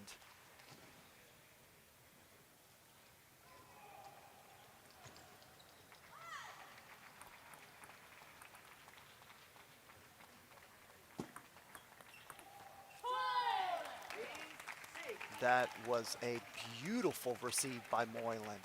Windshield wiper banana flick. Hasn't done that the whole match with that kind of side spin.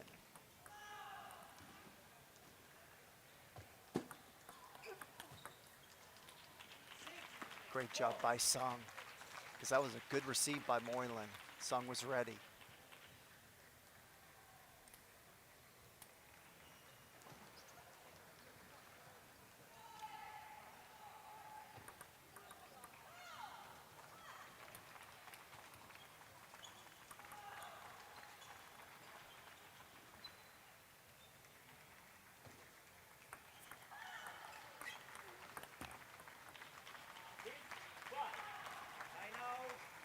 We have a timeout now by Moylan.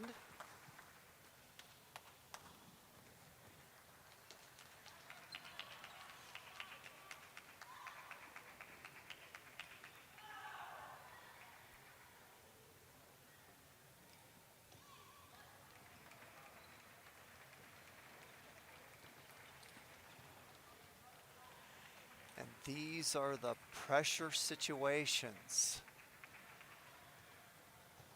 of a match. 7th game, Moylan up 6-5. Who can come out with the right strategy and who can execute the best? This is what these athletes train for. They train upwards of 5 hours a day for these moments. This is why you play so many smaller tournaments before you get to these moments. National Championships is one of the biggest tournaments of the year for all the athletes. And it's these moments that you prepare for.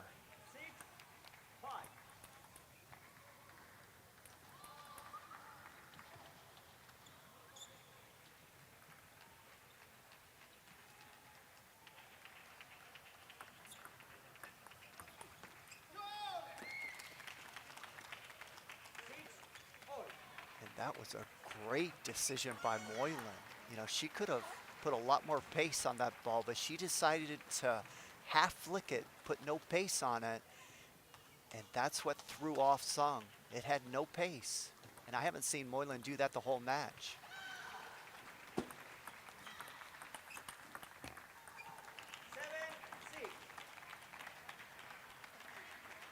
That last ball must have hit. I missed it. Oh, I didn't know it hit the edge. So now we have 7-6 Sung. Wow, what a break. Oh, great receive by Moylan with the windshield wiper backhand. What a great decision. And the location right into the body of Song.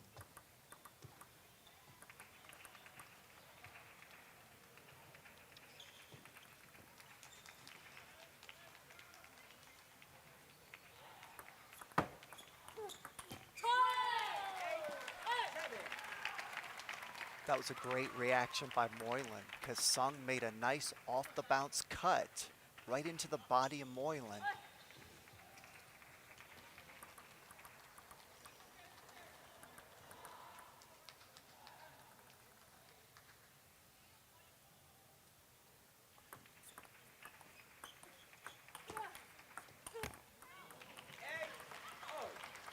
And ladies and gentlemen, that's what pressure moments do to these athletes. That was normally an easy shot for Moylan to finish that point off. But when you're 7-8 in the 7th game, those kind of nerves happen.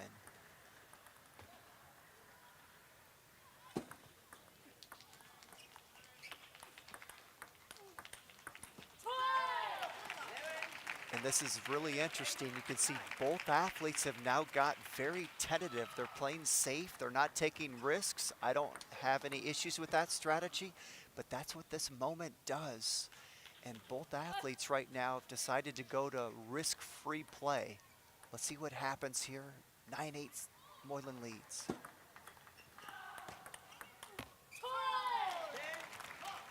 And the safe and consistent play of Moylan is paying off so far at the end of this game. She's taking very little risk, and it's paying off thus far.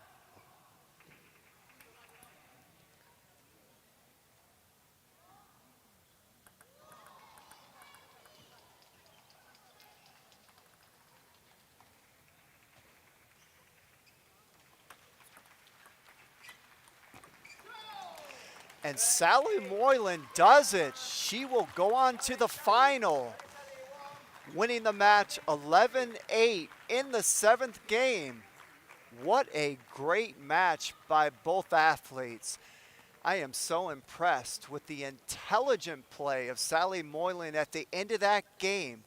She went defensive. She started playing mistake-free. She didn't take risks, and it was the difference in the match to win that final game. What an incredible performance by Sally Moylan.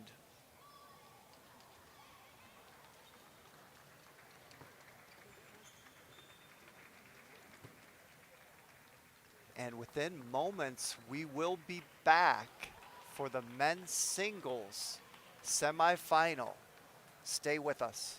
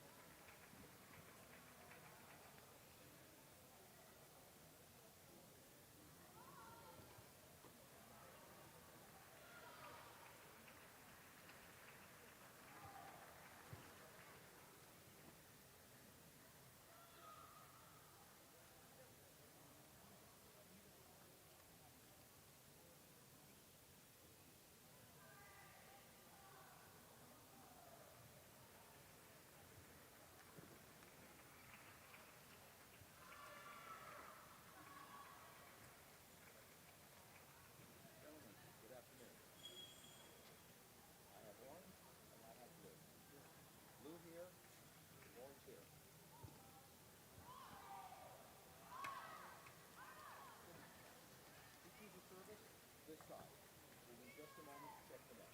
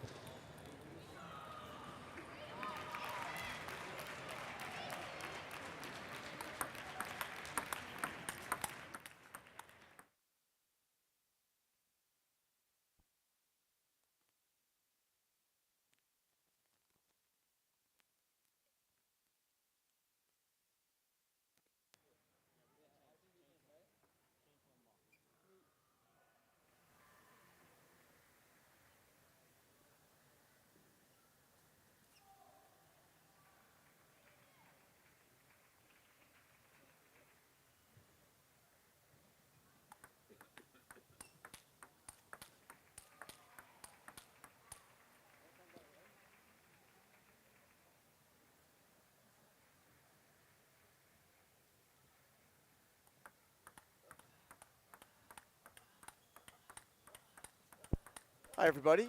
This is Mark Thompson. I'm here at the Fort Worth Convention Center. We're in Fort Worth, Texas, and we do a little bit of just about everything in here.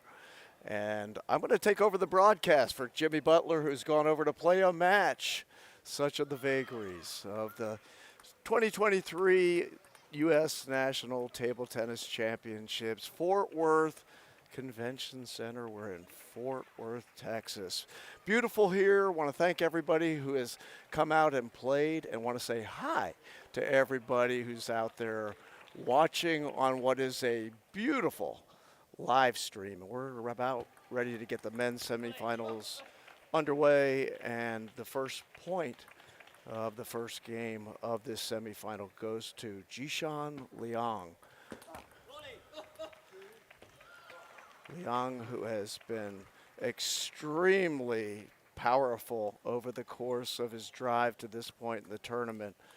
He plays Nandan Naresh, the youngster out of Illinois, who had a beautiful backhand to get on the board here in game one. Best of 7, 2-1 Jishan with the serve, the lefty.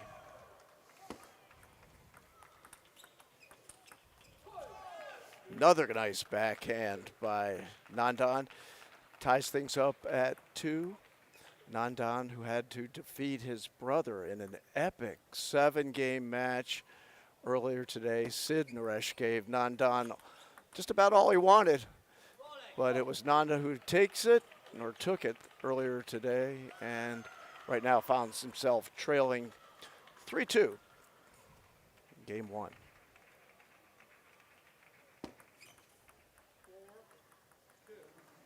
Didn't want that early in the match. Just dump the serve right into the net.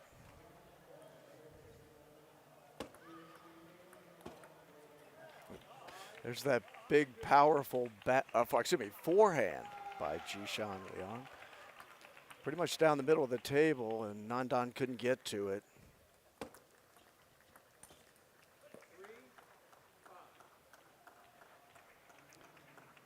And Nandan picks up that point. Down by 2. Game 1, best of 7 with the serve.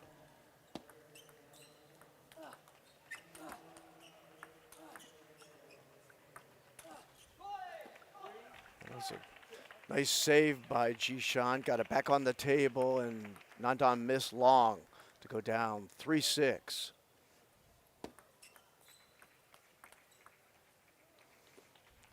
Powerful punch backhand that time by Jishan.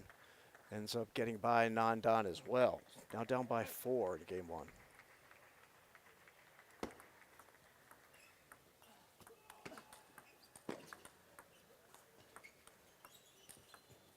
Oh, Jishan catches the edge down the line that time after a couple of really nice saves on the forehand.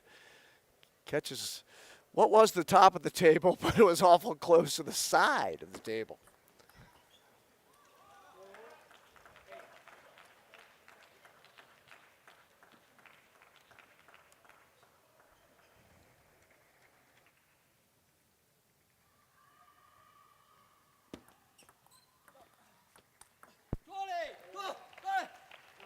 Go!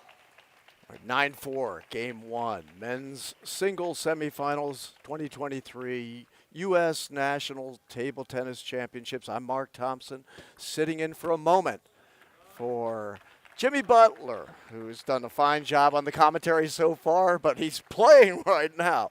So he said, Mark, get up there. As reluctant as I was, the production crew talked me into it. So here I am.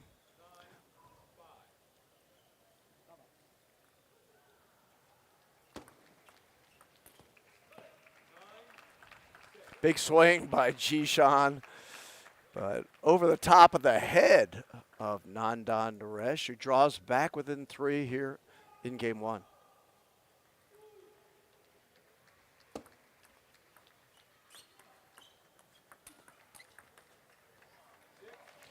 Another couple of good forehands by Jishan, able to kind of reach around the table to get it back on, and then gunned a hard forehand down the line and has got game point.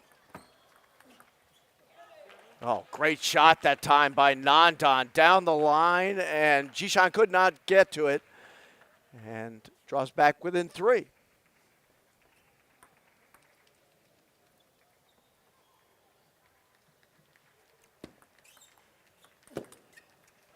Another nice shot by Nandan, forehand into the body of Jishan Liang, and he couldn't handle it.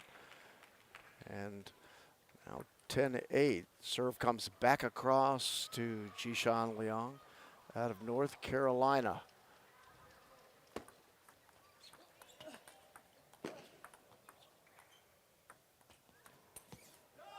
Oh, he missed long on a big forehand step around for him to what would be the right side of the table. Took a big swing, but missed long. Now Nandan right back in it.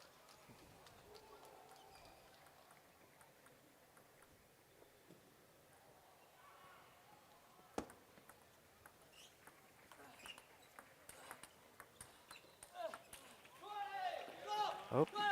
Nandan misses off the side, and game 1 goes to Jishan Liang. 1-0 men's singles semifinals, as we have the women's finals already set.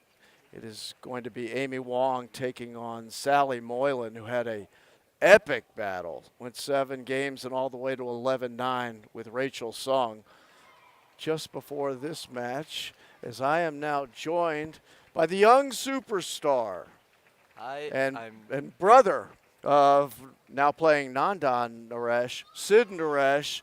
Sid, let's just start right with it right away. What was it like to play your brother this morning in the quarterfinals? It was a little bit bittersweet knowing one of us was going to the semis, but it wasn't me. Have you ever been in that circumstance before with your brother in a big tournament like this where whoever wins goes on to a really opportunity to win a big title? Yeah, I mean, almost every trials we play each other. So this is I played him so many times, but Yeah. I think I played well this morning, and yeah, he just outplayed me. So I'm excited to see how he does in this match. Well, it was an epic battle. It could have gone to either of them. From what I've observed, the way you and your brother interact with one another, that you really do cheer each other on when you're not playing one another. Yeah, of course. Yeah. Right. He's down 1-0 right now in this best of 7 to Jishan Liang, has been playing very well in this tournament. He starts off pretty well as well here in game 2. What's the key to beating Jishan Liang, Sid? I've got to say it's returning the serve and avoiding the forehand at all costs. His forehand's just deadly. And he stepped around that time, and he's not afraid to do that. That's if he gets the opportunity as a lefty to go to the right side of the table, he'll step around and blast it. Yeah, exactly. And you can't really see where that loop is going at all. That was he got a break off the top of the net, but that was a nice change direction that time by Jishan. And Nannan made a great recovery on the return.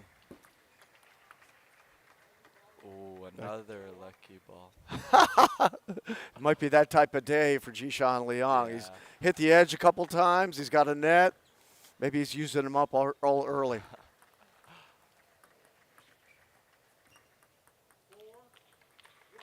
And Nandan gets on the board here in game 2.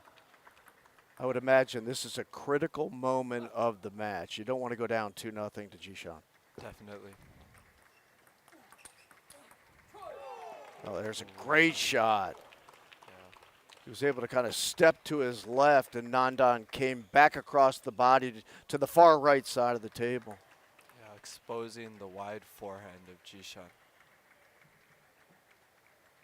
Sometimes you will see lefties kind of get caught on the right side of the table, like they'll step down deep and can't get back to that wide ball. Yeah.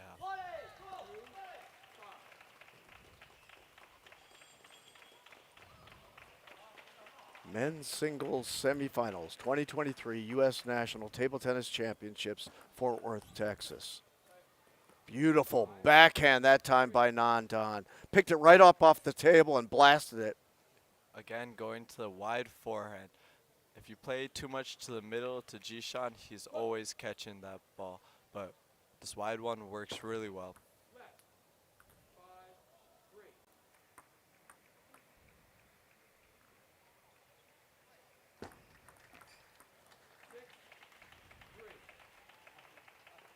Jishan's special heavy underspin serve.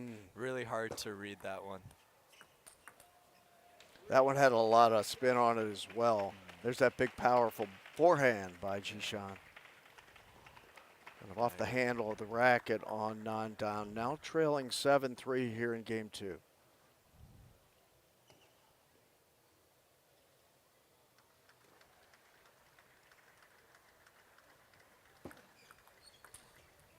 Oh, that just went long. I think Nandan thinks it may have clipped the table. And I don't think he's going to get that ruling. Oh, they do. They do change it over. It did kind of look, I don't know about you, Sid, but it looked like it caught the table. Yeah, it looked like it skimmed. That one goes long. Nandan down by 4. Nandan is the #1 seed in the tournament, and he's got to be extremely proud to hold that fact coming into this tournament.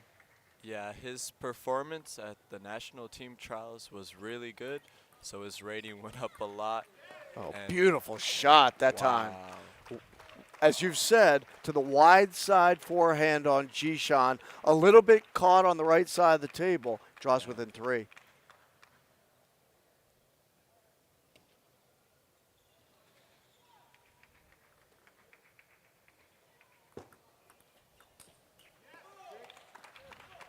Jishan swinging with the backhand, but it doesn't land.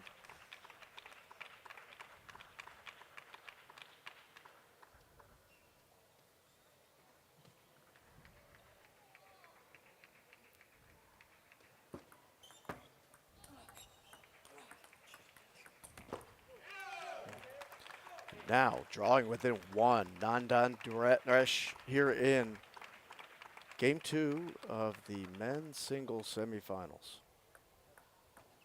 Big point here.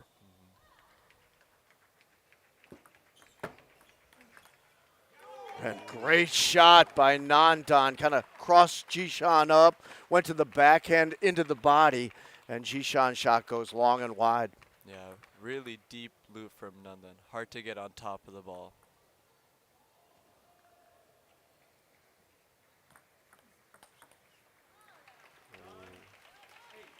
Good power on the backhand that time by Jishan into the body of Nandan. Kind of returned the favor of the last play. Exactly.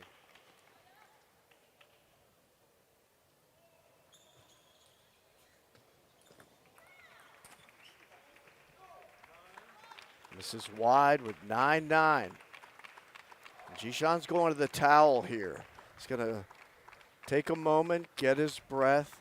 It's always an interesting decision at the 6th point whether a player goes over, takes a moment, or tries to keep the game going.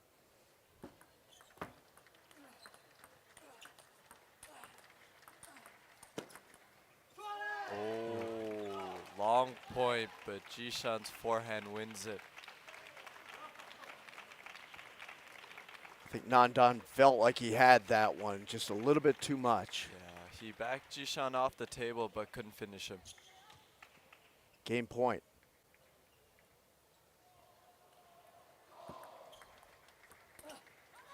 Oh, Big swing by Nandan. Goes too long, and he's down 2 games now to none to Jishan Liang after an 11-9 win for Jishan. Sid, looking at it right now from Nandan's perspective, you're down 2-0, but you played well. I mean, these moments have tremendous, I'm imagining kind of anxiety, kind of a little bit of the pressure, and handling that, particularly down 2-0, very important. yeah, definitely. Just like you said, you feel a little bit more pressure now, but I think Nandan, he seems still pretty calm, and these first 2 games were really close, so it's not like Jishan has been destroying him. So he's still in this. It's an interesting character trait that I've seen from both you and your brother is that ability to kind of calm it down, not get all excited, and then generate the energy necessary to make a comeback. Yeah. I think that's Nandan's plan. Nandan's particularly good at it. It's almost like he's got a resting pulse rate of about 30.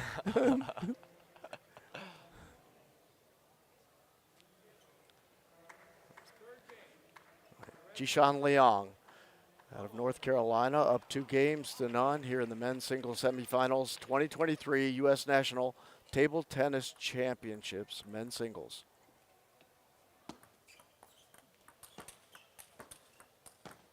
Oh, great point. Unbelievable power from Jishan. Big swings on the forehand, but it's the backhand that puts it away. Tremendous exit angle on that ball off the table. Yeah.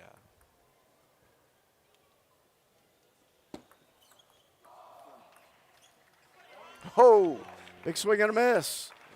The slow He's got a skinny smile on his face, too. He's loop. like, Yeah. forgot something there.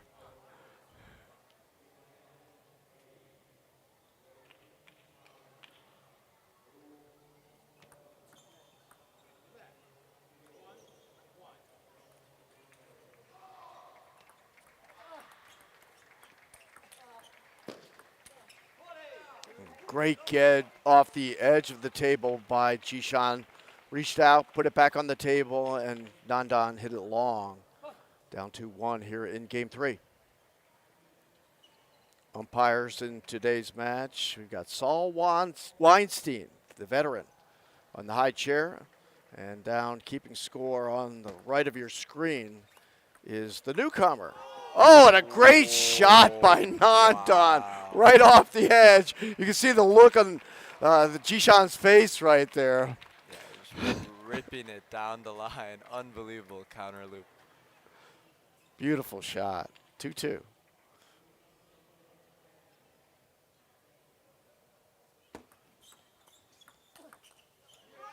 Another good forehand that time by Nandan. Off the heel of the paddle of Jishan. His first lead of this semifinal match for Nandan Naresh.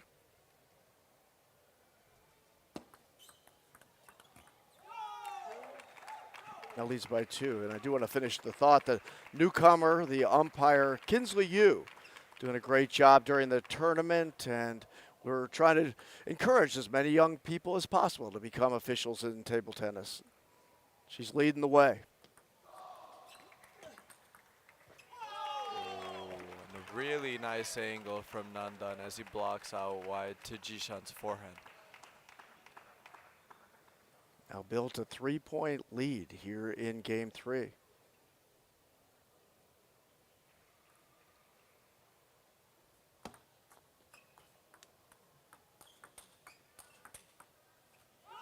Oh, this is swing and miss again. Nandan's putting a little something on that ball. Yeah. To newcomers to the sport, sometimes it's not quite as obvious how much spin there is on the ball. And, you know, how can a guy miss one like that? Well, the ball's spinning all over the place. Yeah, jumping in different directions, and yeah, the spin is unbelievable. That one goes long. Now, 6-3, Nandan Naresh.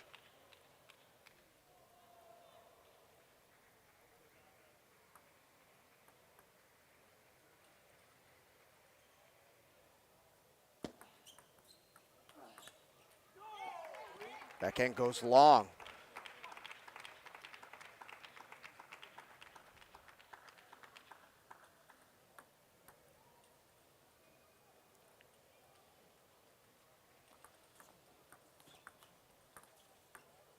Oh, nice tap. There it was. Nandan kept one on the table, couldn't keep the second. I really liked what he tried to do there, kind of like drop one, or Jishan did that to Nandan, kind of drop it, force him to come up. Difficult shot. Definitely. Ooh, Nandan missing the half-long loop, but Jishan was ready with the step around.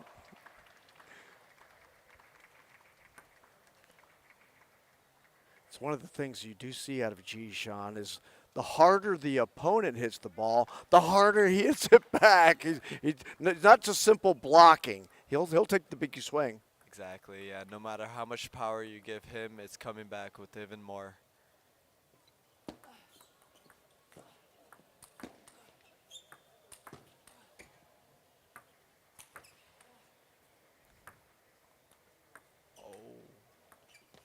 Oh, what a great point. Wow. Nandan saved a couple from deep left field. I think thought he was coming over in the broadcast booth for a moment there. Yeah, he was at the edge of the barrier and somehow managed to pull some balls back.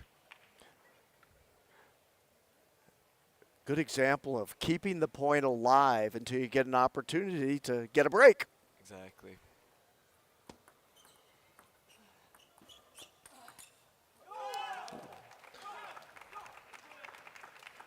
That forehand goes long off the paddle of Jishan Liang. And Nandan Naresh, 9-5 lead here in game 3.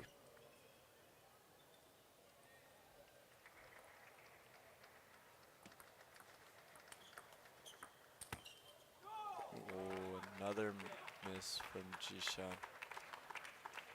Game point here for Nandan. 5 of them, actually.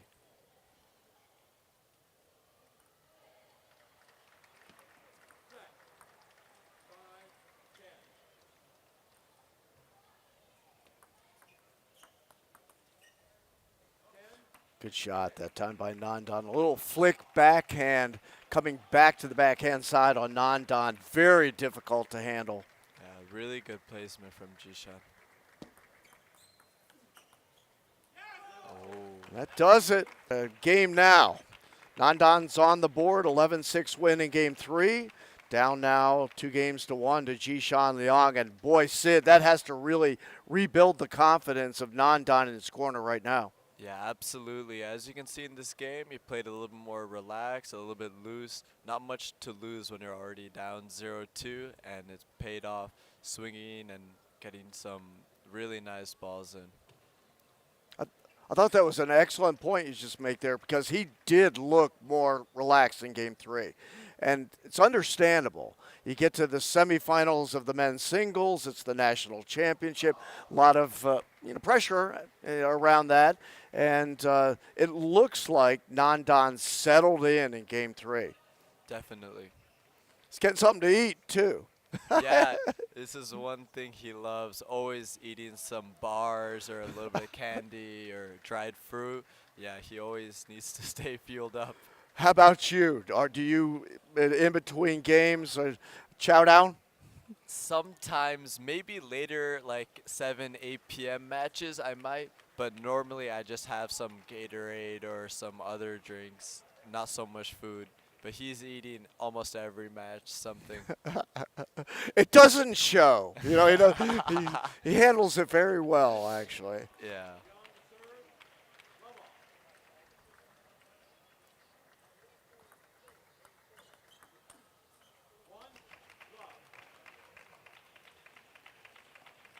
I saw that late night match for you yesterday against Ved Sheth. One of the greatest matches I've seen in my time in table tennis history.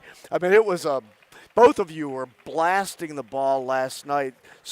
Played so well. Really was enjoyable to watch. Thank you so much. Yeah, that was a really intense match. And yeah, we both know each other, so a lot of long points. That was one where the harder you hit it, the harder he hit it, the harder you hit it. Yeah, definitely. A lot of counter looping and off the table points.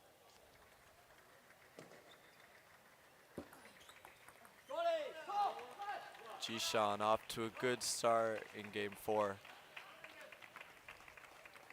That was deep on the table, very hard to handle for Nandan. Definitely.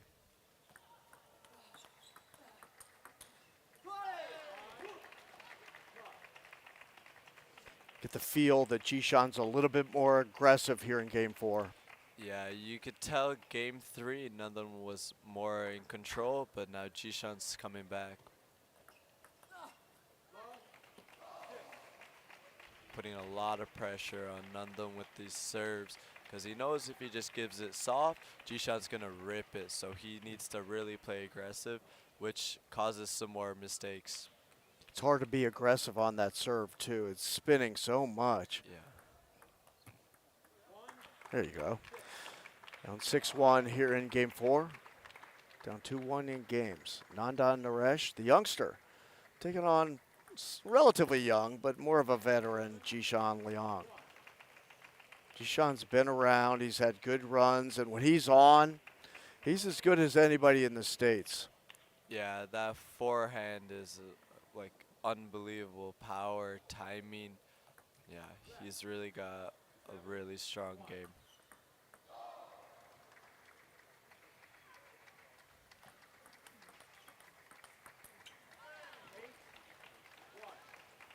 He stays tight to the table, too, on those aggressive shots. Makes it very difficult on the opponent. Yeah, especially after the long serve, he's really on top of the next ball, putting a lot of pressure on Nandan.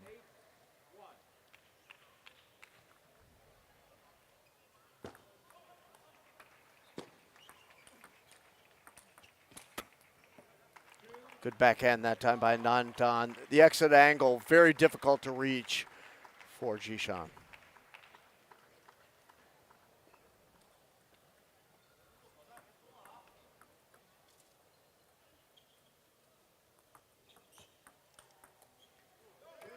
Good forehand there. Great camera angle. I really want to credit the production crew for putting this whole product together. Thanks, guys and ladies. Tremendous job. Great look. I think it's the best we've had in quite a while here for the USATT, and appreciate all your effort.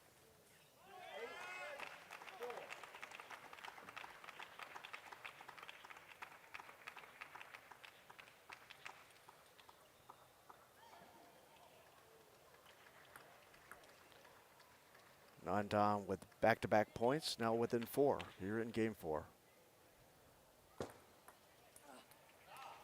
Tough serve to handle. Haven't seen that one yet. Falling off the edge of the table. Yeah, right outside the white line. Really hard to loop. Good save by Nandan, but the answer with Jishan. He was just standing there waiting on it. Yeah. 6 game points for Jishan Liang.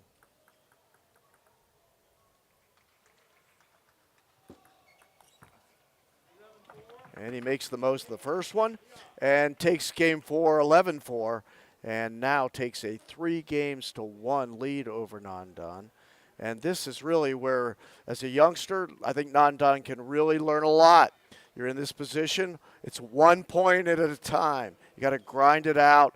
And Sid, from a novice's perspective, I would imagine the coach's corner with Nandan, they're looking at what just happened in game 4 and saying, we've got to be able to respond to what Jishan did there.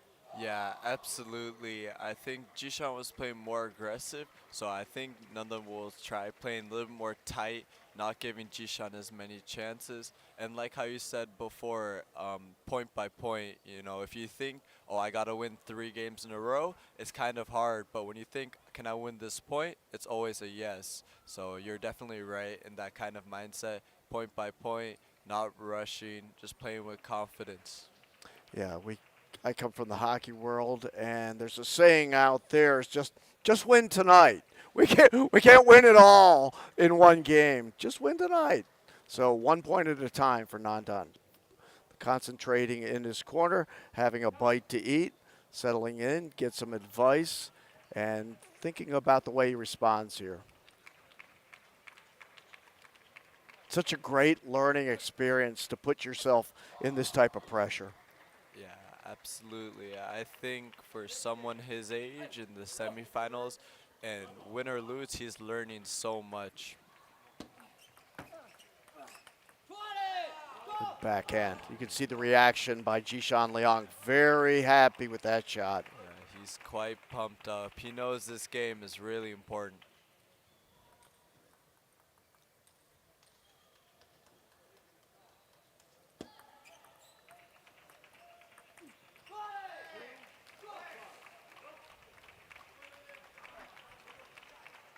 Jishan controlling the short game. Hard for Nandan to get a solid opening.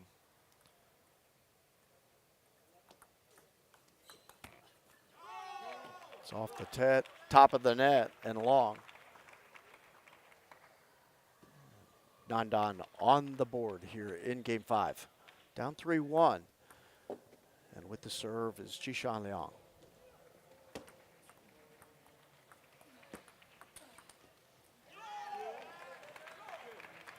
Evens it up at 2.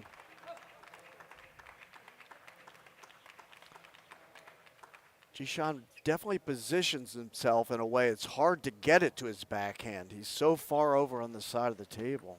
Yeah, almost any balls to the middle, he's taking with forehand, so you really got to play wide to get him, see the red side of the rubber, play to his backhand.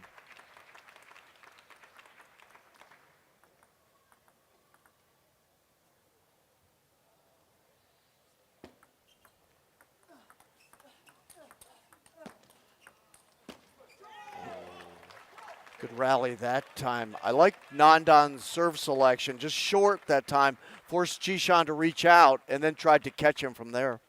Yeah, making him Jishan move in and out and then trying to finish when Jishan gives him a chance.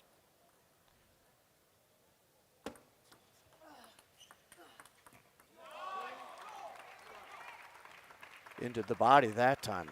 Jishan could not get the backhand across and now trails by 3. Here in game 5, up 3-1, but Nandan Naresh putting it together right now.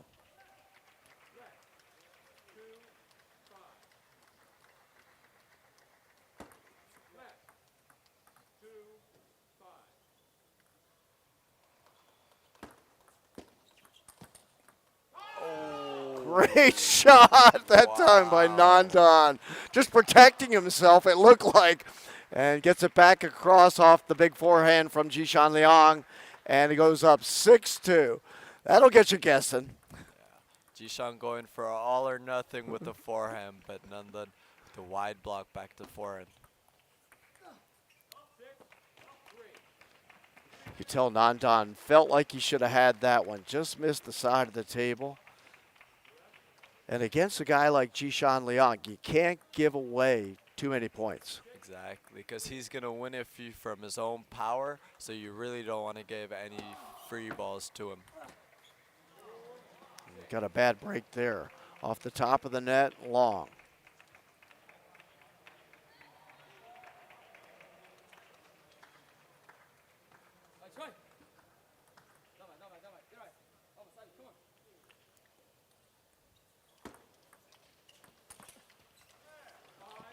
Block attempt that time. And now Jishan draws within one. 6-5. Oh, yeah, smart timeout from Nandan. Doesn't want to get Jishan the lead. And yeah, Jishan's been on a roll, so wants to slow the momentum. Sid, when you're working with a coach in a game like this or a match like this, who's calling that timeout? Is it the coach, or does the player say, or is it a combination of the two? Yeah, most of the times it's a combination. And normally you can feel when the time is right, when the opponent has a lot of momentum or it's close to the end of the match and your coach wants to change something, then maybe they'll call it. But I think most of the times I usually look back at my coach and ask him to call it, and then he'll confirm with me if right now is the best time. How about this tournament? If you had moments where you've called timeout and come out and it really did change the match? Yeah, with Nandan this morning actually, it did change the match, but I was down 1-2, but up 8-3, and he slowly started coming back.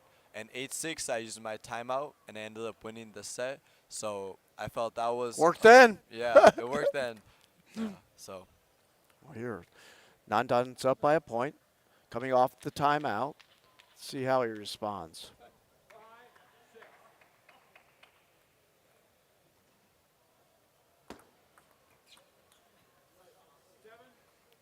And it worked. Take that one. That one goes long.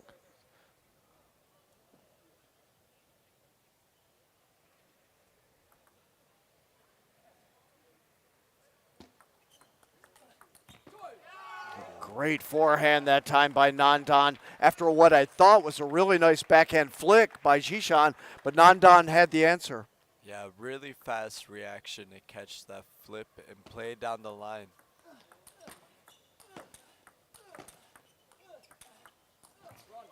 Great backhand blocks that time by Nandan, and Jishan just couldn't keep it going.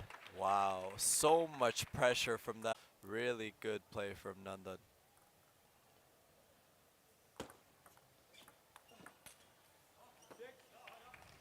Tries long. the inside out forehand, but misses just by a few inches.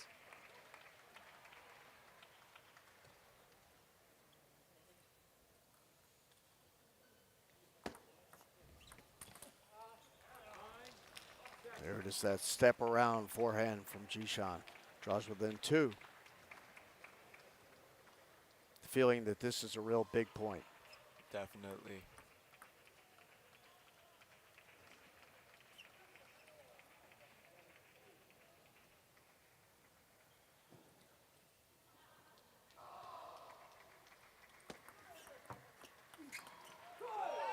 Nandan gets it.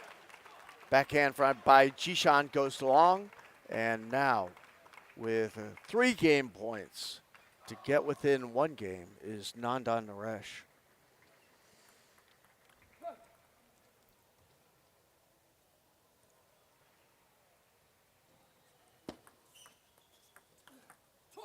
Oh, beautiful. There's that inside-out forehand by Nandan Naresh to end up winning Game 5. And now draws within 1 game here for this men's singles semifinals.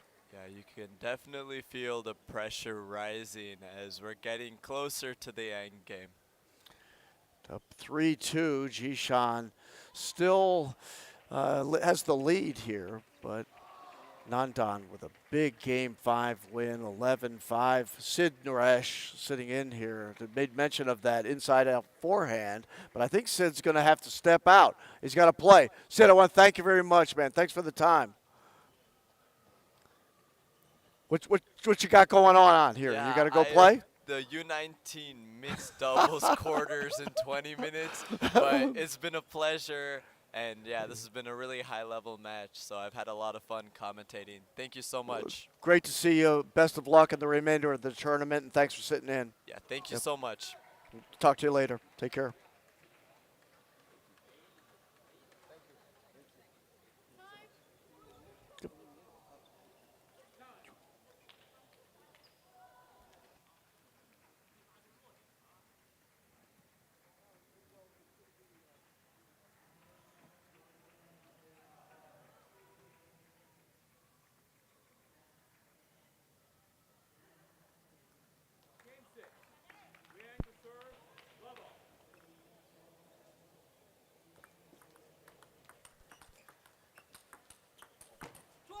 Oh, great point on the start of Game 6. Goes to Jishan Liang, up 3-2 here in the men's singles semifinals. It's the 2023 U.S. National Table Tennis Championships. I'm Mark Thompson, and now I'm joined by the true expert as a beautiful forehand across the table by Jishan Liang. Gives him a 2-0 lead here in Game 6. I'm joined by Vlad Farkas, the expert. Hey, Vlad. Doing the relief pitching here. Yes, I had to jump in for Sid, and we see strong play by Jishan right at the beginning of the set. Beautiful forehand that time by Nandan. Bounced over the paddle of Jishan. He's on the board. You can really tell how much these two players want to get a men's singles title.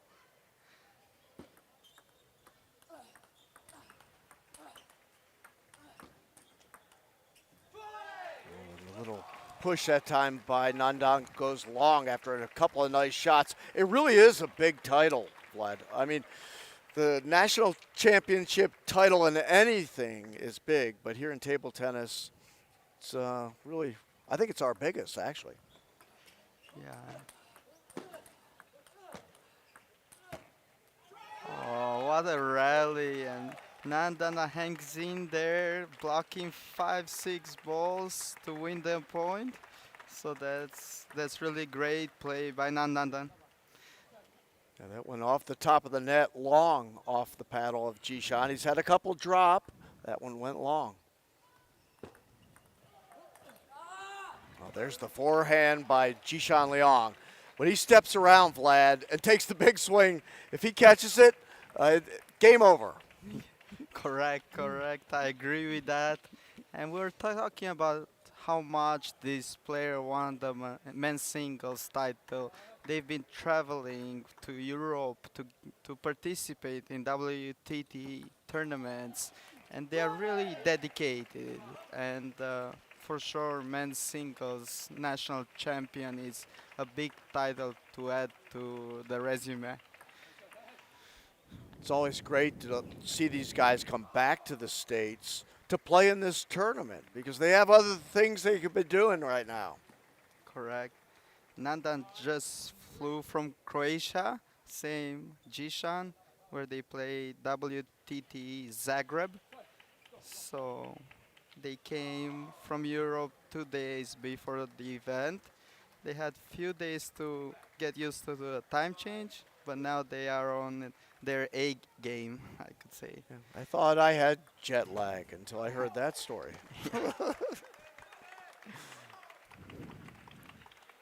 Now drawing within one is Nandan Daresh. Here in what could be a decisive Game 6. He's down 3-2 to Jishan Liang, men's singles semifinals, 2023 U.S. National Table Tennis Championships. It was a good save off the top of the net that time by Jishan, but Nandan kept the pressure up and ties it at 5.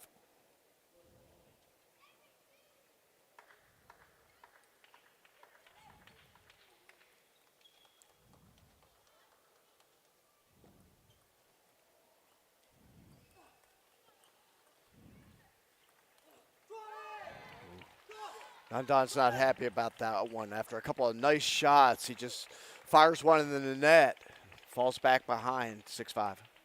Yeah, and the pressure here, you can really tell, like, he was able to block 6-7 vicious topspin before, and now he missed the high ball.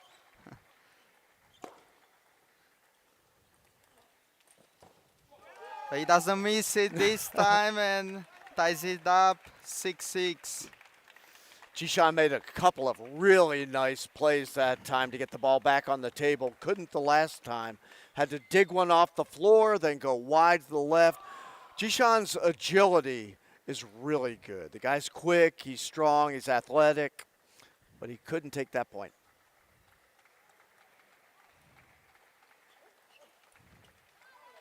What a quality opening from Jishan. Really, really difficult inside out forehand.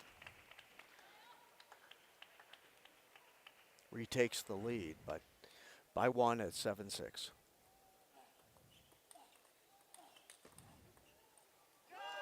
We see Nandan using the backhand punch, the Jimmy Butler shot, I could say. We've seen a number of guys use that. I tell you, also, Nikhil Kumar uses that as almost a special weapon. Correct, correct.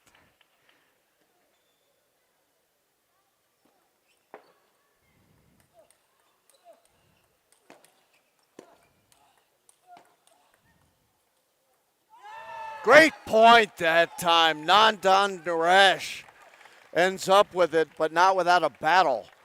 Big firing back and forth. And we can see a pattern here in Nandan's game. He's trying to move Jishan wide to the forehand and then go back to the backhand. And this time he wins the point.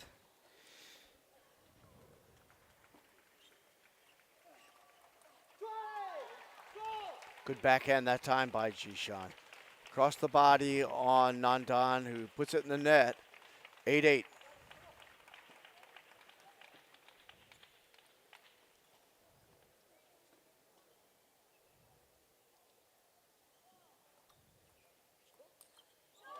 Oh, inside out forehand that time by Jishan.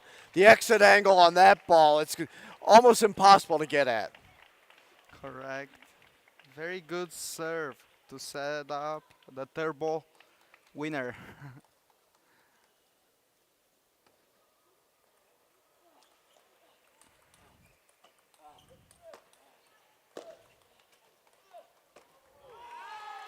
Off the top of the net, long. Another good rally. Really good variation from Nandan in his blocks, sometimes shorter, sometimes with more pace, and wins the point to tie it up 9-9.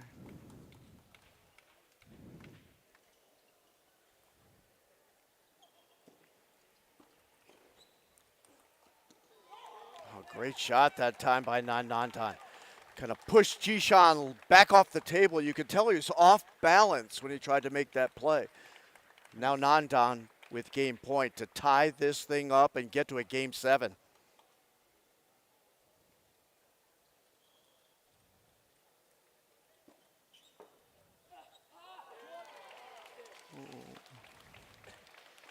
He's gonna regret that one if he if he doesn't win this game. Don't want Really to give good away ball. too many. Yes.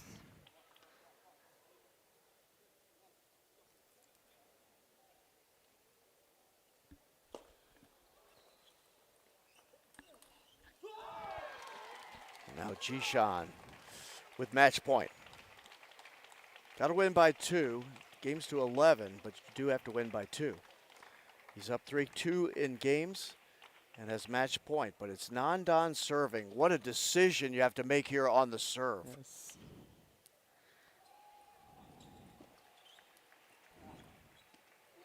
And it works out. Back to Just- deuce. Just served plain underspin in before there was a lot of side spin serve, but now just playing under and he won the point with this one.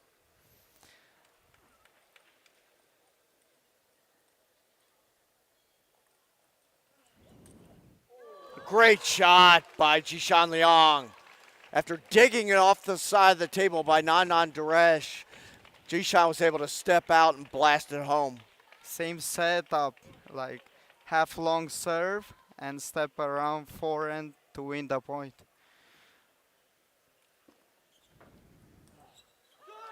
And that goes off the top of the net long, and it is Jishan Liang who's going to advance to the finals of the men's singles here at the Nationals, taking out Nandan Duresh 4-2. Great match, great experience for Nandan, but the win does go to Jishan. Yes, great performance by both. Is Jishan that's advancing, waiting for the winner between Nikhil Kumar and Jinshin Wang. And that's coming right up. And I'm going right out because I see Jimmy Butler behind me. He'll probably strangle me if I don't give him this headset. But I better wipe it off before I do. I want to thank everybody for having me. Again, thank the production crew. Vlad, great to see you. I'm Yes. sure I'll see you again. And I also want to thank Sid Naresh Yes. for sitting in and doing that with his brother playing in the semifinals. But it's Jishan Liang who will advance to the finals later today. Thanks, everybody. That's it for me. Yes, thank you, Mark. Everybody, stay tuned.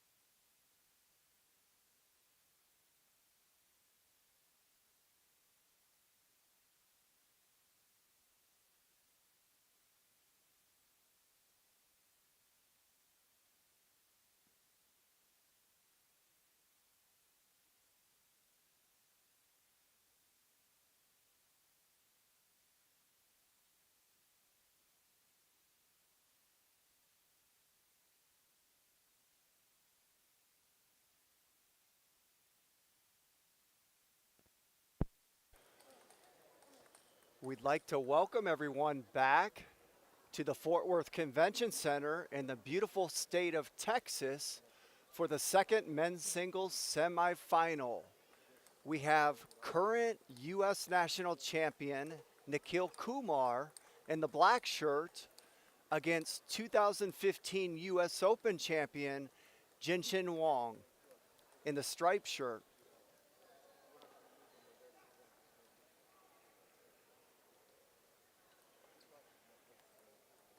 This is going to be a very interesting match. Nikhil Kumar is very well known within this country. That happens anytime you're the U.S. champion. Jinshin Wang, also well known for his 2015 U.S. Open victory, but we haven't seen Jinshin Wang play much since 2015. So this is the first U.S. national championships for him, and it's a real treat for all of us to watch him play again. I was at that match at the 2015 U.S. Open final at Caesars Palace in Las Vegas, and he was special to watch there. And now we have him in the semifinals of the U.S. Championships here. He also won the men's doubles title here with his partner. So he's off to an unbelievable debut at the U.S. National Championships. This is going to be an exciting match.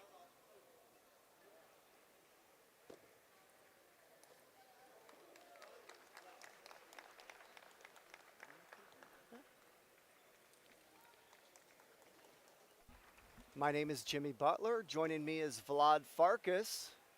Oh, wow. Acrobatic step around.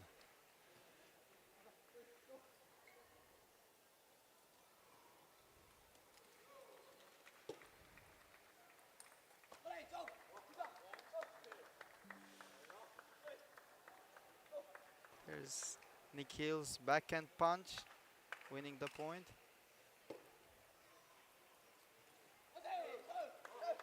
And just like we saw in the quarterfinal, Kumar, a very emotional player. Right from the first point, you start hearing him being vocal.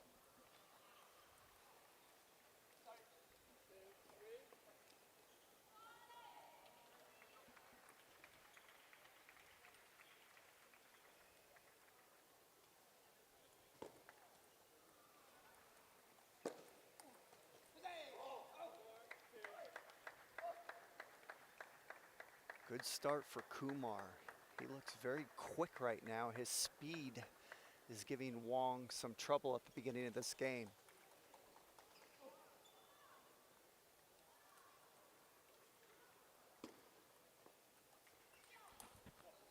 And there's the backhand of Wang. We saw that in the quarterfinals. That's his best shot right there. He's so strong from that side of the table.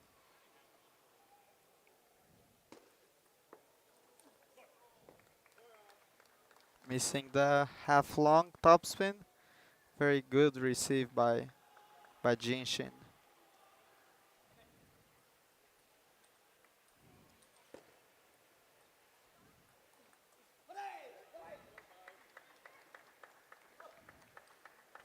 Kumar has a very strong serve and receive game. That was a great receive right there.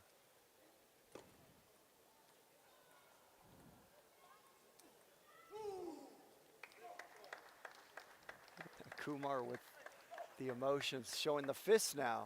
Yeah. After that, backhand chop block and then step around forehand inside out.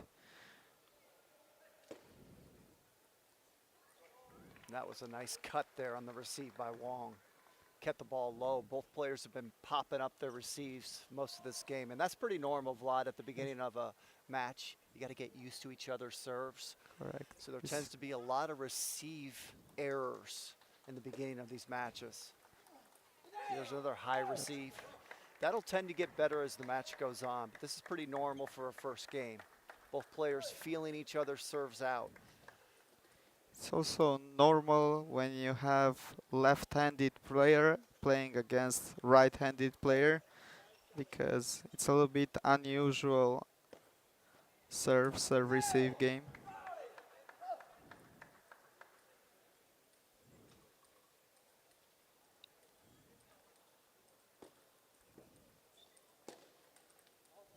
Wow, what a backhand. We can see Nikhil wants to use a lot of variation opening with different pace with his backhand. And there's that backhand again. Anytime you play into that side of the table on Wong, just good things happen for him. He Yes. didn't have a lot of speed or pace on that ball, and that's what messed Kumar up. He can go Yes. hard, he can go soft. He's got great feeling from that side.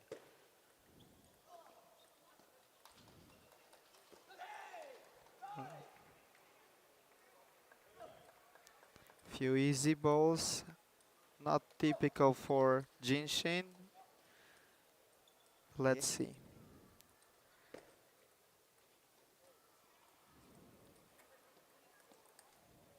there's that backhand again. He's so comfortable there. Most of his unforced errors have been off the forehand side this game. Now, Jincheng Wang hasn't been in these big moments much since 2015, whereas Kumar has. Wow, that was a great point. So there's a little bit more pressure on Nikhil too, being the defending champion. After having to pull out of team trials after a back injury, he he would really need this title to go back on track with his career.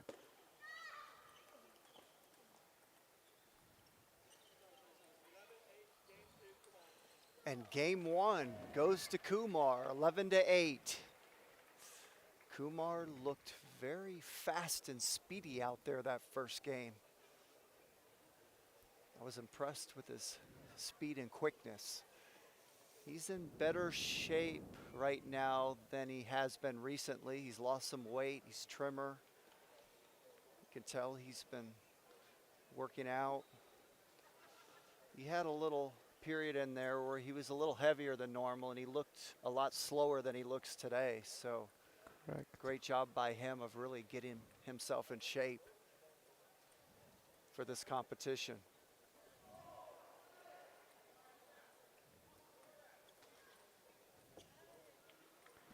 We see Nikhil Kumar coached by Rajko Gomers, former Netherlands national team player, now coach at AAA table tennis in Burlingame, California.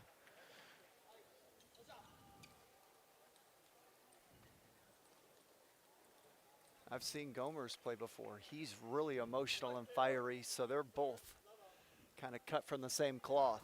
Yeah.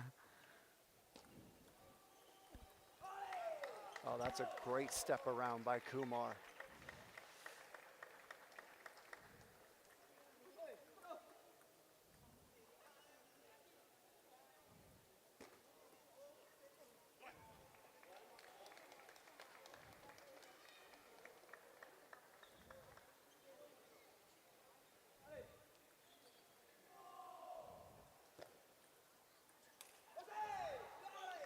That's not a good sign for Wong.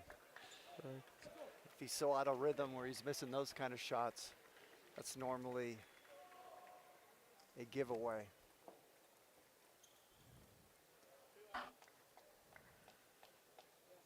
Yeah, overall, Wong has looked good from his backhand side this match, not so good from his forehand side. So he needs to find his rhythm on his forehand.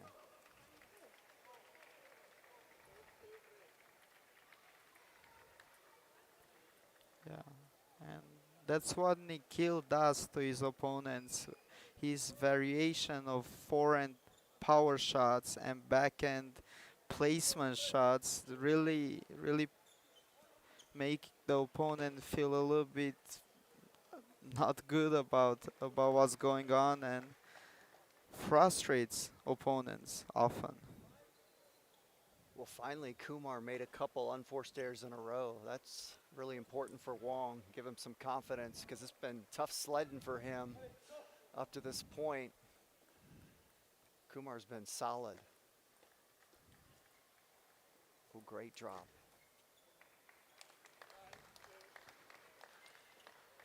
Wong didn't look confident on that forehand either, the way he put it Yes. away, but won the point. One reason being is because Jinshin is playing with his backup racket. His main racket was ruled not eligible to to play in the competition due to the thickness of the rubber. So this might be one of the reasons we see these unforced errors. At this level, to trust your equipment is very, very important.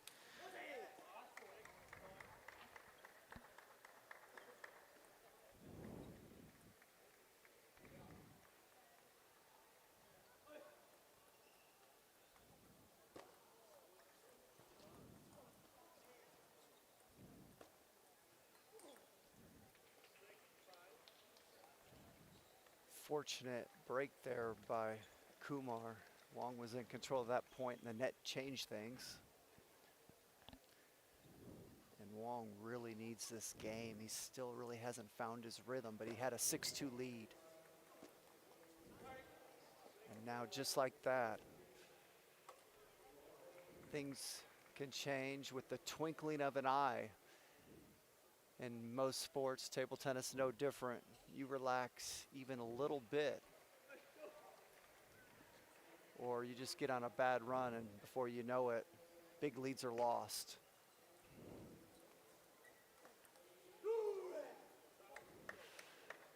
Kumar playing a very tactically intelligent game, really putting pressure into the forehand of Wong, staying away from that backhand. And there's that beautiful backhand there. That had a lot of spin. Yes.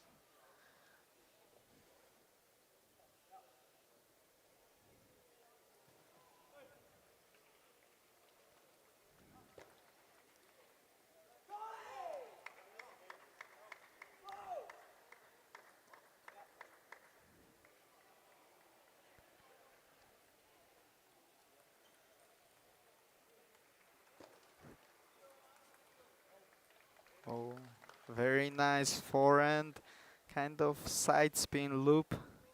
And an even better serve, which caused Kumar to pop that ball up high. Correct.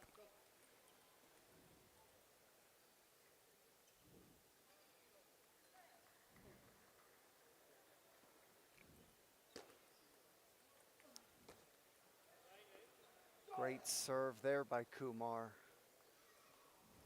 Getting Wong to pop the ball up. If you don't keep the ball low to the net on your pushes, generally the server's going to punish you. So you either got to flick them or keep them low, chop.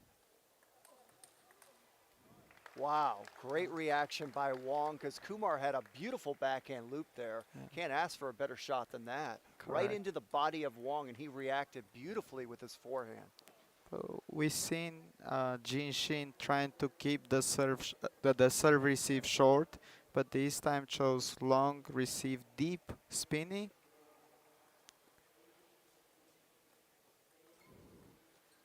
Wow.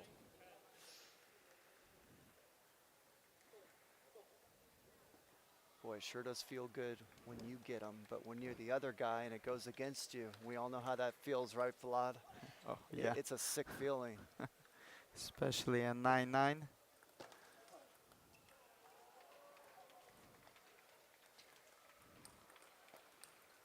What a Wow. point! Nikhil Kumar takes game 2, 11-9. What a great finish there for Kumar to win that game. And Wong going back to his corner. How sick do you feel at 9-all? Kumar gets a net dribbler. At 10-9, he was in control of that point most of it. Kumar starts chopping, Yes. gets back into the point, and then wins like that. Yeah, I mean, Nikhil displaying his skills. He can chop, he can loop, he can punch, and that's why he's up 2-0 in the men's singles semifinals of the U.S. National Table Tennis Championship. And those are tough losses to come back from in a match. You're Jinshin Wong. He's the underdog in the match, according to rating. And he was up 6-2. and lost that game. I think for Jinshin, it's a lot about his serve return. His serve return, short serve return was not that great, and he needs to change something in that department. Oh, again.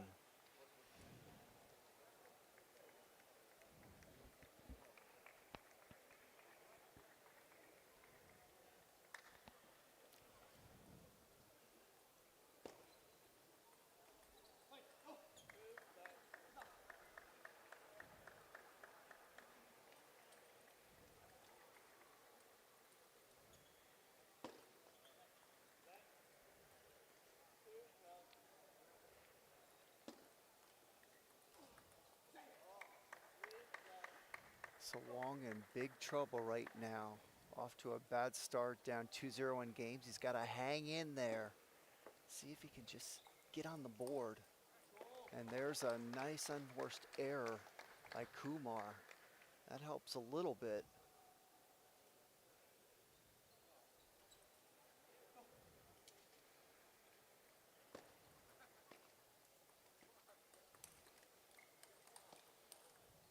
Wow. Wow. Oh, another net. It, Yeah. a well-earned point by Kumar, but you saw the reaction of Wong, right? Yeah. The fact that it hit the net, he's just like shaking his head. You don't see much emotion out of him. So that's what I mean. It's really devastating when you feel like they're going against you. A guy like Wong, who normally never shows emotion, he's Yeah. starting to crack a little bit and show some negative body language.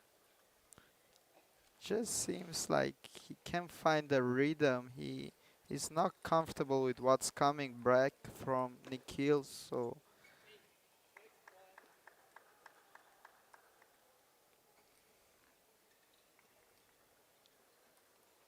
Kumar overall looks like the better player.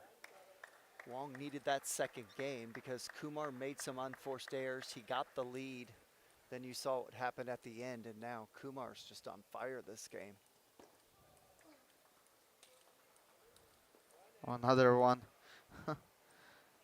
Yeah, that one's not so important now that you're down 7-1, but it's just the story of the match for Wong.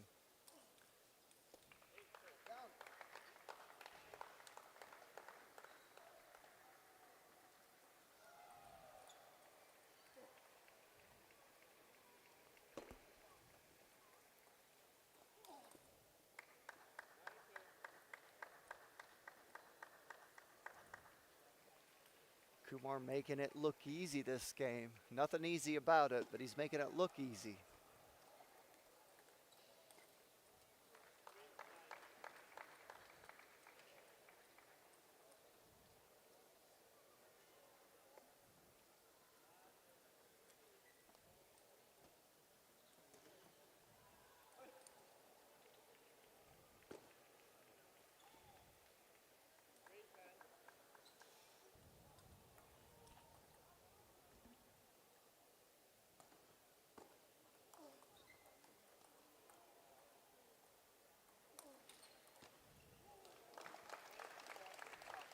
Great point.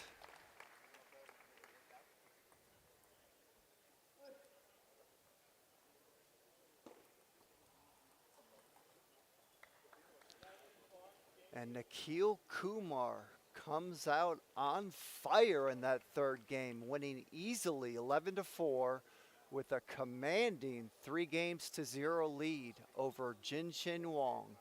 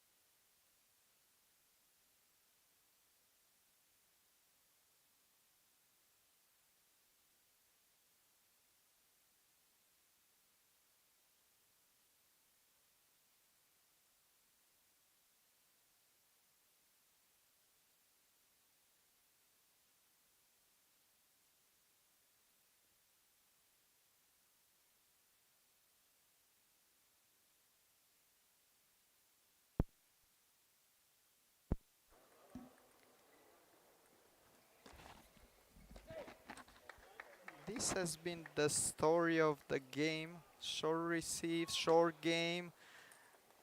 Jinshin cannot just return the way he wants the serves, and Nikhil much more sharper on the third ball attack and on pretty much everything else. Well, the biggest difference in this match is the speed of Kumar. He looks fast. I haven't seen him look this fast.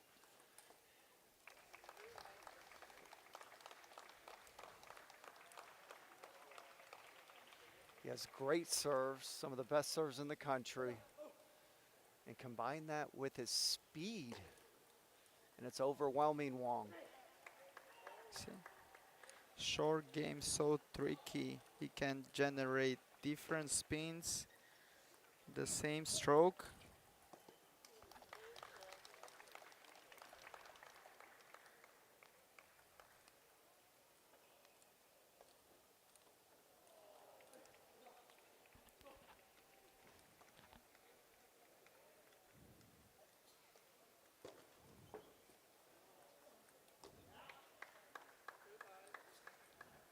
Great shot down the line. Those are difficult shots to make. Wong was waiting to his forehand, not expecting it there. But that was a great serve, loaded with underspin.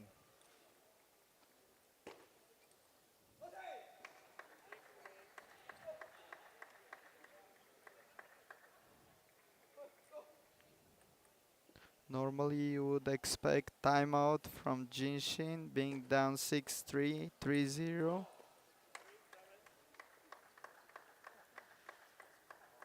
I bet in these situations when it's going this south, I'll think of calling my timeout. I'm like, I'd rather just get the match over with. And it's so painful mentally when a match is going this way. You don't even want to extend it an Oh, extra minute. there comes the timeout. 8-3. That is a weird time to take it. Yes. I wonder if his coach must have called it, or did No, he call no, it? he called it. That's strange to take it when you're down 8-3. Yeah, but it's such an important game, semifinals of the national championships. You want to give yourself the best chance. Yeah, what's strange to me is not that he would want to call one, but you'd wait till you're so It's far out 8-3. of the game. Like I could see it at 5-3, 6-3, maybe 7. 8-3, Yeah, it's almost over, 8-3, right? yes. A lot of things must be going through his head, and points go by fast. Before you know it, down 8-3, but he has the service.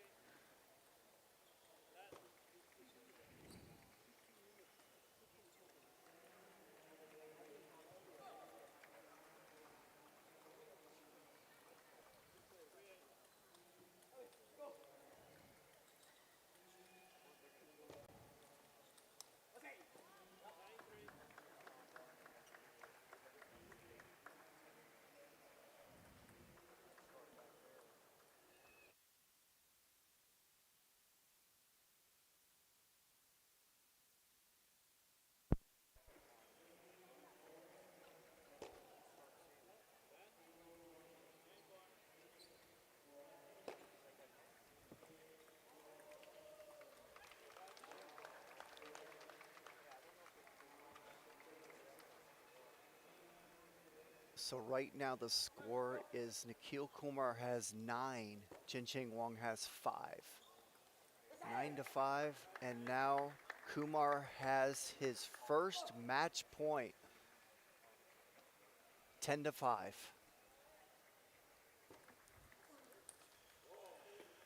And Nikhil Kumar wins the match in straight games and will advance to the finals of the U.S. National Championships here at the Fort Worth Convention Center in Texas. What a dominant performance by Nikhil Kumar. That's the most impressive I've seen him look in a long time. He looks fit, he's quick, and he's sharp in all aspects of the game. So Nikhil Kumar advancing to the final for the second year in a row. He won it last year for his first ever U.S. national singles title and will be back in the finals again. We will be back.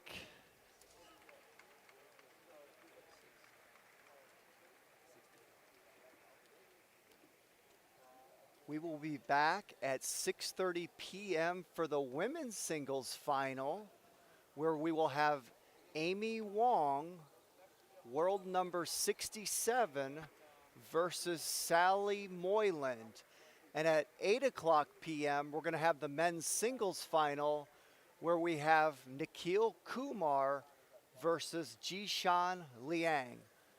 Hope to see you then. Bye-bye.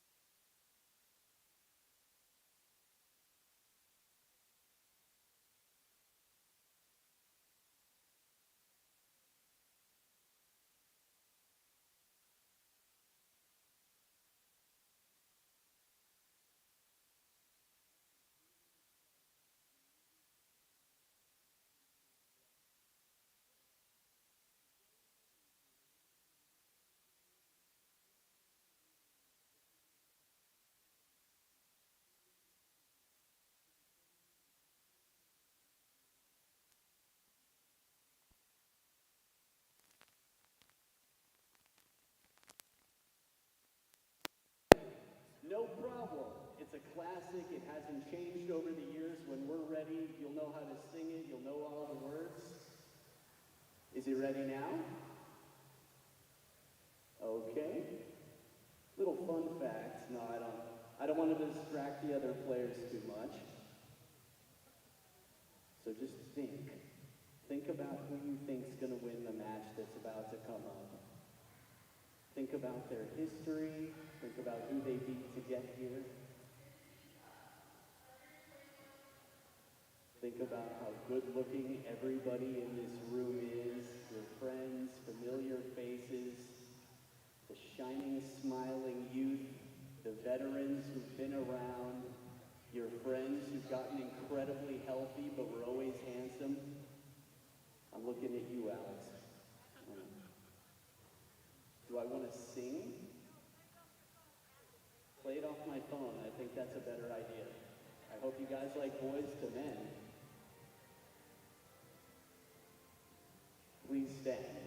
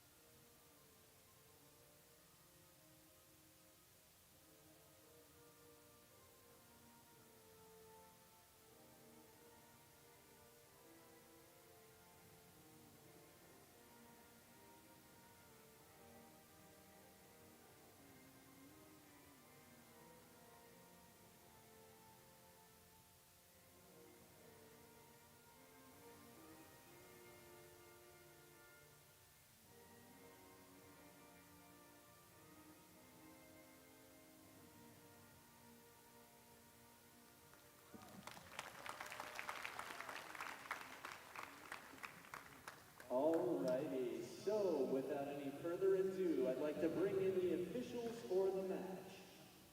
Our head umpire for the match, Hu Li Chuan.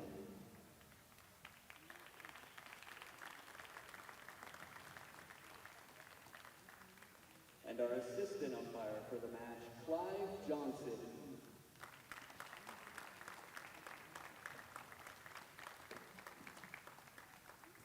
And now I will bring in the players.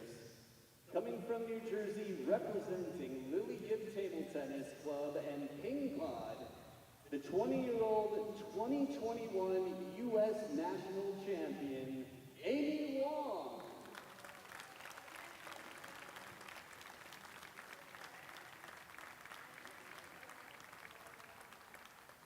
And representing Table Tennis America, that's TTA, the 16-year-old 2022 finalist and another final this year, silver medalist at the WTT Youth Contender and Hobby Road 2023, Sally Moylan.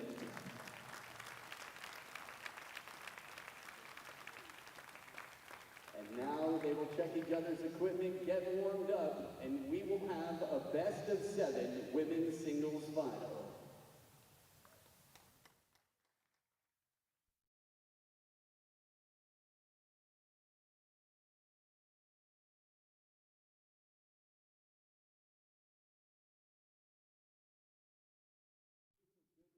Whenever you see them.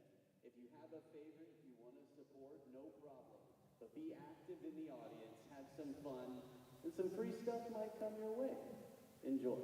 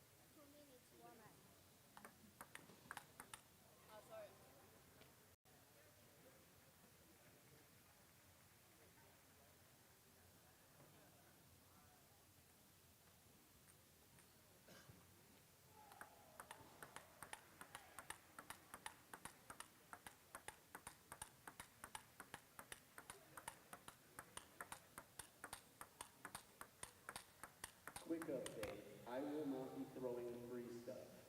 I'll be helping commentate, but you still get free stuff from the U.S.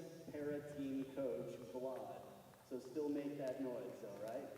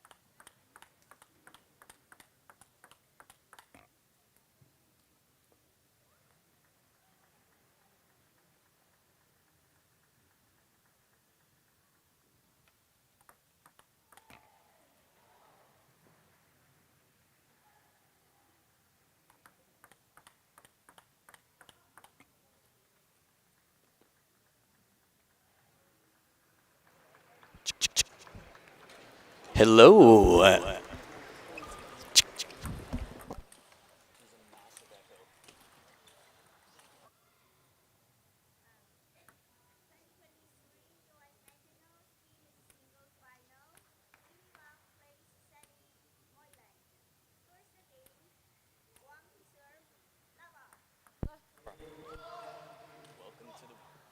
welcome.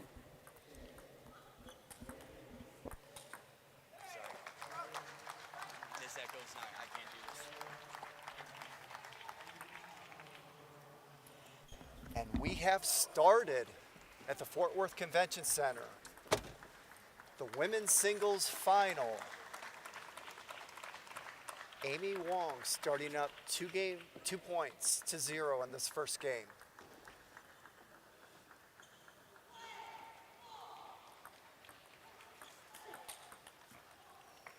Oh, great reaction by Wong there. That should have been Moylan's point, but Wong with an incredible forehand defensive shot there.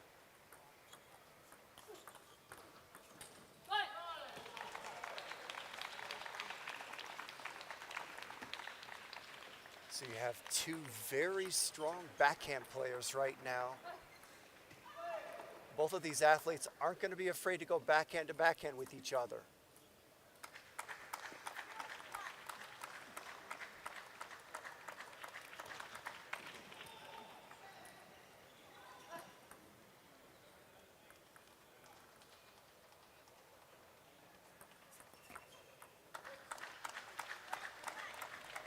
Amy Wong, the 2021 U.S. singles champion. Sally Moylan made the finals last year before losing to world number 22 Lily Jung. Moylan defeated Amy Wong in the semis in this tournament. So you have a rematch of last year's semifinal. And Wong with a fantastic start.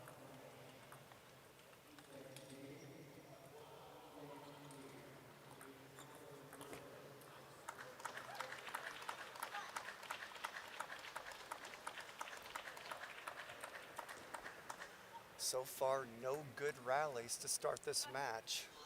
Moylan a little out of rhythm.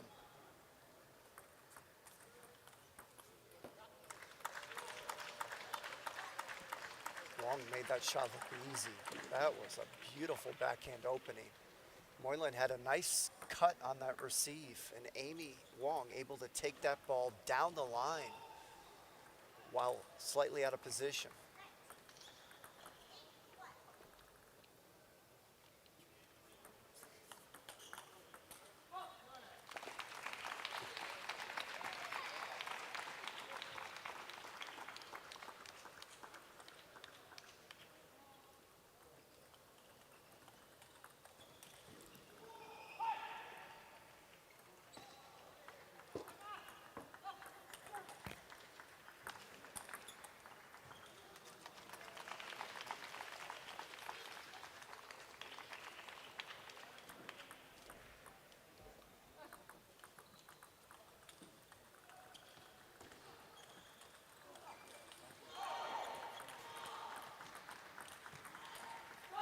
And there's that backhand to backhand that I expect to see throughout this match.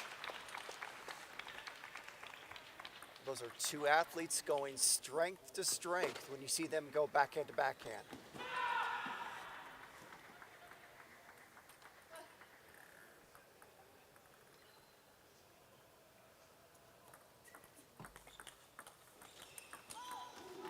Oh, beautiful angle by Wong there on the forehand.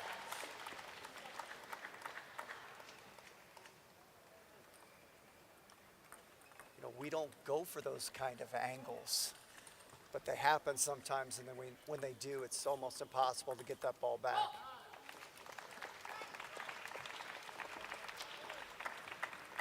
Another backhand to backhand exchange. Moylan coming out on top that point.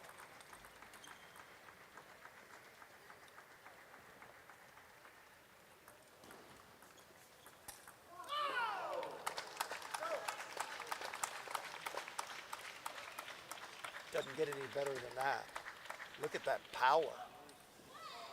And what's impressive is she was so effortless the way she swung her backhand, and look at the power.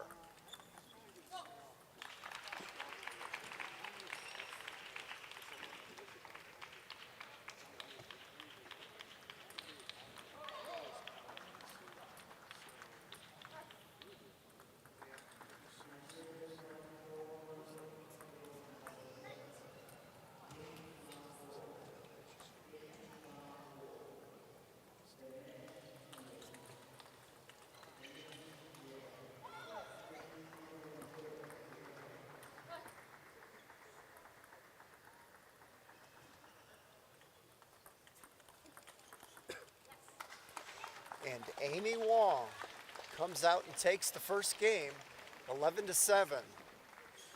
Great start for Wong. Moylan So Amy really Wong takes game number 1 in this best of 7, 11 points to 7. Moylan really struggled most of that game, but at the end she started getting a rhythm a little bit. And if you're Moylan, you've got at least a little momentum into the next game because Wong came out clicking from the start. These best of 7 matches can really get away from you fast. So it's really important to find your rhythm as early as possible.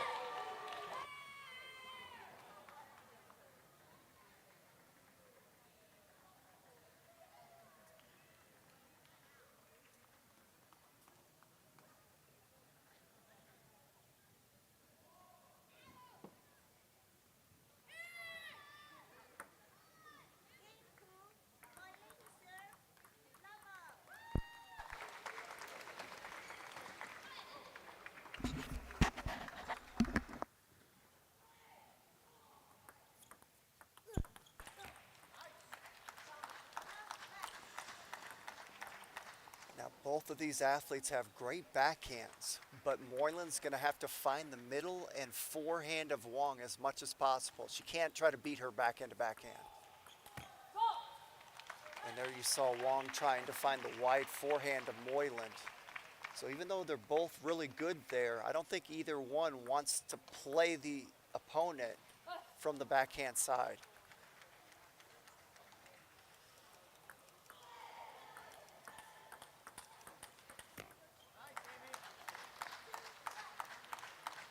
So you saw Moylan trying to get that ball out to Amy's forehand, but Amy with a nice reaction.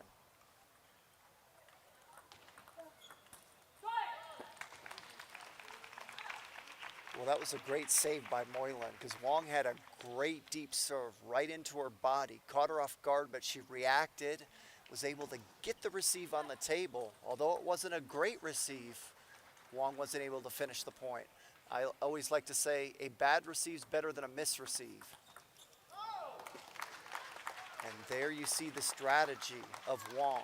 When she feels comfortable trying to get the ball wide out to Moylan's forehand.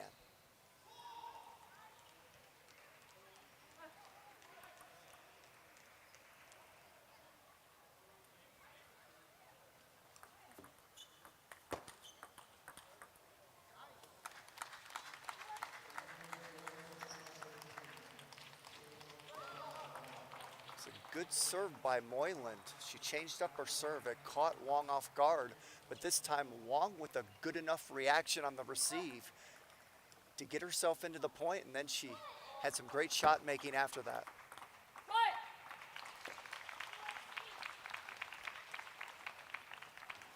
There you get an idea of how much topspin Moylan creates off her backhand. Wasn't a lot of speed on her backhand there, but it was the spin that caused Wong to miss off the table.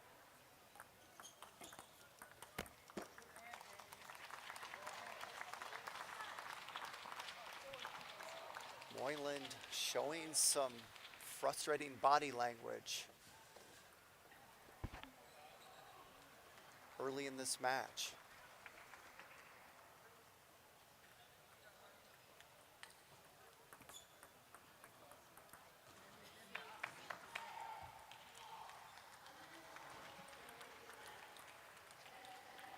This is Moylan's first ever U.S. women's singles final.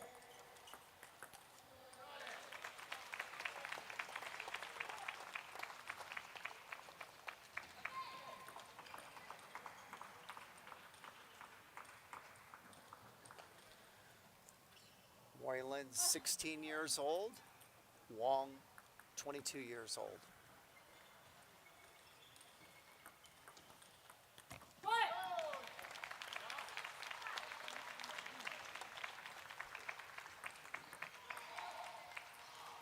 Wong currently ranked number 67 in the world, our second highest female American woman.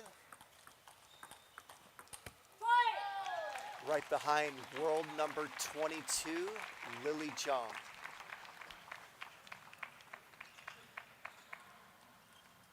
Moyland, one of the top up and young coming young talents in this country.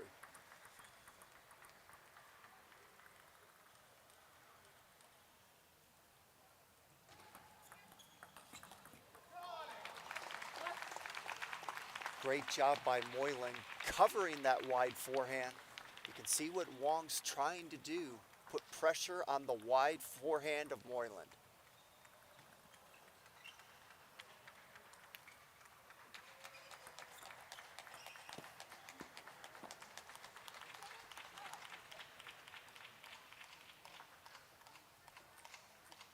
Unfortunate, unforced error there for Moylan. Great serve, got Wong to pop it up, unable to finish.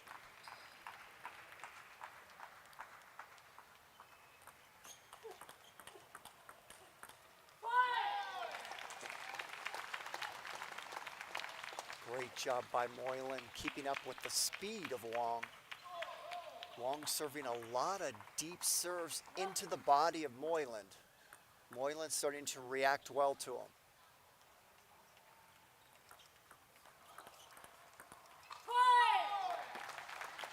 A great receive, and there's the spin Moylan creates from that backhand side. She's not all about power there. She can change the pace, she can change the spin, and she creates a lot of top spin.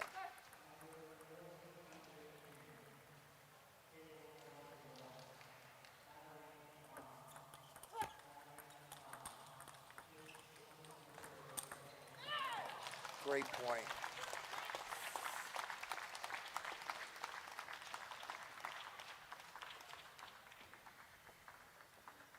This is a big game for Moylan. Down 1-0. Her first ever final. So important to get on the board here.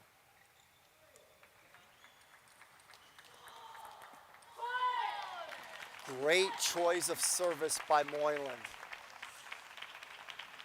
Moylan has improved her service game over the last several months. That's been her weakness in her game, her whole career thus far. But she has improved her service game. It was one of the keys for her winning the semis. And right there's a good example of that. She didn't used to have that serve. And Sally Moylan comes out and wins the second game and ties the matchup at 1-1. Game apiece, we've got a match on our hands, folks. And I've got free stuff. This news just in. If you're not sitting near the court, you're not allowed to get free stuff. Dead serious. I'm just a messenger, so come on down, sit near the court, and get the best view of the action.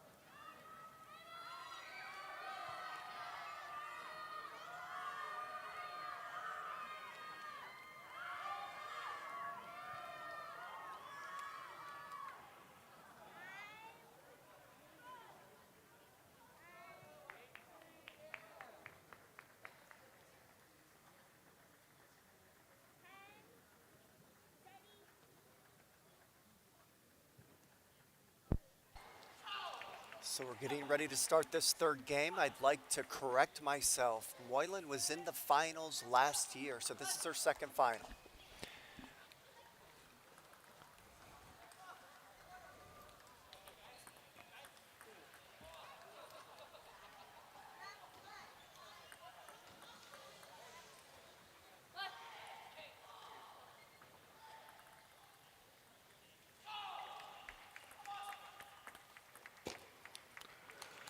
Well, an interesting start to this game. Moylan with a net dribbler to go up 1-0, and then Wong with the edge to tie it up. So the luck evening out this game.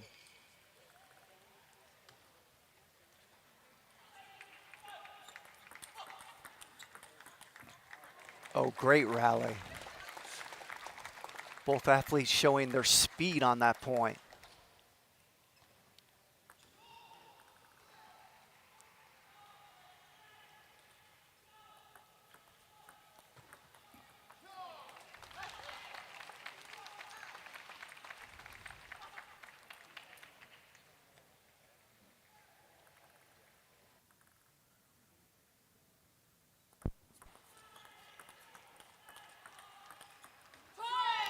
And there's Moylan working the middle and forehand side of Wong, trying to stay away from her backhand.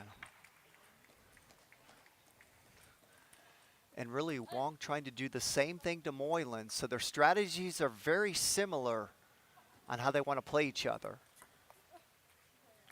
There's that receive trying to go into the body of Wong.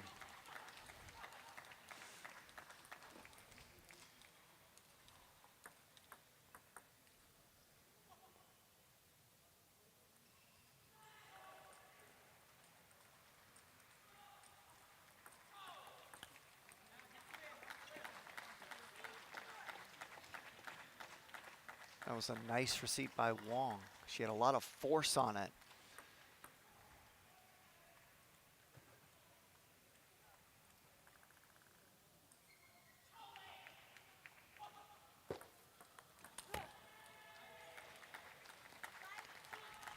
And there's that shot wide out to Moylan's forehand.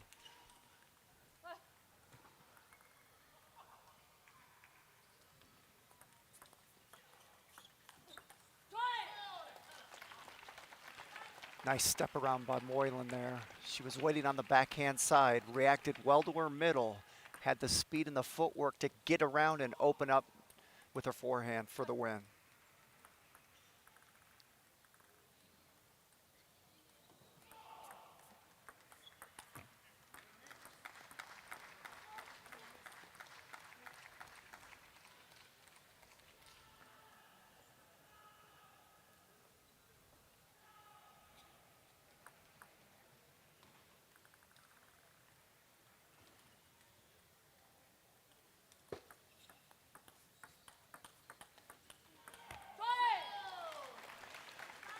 Great footwork by Moylan there. Wong going wide to her backhand and then wide to her forehand. Moylan had the speed to get out there and react to that.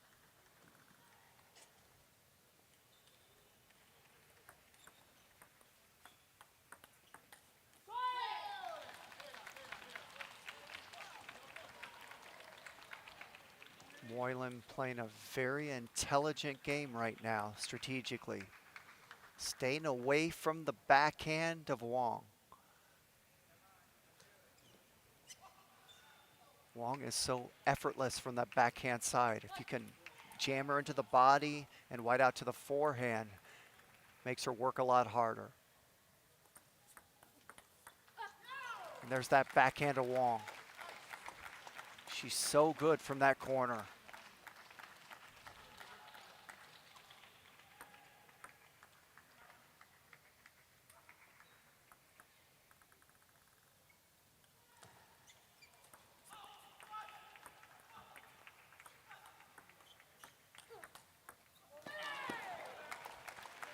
Great reaction by Wong there. You know, we talking about both athletes wanting to go wide to the forehand of each other, but it has to be done with pace. That's a good example. Moylan tried to get it out there, but didn't have enough pace, and Wong good enough to react to it.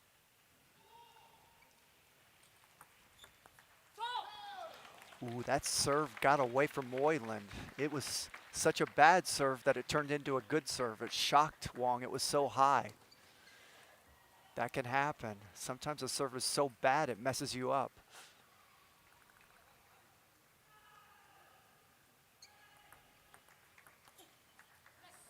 Oh, great receive cut there by Wong. Moylan not expecting it to go right into her backhand. Great decision by Wong to change things up and push one right into the Moylan backhand.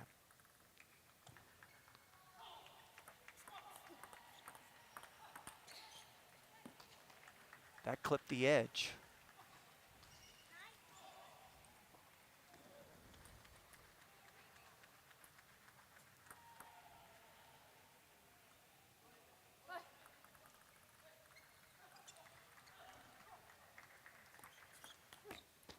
Great serve by Wong. Gutsy serve. 9-8, such an important time in the match. Serves deep right into her body. In this moment of the match, when it gets close at the end, most athletes are scared to serve deep. I'm a big fan of the deep serve. That was a great one by Wong.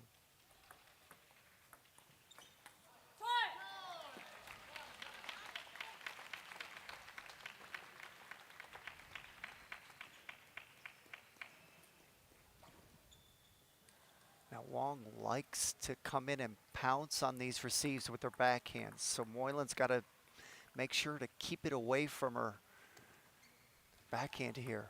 Right to it.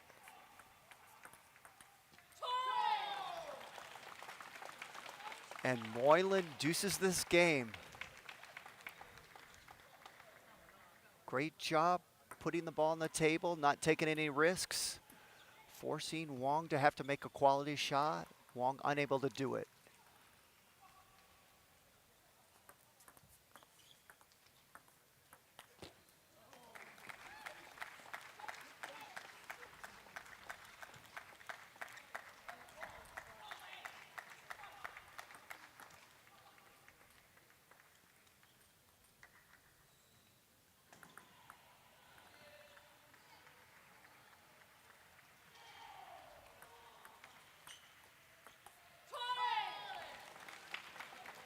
And a fortunate break for Moylan there. She just pushed the ball right into the strength of Wong.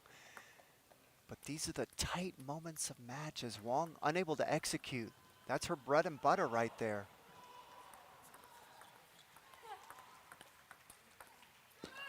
Oh, great job by Wong, covering that middle.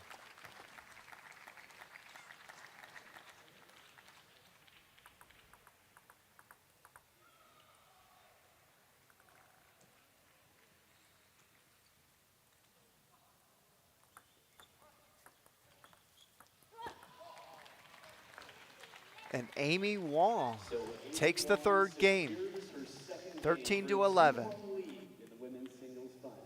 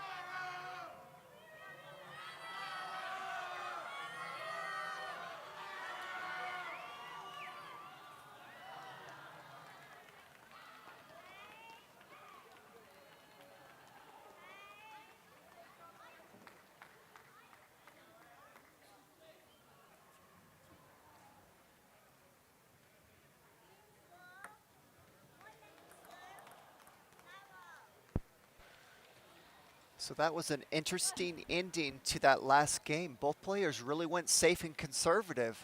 It ended up paying off for Wong. Saw a lot of pushing and a lot of mistakes trying to open. So both players went conservative. Wong ended up winning the game.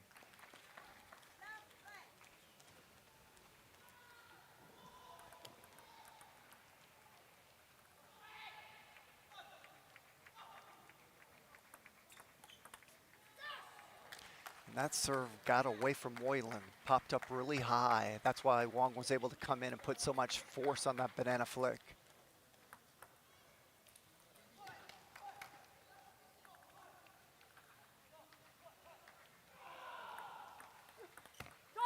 Great receive by Moylan. With the windshield wiper technique, got a lot of side spin.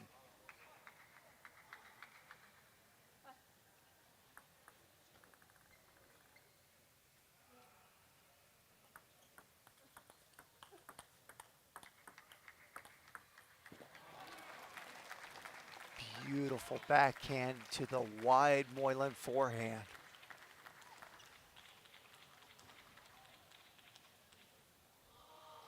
And that's what's dangerous when you play into the backhand racket of Wong. She can change angles and pretty much put the ball anywhere she wants.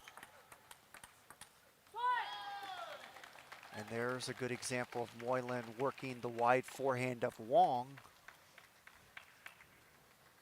and getting a good result.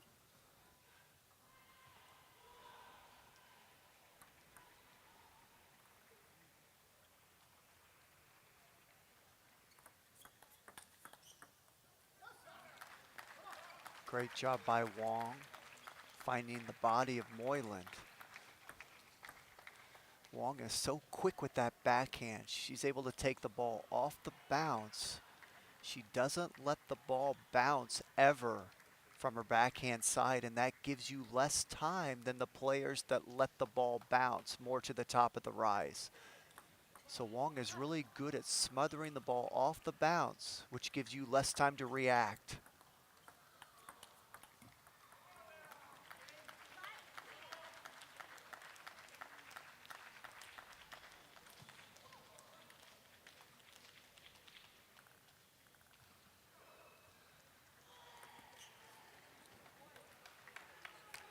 There's the first miss serve for Wong this match.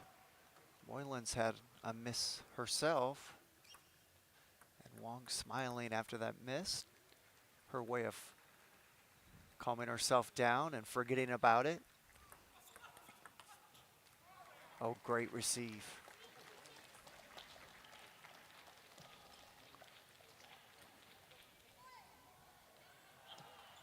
Wong has excellent receiver serves.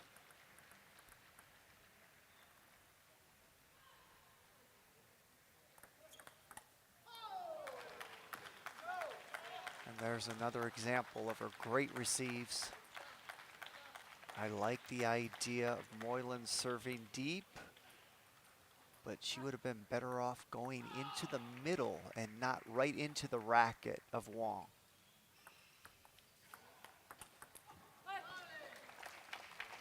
Great backhand punch there by Moylan. She tends to spin the ball. That time she flat hit it down the line, which completely threw off the timing of Wong. Most players spin in this day and age of table tennis, but the new thing is to add flat hitting with spins.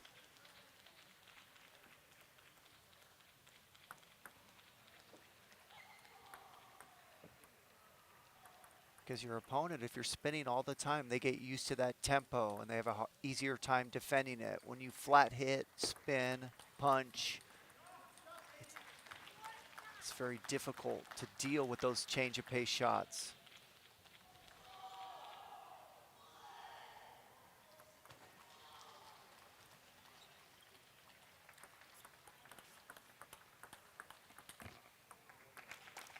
Great job by Moylan hanging in that point. And Wong has got used to the serves of Moylan, and she's starting to really put pressure on Moylan with her great receives. Moylan's going to have to figure out how to change her service game up.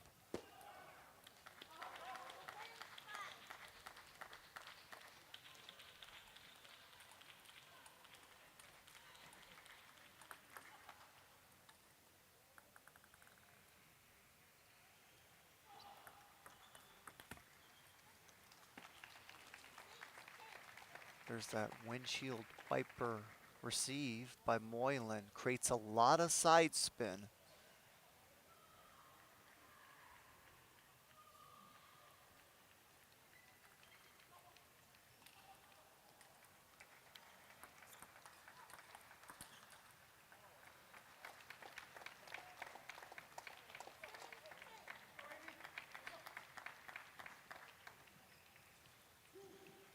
So Wong still with 3 game points.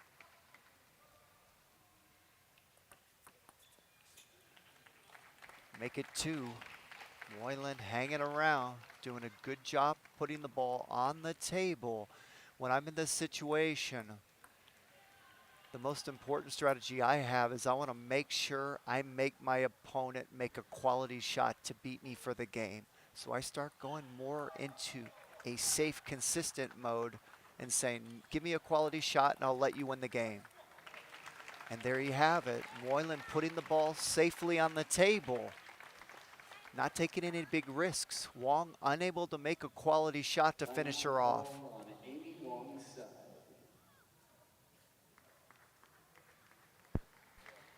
So Wong takes a timeout to try to stop the momentum here of Moyland. In table tennis, each athlete gets 1 timeout per match, and a timeout lasts for 1 minute.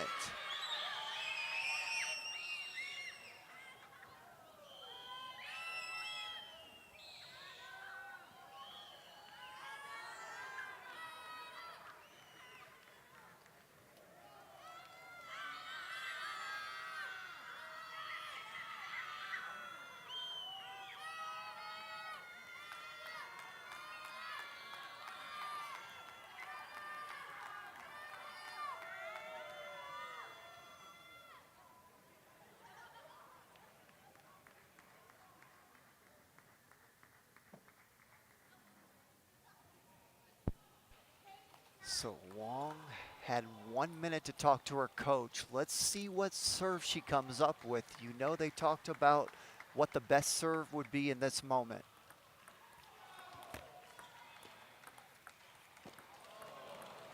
Wow. And the timeout pays off. Amy Wong takes a 3-1 lead, 1 game away from the title. Unfortunate break there for Moyland. It was the net that threw her out of that point because she made a good enough receive to get into the rally.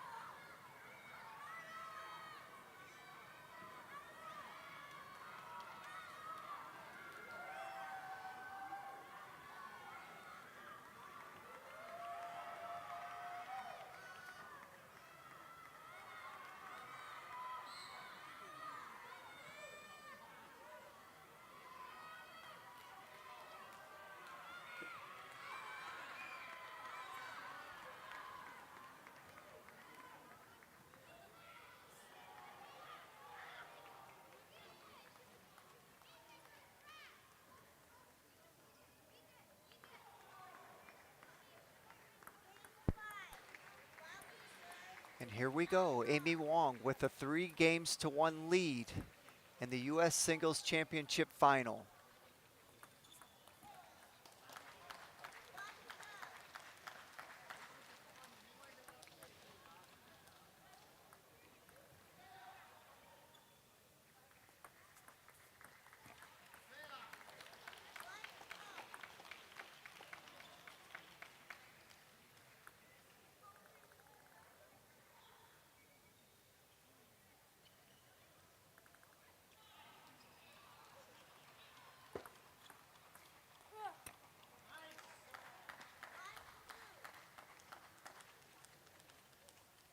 Great receive by Wong there. Jamming that ball quick off the bounce, right into the body of Moylan.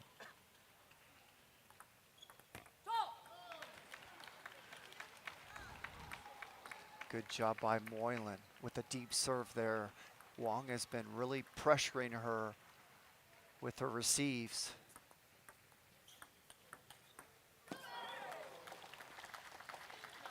Beautiful reaction by Wong. Moylan had the right idea, but not enough force on the ball. So Wong able to get there.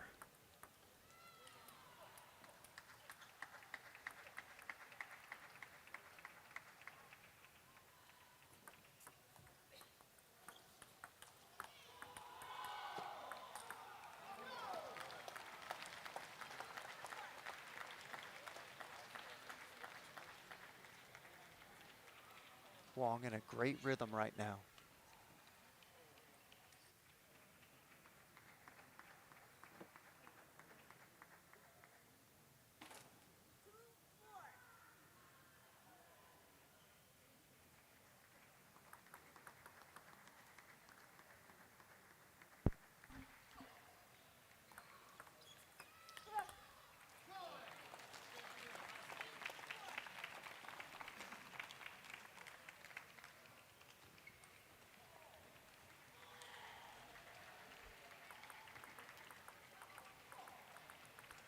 Moyland is such a fighter, such a worker. She's not going to go away easily. She can easily get back into this match.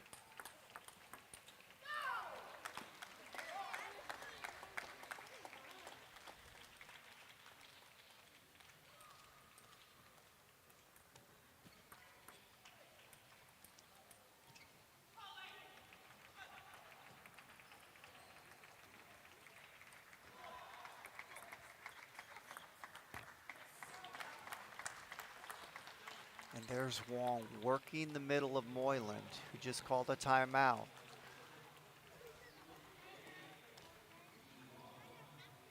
And now a timeout on Sally Moylan's side. The last timeout to be called in this match.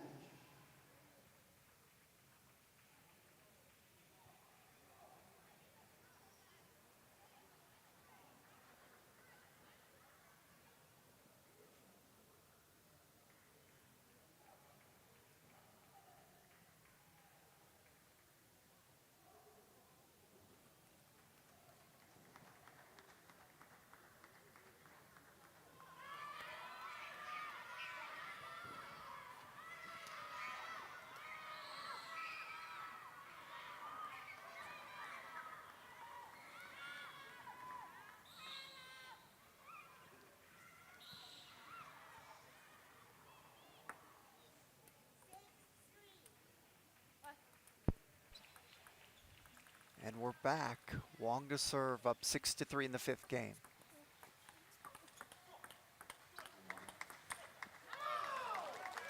And there's the backhand of Amy Wong going right into the strength of Moyland, but able to get that ball wide to Moyland's forehand and winning with a great rally. Oh, beautiful backhand to the wide forehand of Wong. Both athletes sharing great shots.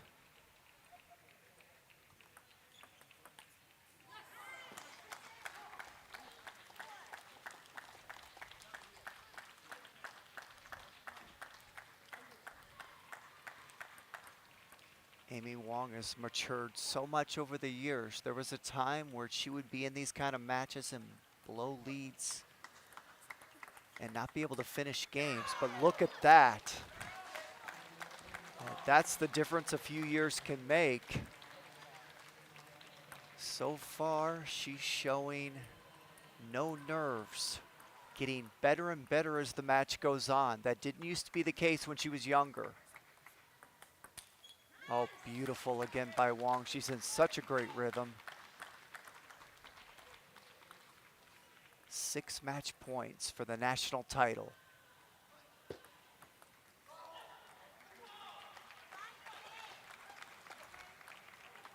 Wong smiling at herself. That miss was so bad. She actually got a chuckle out of it.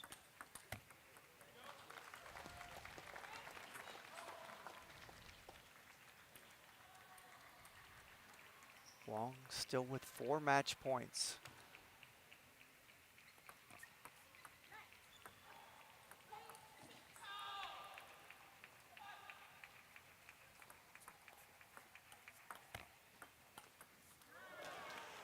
And Amy Wong. Here we have it.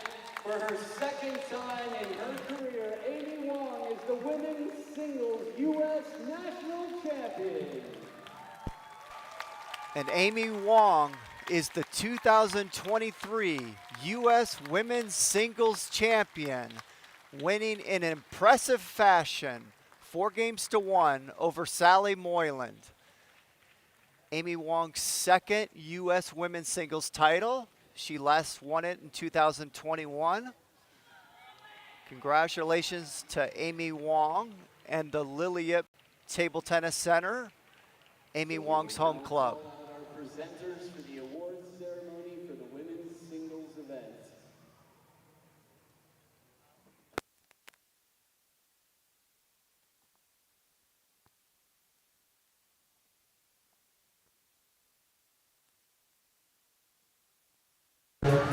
For our finalists, the Vice President of Paddle Palace, our sponsor for this event, also The supplier of our sponsor for balls, the best balls in the world, Nitaku. Straight out of Paddle Palace, the VP himself, Ryan Horcross.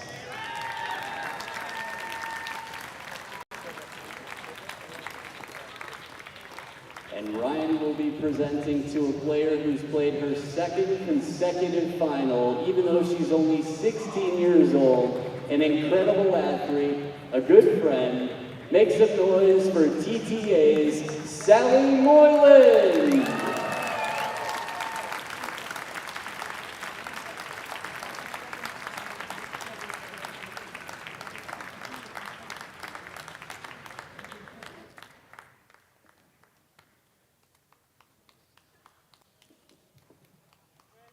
And now presenting our champion, we have the Executive Director of the Fort Worth Sports Commission, Mr. Jason Sands.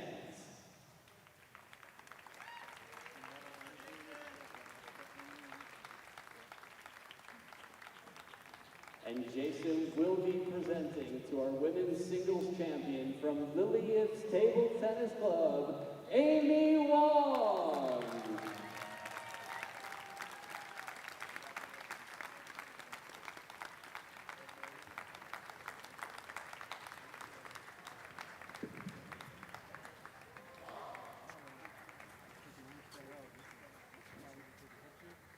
And it wouldn't be official if we didn't embrace the Texas in us. I'll let you put it on. Your hair's very special. Finally, you can let loose. Yeehaw!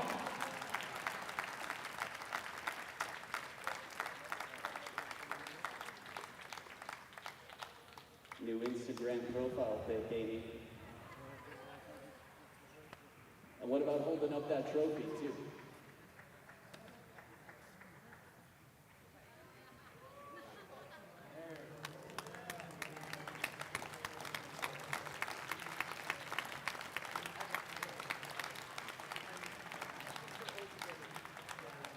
And if we could get one picture with our finalists, both Sally and Amy, and our sponsors together, our presenters.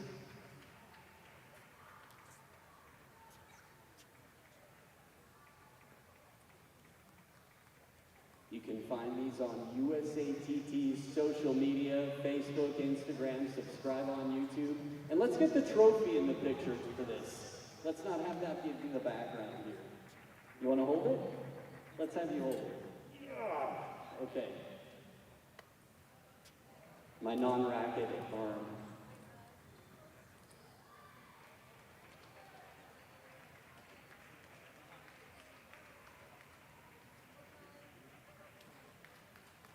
Awesome, thank you so much.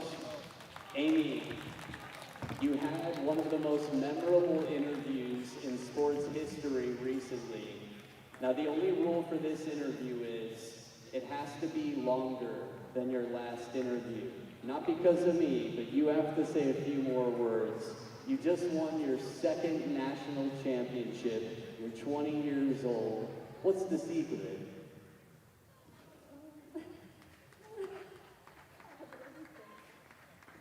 It doesn't hurt. It's a microphone. I'll let you hold it.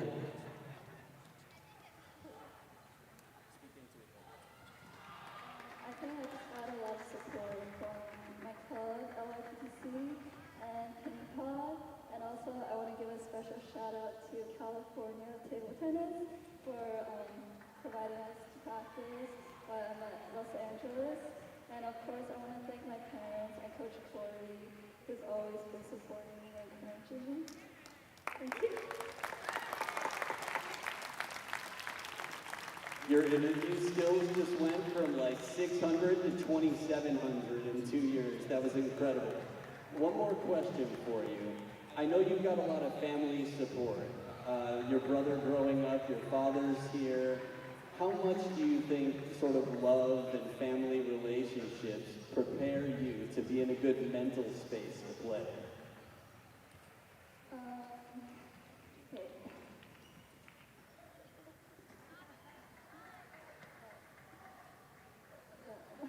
My family pretty tight. Before I play finals and semifinals, and before every match, my brother will always support me in the group chat, our family group chat. I just get a lot of love, support from them. I'm really blessed to have him by my side when I'm playing.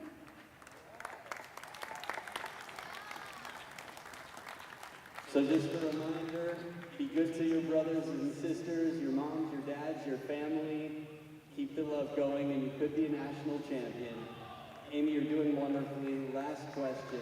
Any words of inspiration for aspiring table tennis players of any age and any experience level? Practice hard. Practice hard, that's it. There are no shortcuts. Amy, congratulations on your second national championship. This is yours for the keeping. Thank you. All right, one more time, big round of applause for Amy Wong of Lillian Table Tennis Club.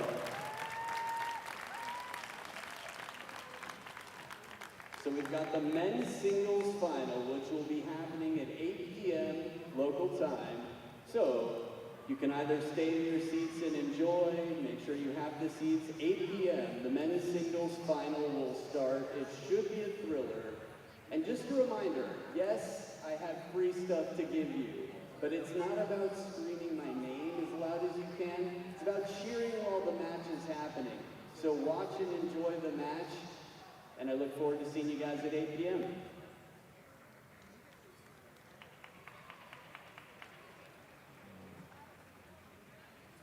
Amy! Oh, David too. Amy!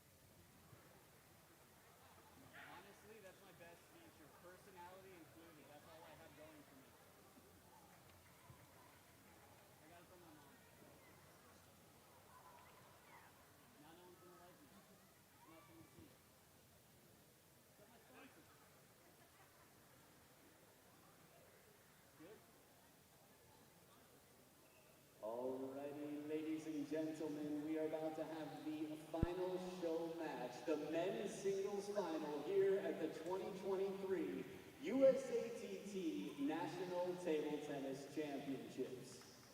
So, we'll get into this quickly. Make some noise. Let's hear it for our men's singles finalists already. First, I would like to bring in our officials. Our head umpire for the match, Mr. Luis Felipe Castaño.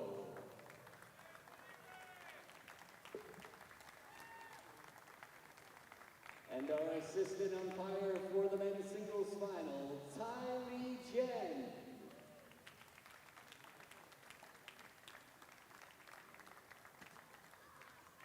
And now the warriors who will battle for the title. First off,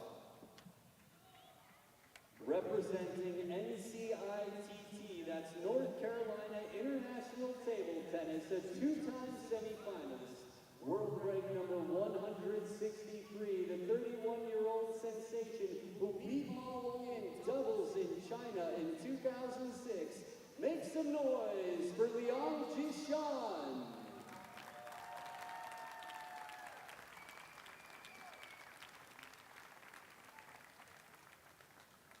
And his opponent representing AAA Table Tennis in Northern California, a 2021 Olympian, the defending U.S. national champion, 20-year-old sensation, Nikhil Kumar.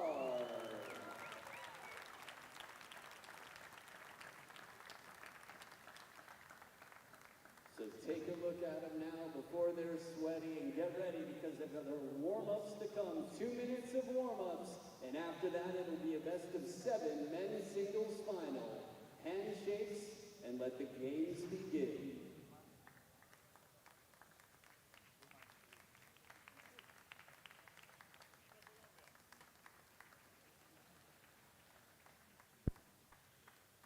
Ladies and gentlemen, we welcome you back to the Fort Worth Convention Center. The free stuff that I'm giving out is not for who screams at me the loudest between games, but I'll be watching, and when you see good points, cheer. Support your favorite player or simply support the sport by cheering when you see an exciting point. Thank you. And we're back at the Fort Worth Convention Center in the beautiful state of Texas for the U.S. National Championship Men's Singles Final. Nikhil Kumar from 888 Table Tennis Center Club in California versus Jishan Liang. Nikhil Kumar, the current national champion, won it in 2022 right in this arena. And Jishan Liang, this will be his first ever U.S. singles final. Jishan Liang, 31 years old. Nikhil Kumar, currently 20 years old. Both of these athletes are left-handed, so we've got a lefty versus lefty battle on hand.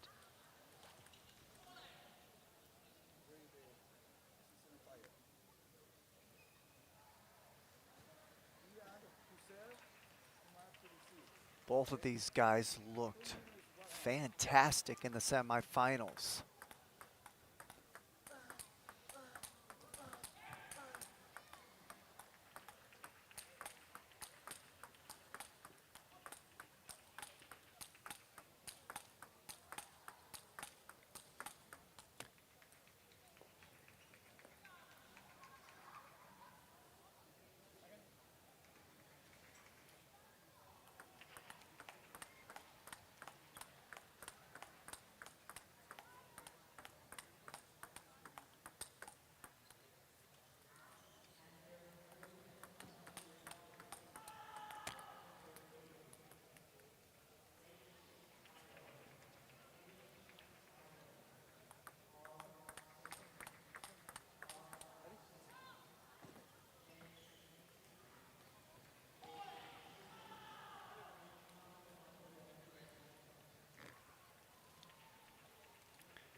This is going to be an interesting matchup.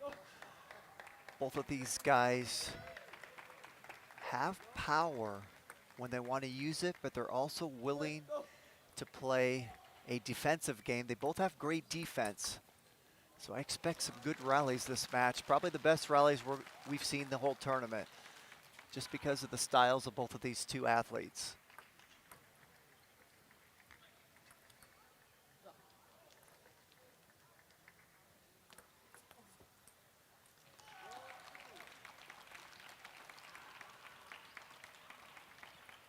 Allez, go. Allez.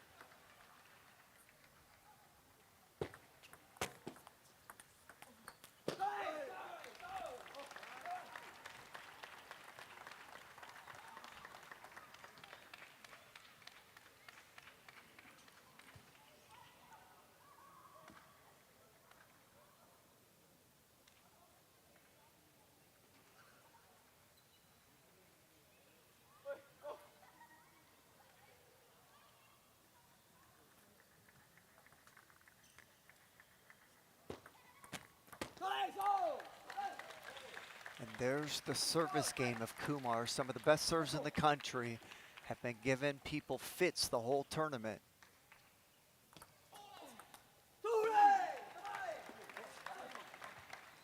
And the emotion of Kumar, he comes out from the very first point being vocal.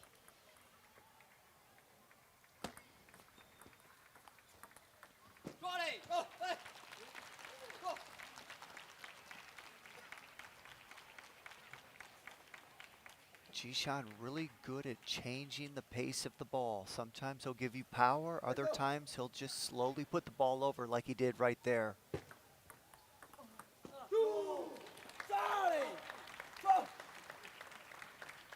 And Kumar working the wide forehand of Jishan. We've seen him do that a couple times thus far this game.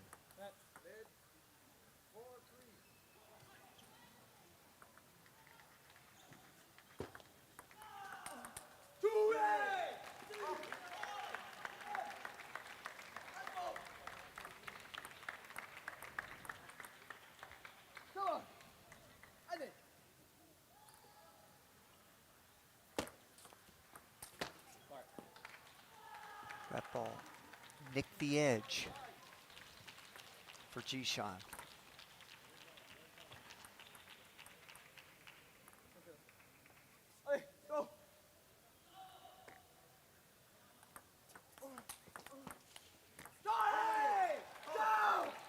One thing you'll notice in this match, Kumar definitely has the advantage in the service game. Jishan's serves are pretty simple, pretty plain, whereas Kumar has all kinds of variation.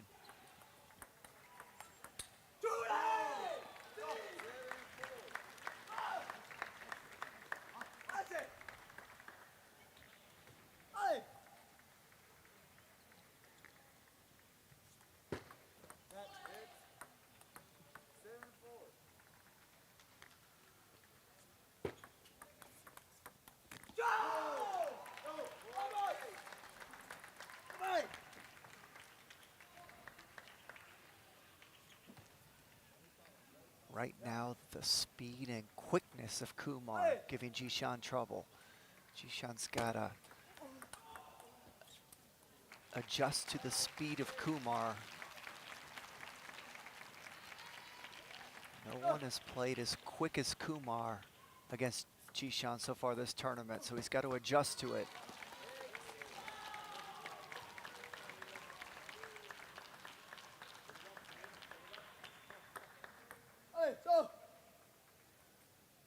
And here come the serves of Kumar. And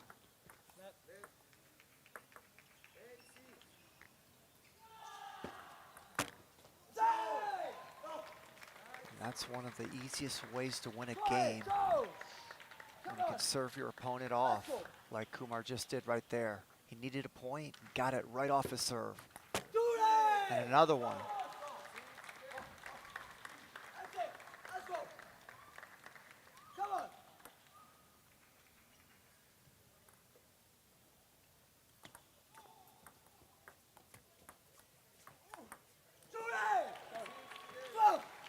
Nikhil Kumar comes out and takes the first game 11-6. I'm not giving anything away between games, but I'm going to watch who's clapping and cheering during the match.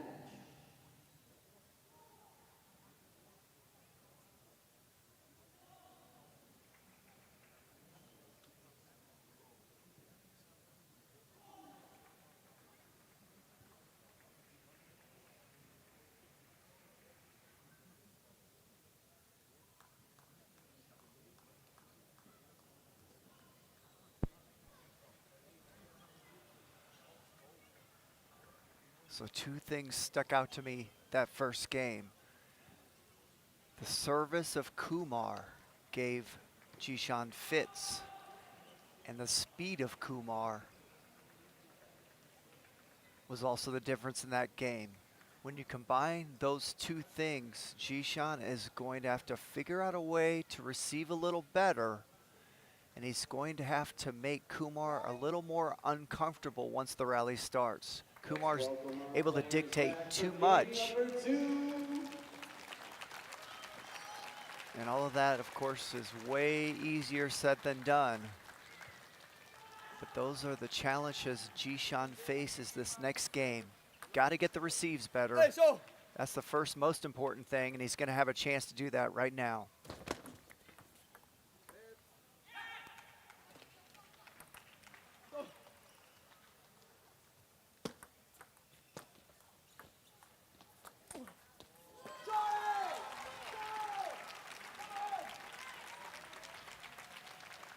Excellent first point by Kumar there. That was a pretty good receive by Jishan, but Kumar with a better opening.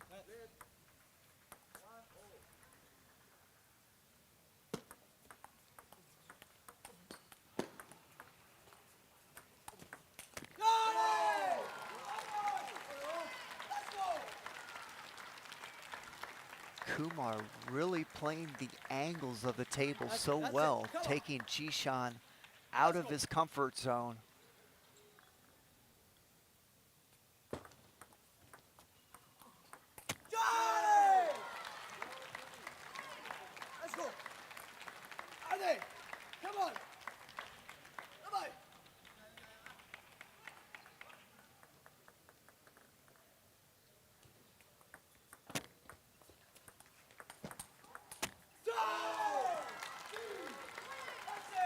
Kumar in an incredible rhythm, just doing everything right. And backing it up with some vocal cords.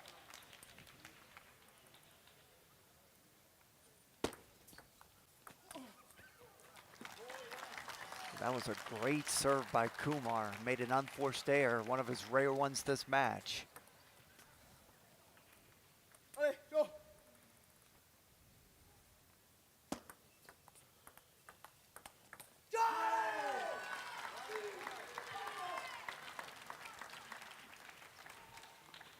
Kumar just too quick right now for Jishan. Kumar's doing all the pressuring. Jishan not able to get any pressure on Kumar thus far. And there's a beautiful serve and follow.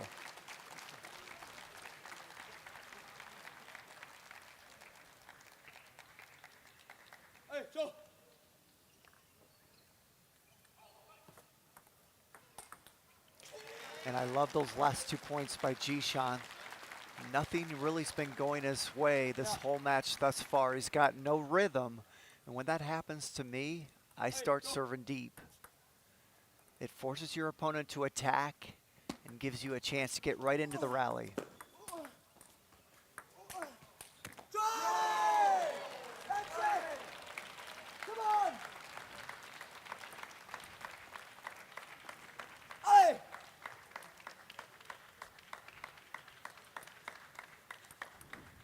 Jishan still no answer for Kumar's serve.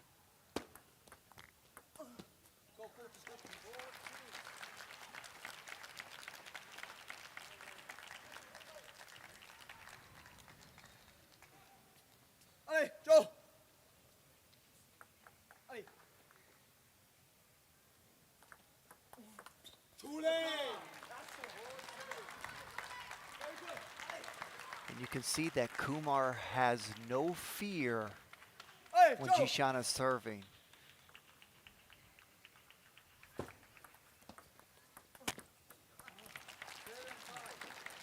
Not thinking.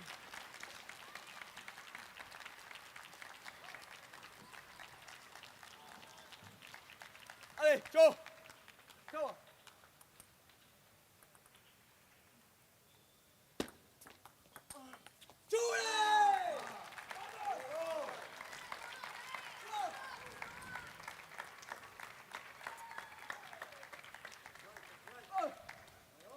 I've been in this situation before. When you fear your opponent's serve, it's so difficult to do anything.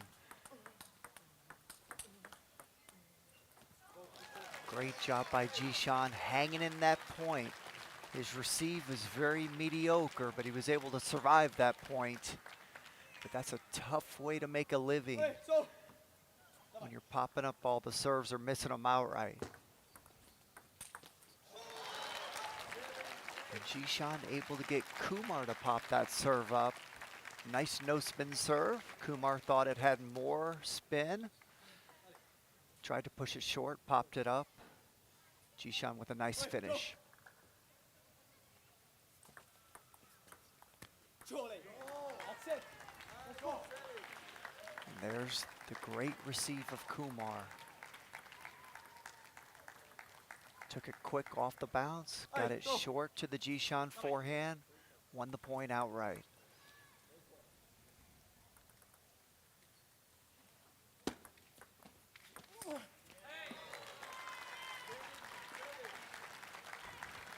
And the serve of Kumar, one of the biggest differences in this match. When you can't receive your opponent's serve, it's almost impossible to win. There's an outright miss there and some emotion from Kumar. He's pumped up.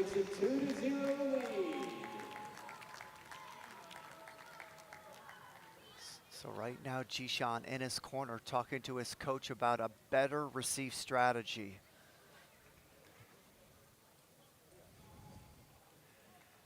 Now, if it was me out there, and I've been in that situation many times where I'm having trouble with my opponent's serve, I start cutting deep most of the time.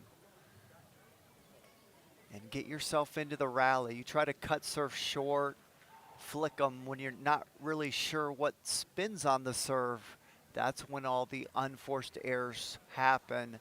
The easiest receive in table tennis is to just cut the ball deep. And there you have a look at Jishan and his coach talking about that serve return strategy. You see how he's motioning. He's telling him what he should do with the receive.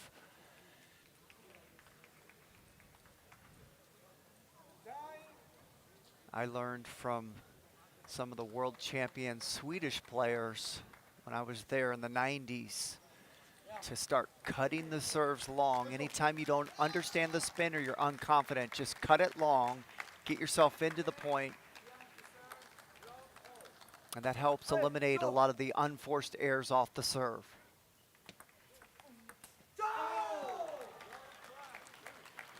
So there was a long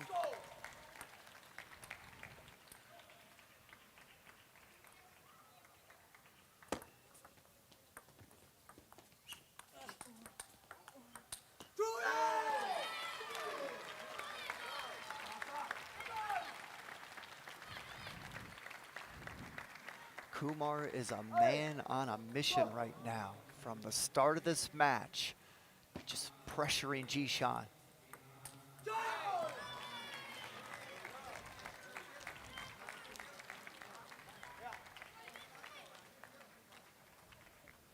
Let's go. Bye-bye. Let's see if Jishan starts trying to cut these serves longer.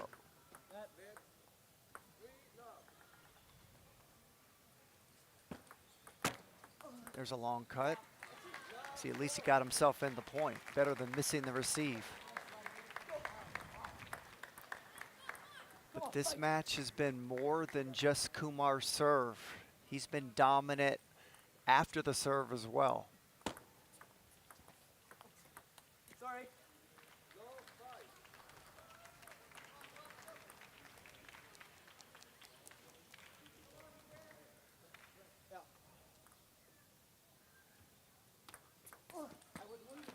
Great idea. We talked about cutting the serve long. Also, serving long more often is a good way to try to get your rhythm. Because right now, Jishan's getting dominated in the short game. Kumar's just simply better in the short game. So you want to try to go into the long game off your serve and receive.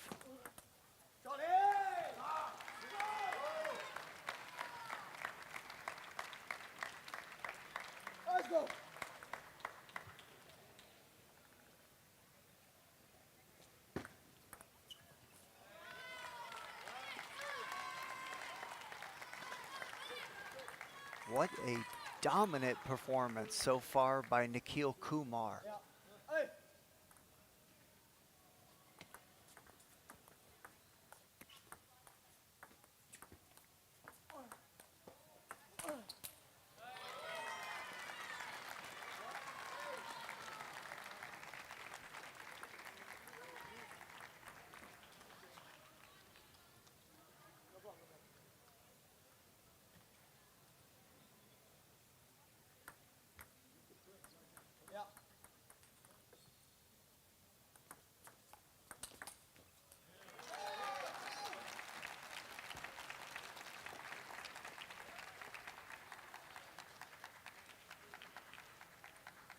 Hey, Joe! Come on, fight. Let's go.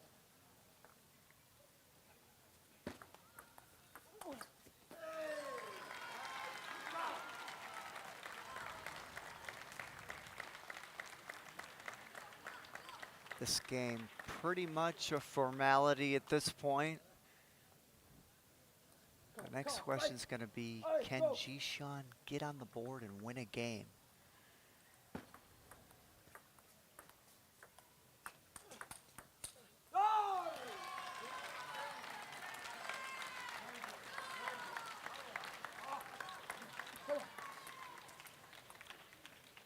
Let's go. Come on. Hey.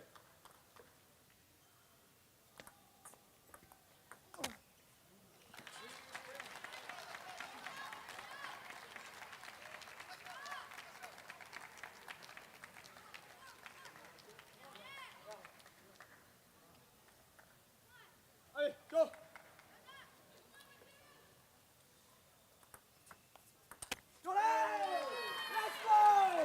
Nikhil Kumar wins the third, 11-3, and is one game away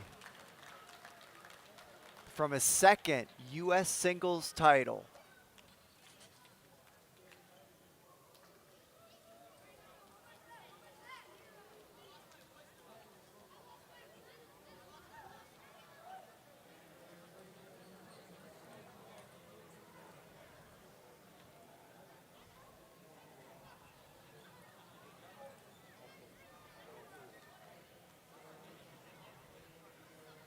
Both of these athletes, Kumar and Jishan, are very close in U.S. rating.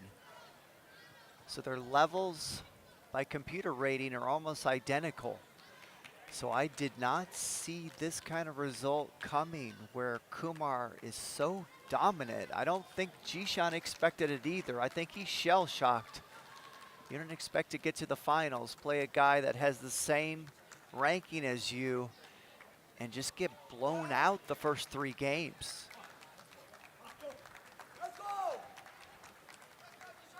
I mean, so far this match, Jishan isn't even close to winning 1 game.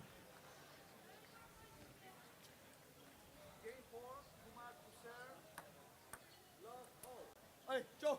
What a run by Kumar right now.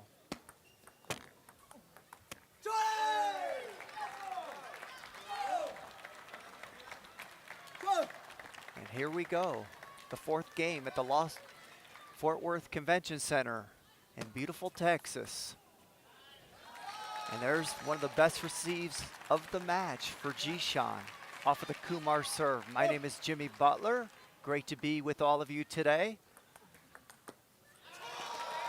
And Kumar is 1 game away from his 2nd straight U.S. singles title Jishan happy to have a 2-1 lead. He's been trailing every single game from the start. And that lead didn't last long because Kumar is a man possessed. Never seen this kind of energy by him.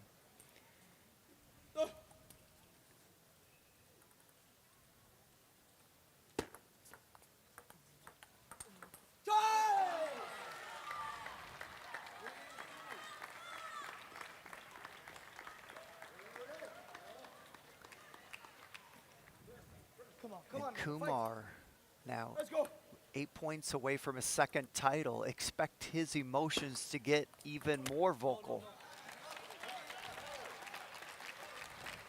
Such an exciting moment when you are within a game of winning a US singles title and your emotions tend to get louder.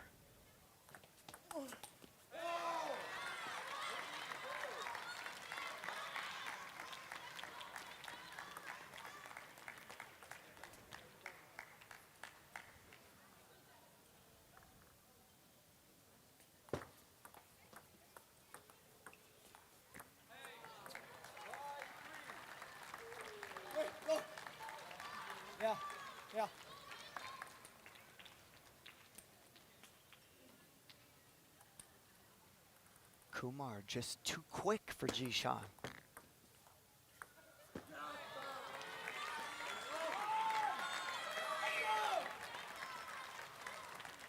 Jishan's gonna take his timeout.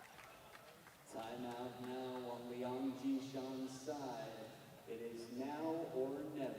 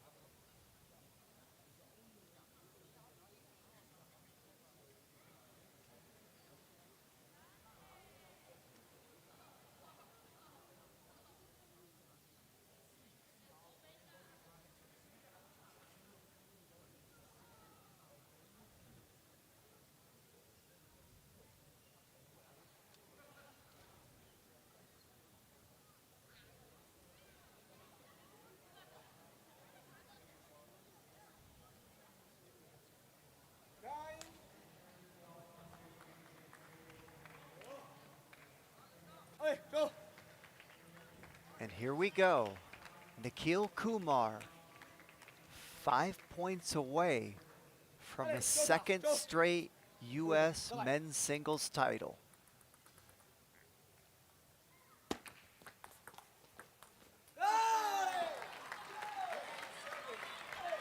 And here comes the emotion.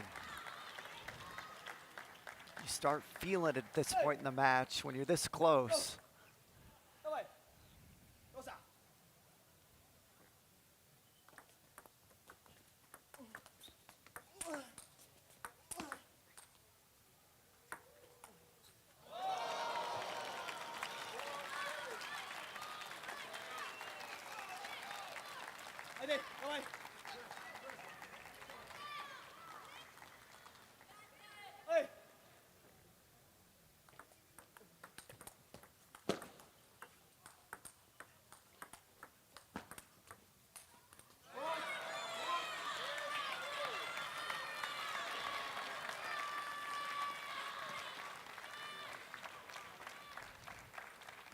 Jishan might have found a better strategy a little too late, but when he goes back from the table, starts playing a little more safe, gets him in the rally, because he can't hang with Kumar close to the table. See? Kumar's speed is just too much.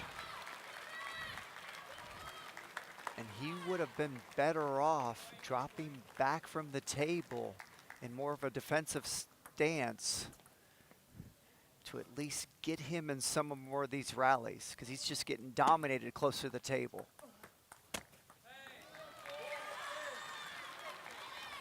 And here we go. Nikhil Kumar with his first match point.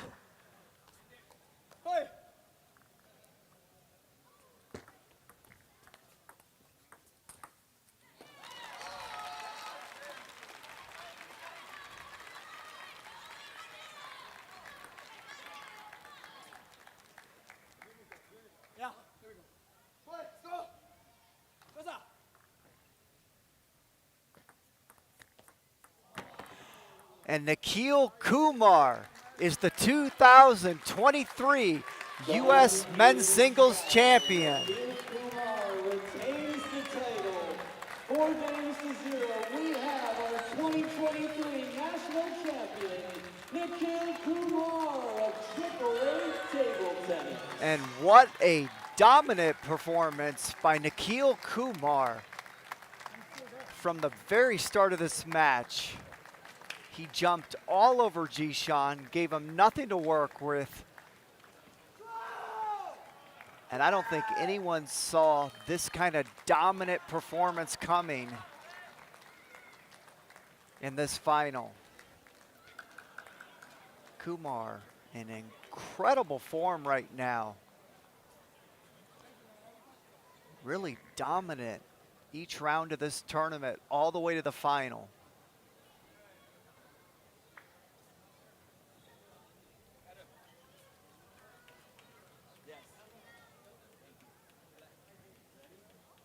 We're going to have the trophy presentation now.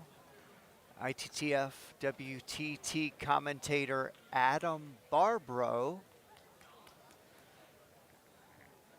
will present the trophy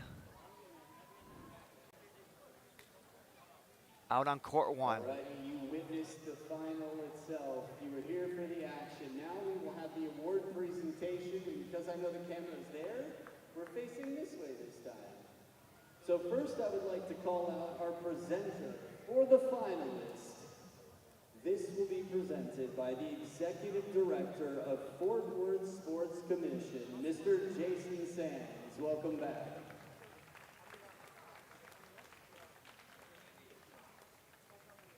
And now for our finalists, the man you saw who played the semifinals twice before and has moved all the way up to the finals. He's got a bright future ahead. Representing NCITT, put your hands together for Liang Jishan.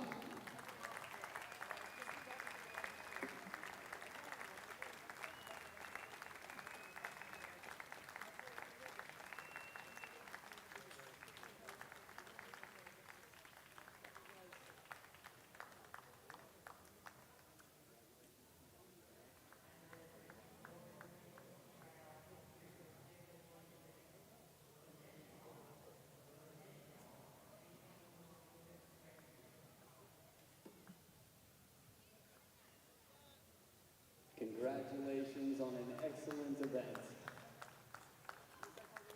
And now I would like to call out our presenter, the president of Bomar Sports Butterfly, the sponsor of these amazing tables, and also the U.S. national team uniform, Mr. Bowie Martin Jr.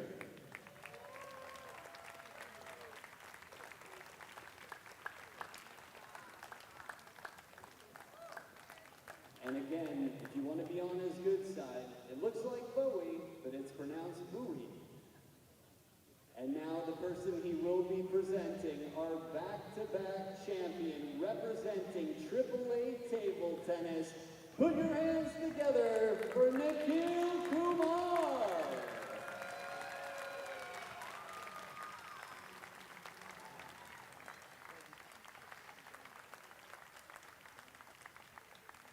Bowie, do you have anything else to give him? Oh yeah, there it is, found it.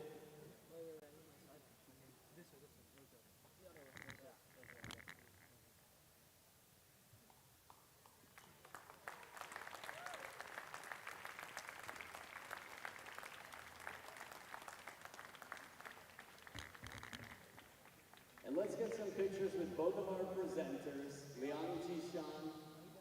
He left? Huh. That was quick. Well, we know he's got fast footwork. Oh, speaking of which, right? If Liang Jishan is near you, and it seems reasonable, send him our way. And if not, it is interview time. Nikhil Kumar, we had a long talk before this match. You have a very respectable opponent, someone who's been playing internationally very well for the United States for some time. But it was about 25 minutes for 4 games. What was, I'd say, the key factor for you in winning this match? I think I knew my head-to-head with him and coming into this match, and I felt confident that I can start strong and continuing the way I want to play. For me, the most important was probably the first game, especially to start quite strong. Hopefully, win the set like 11-5, 11-6, like I did. Doing this gave me a little more confident to keep pushing to the next set and onwards. Yeah, that really helped me. You have a very unusual game. You change the pace of the ball. You make it incredibly uncomfortable for anyone to have rhythm. How did you develop this style? I'm not sure. I think I just picked it up over time, just trying new things out. I mean, I couldn't do it with all the coaches I've had at 888 and the previous coaches, and of course without the support from my family. Unfortunately, they're not here this time, but they've been supporting me from back home, so I really appreciate it. Very cool. Big round of applause for all the support that Nikhil Kumar has had here in person and back at home. Again, a wonderful family. If you haven't met them before, you should.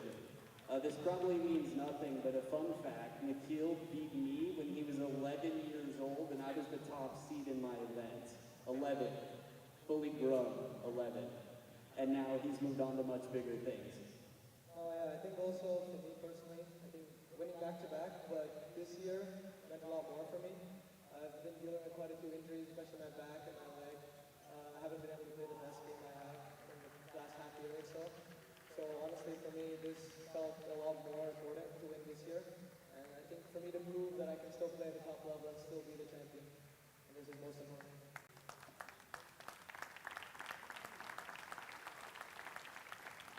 The emotion that we saw from you was really, yeah, it speaks.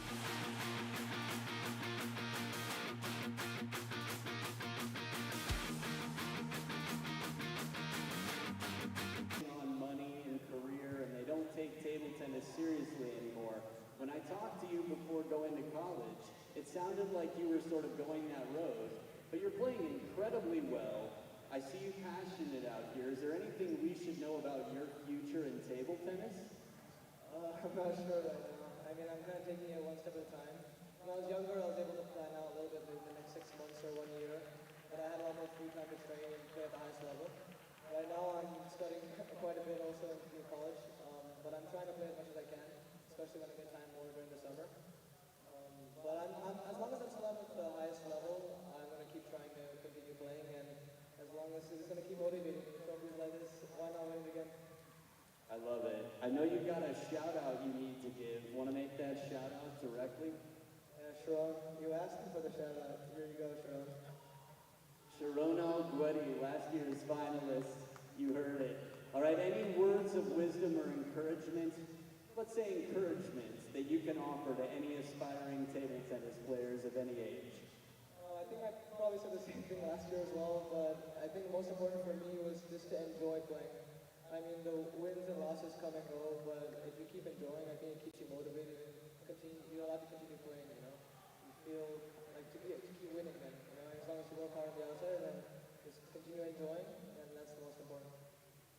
20 years old, wise beyond his years, and already a two-time national champion who's clearly enjoying it. Nikhil Kumar, hold it up for the photos. Back-to-back U.S. men's singles national champion, Nikhil Kumar.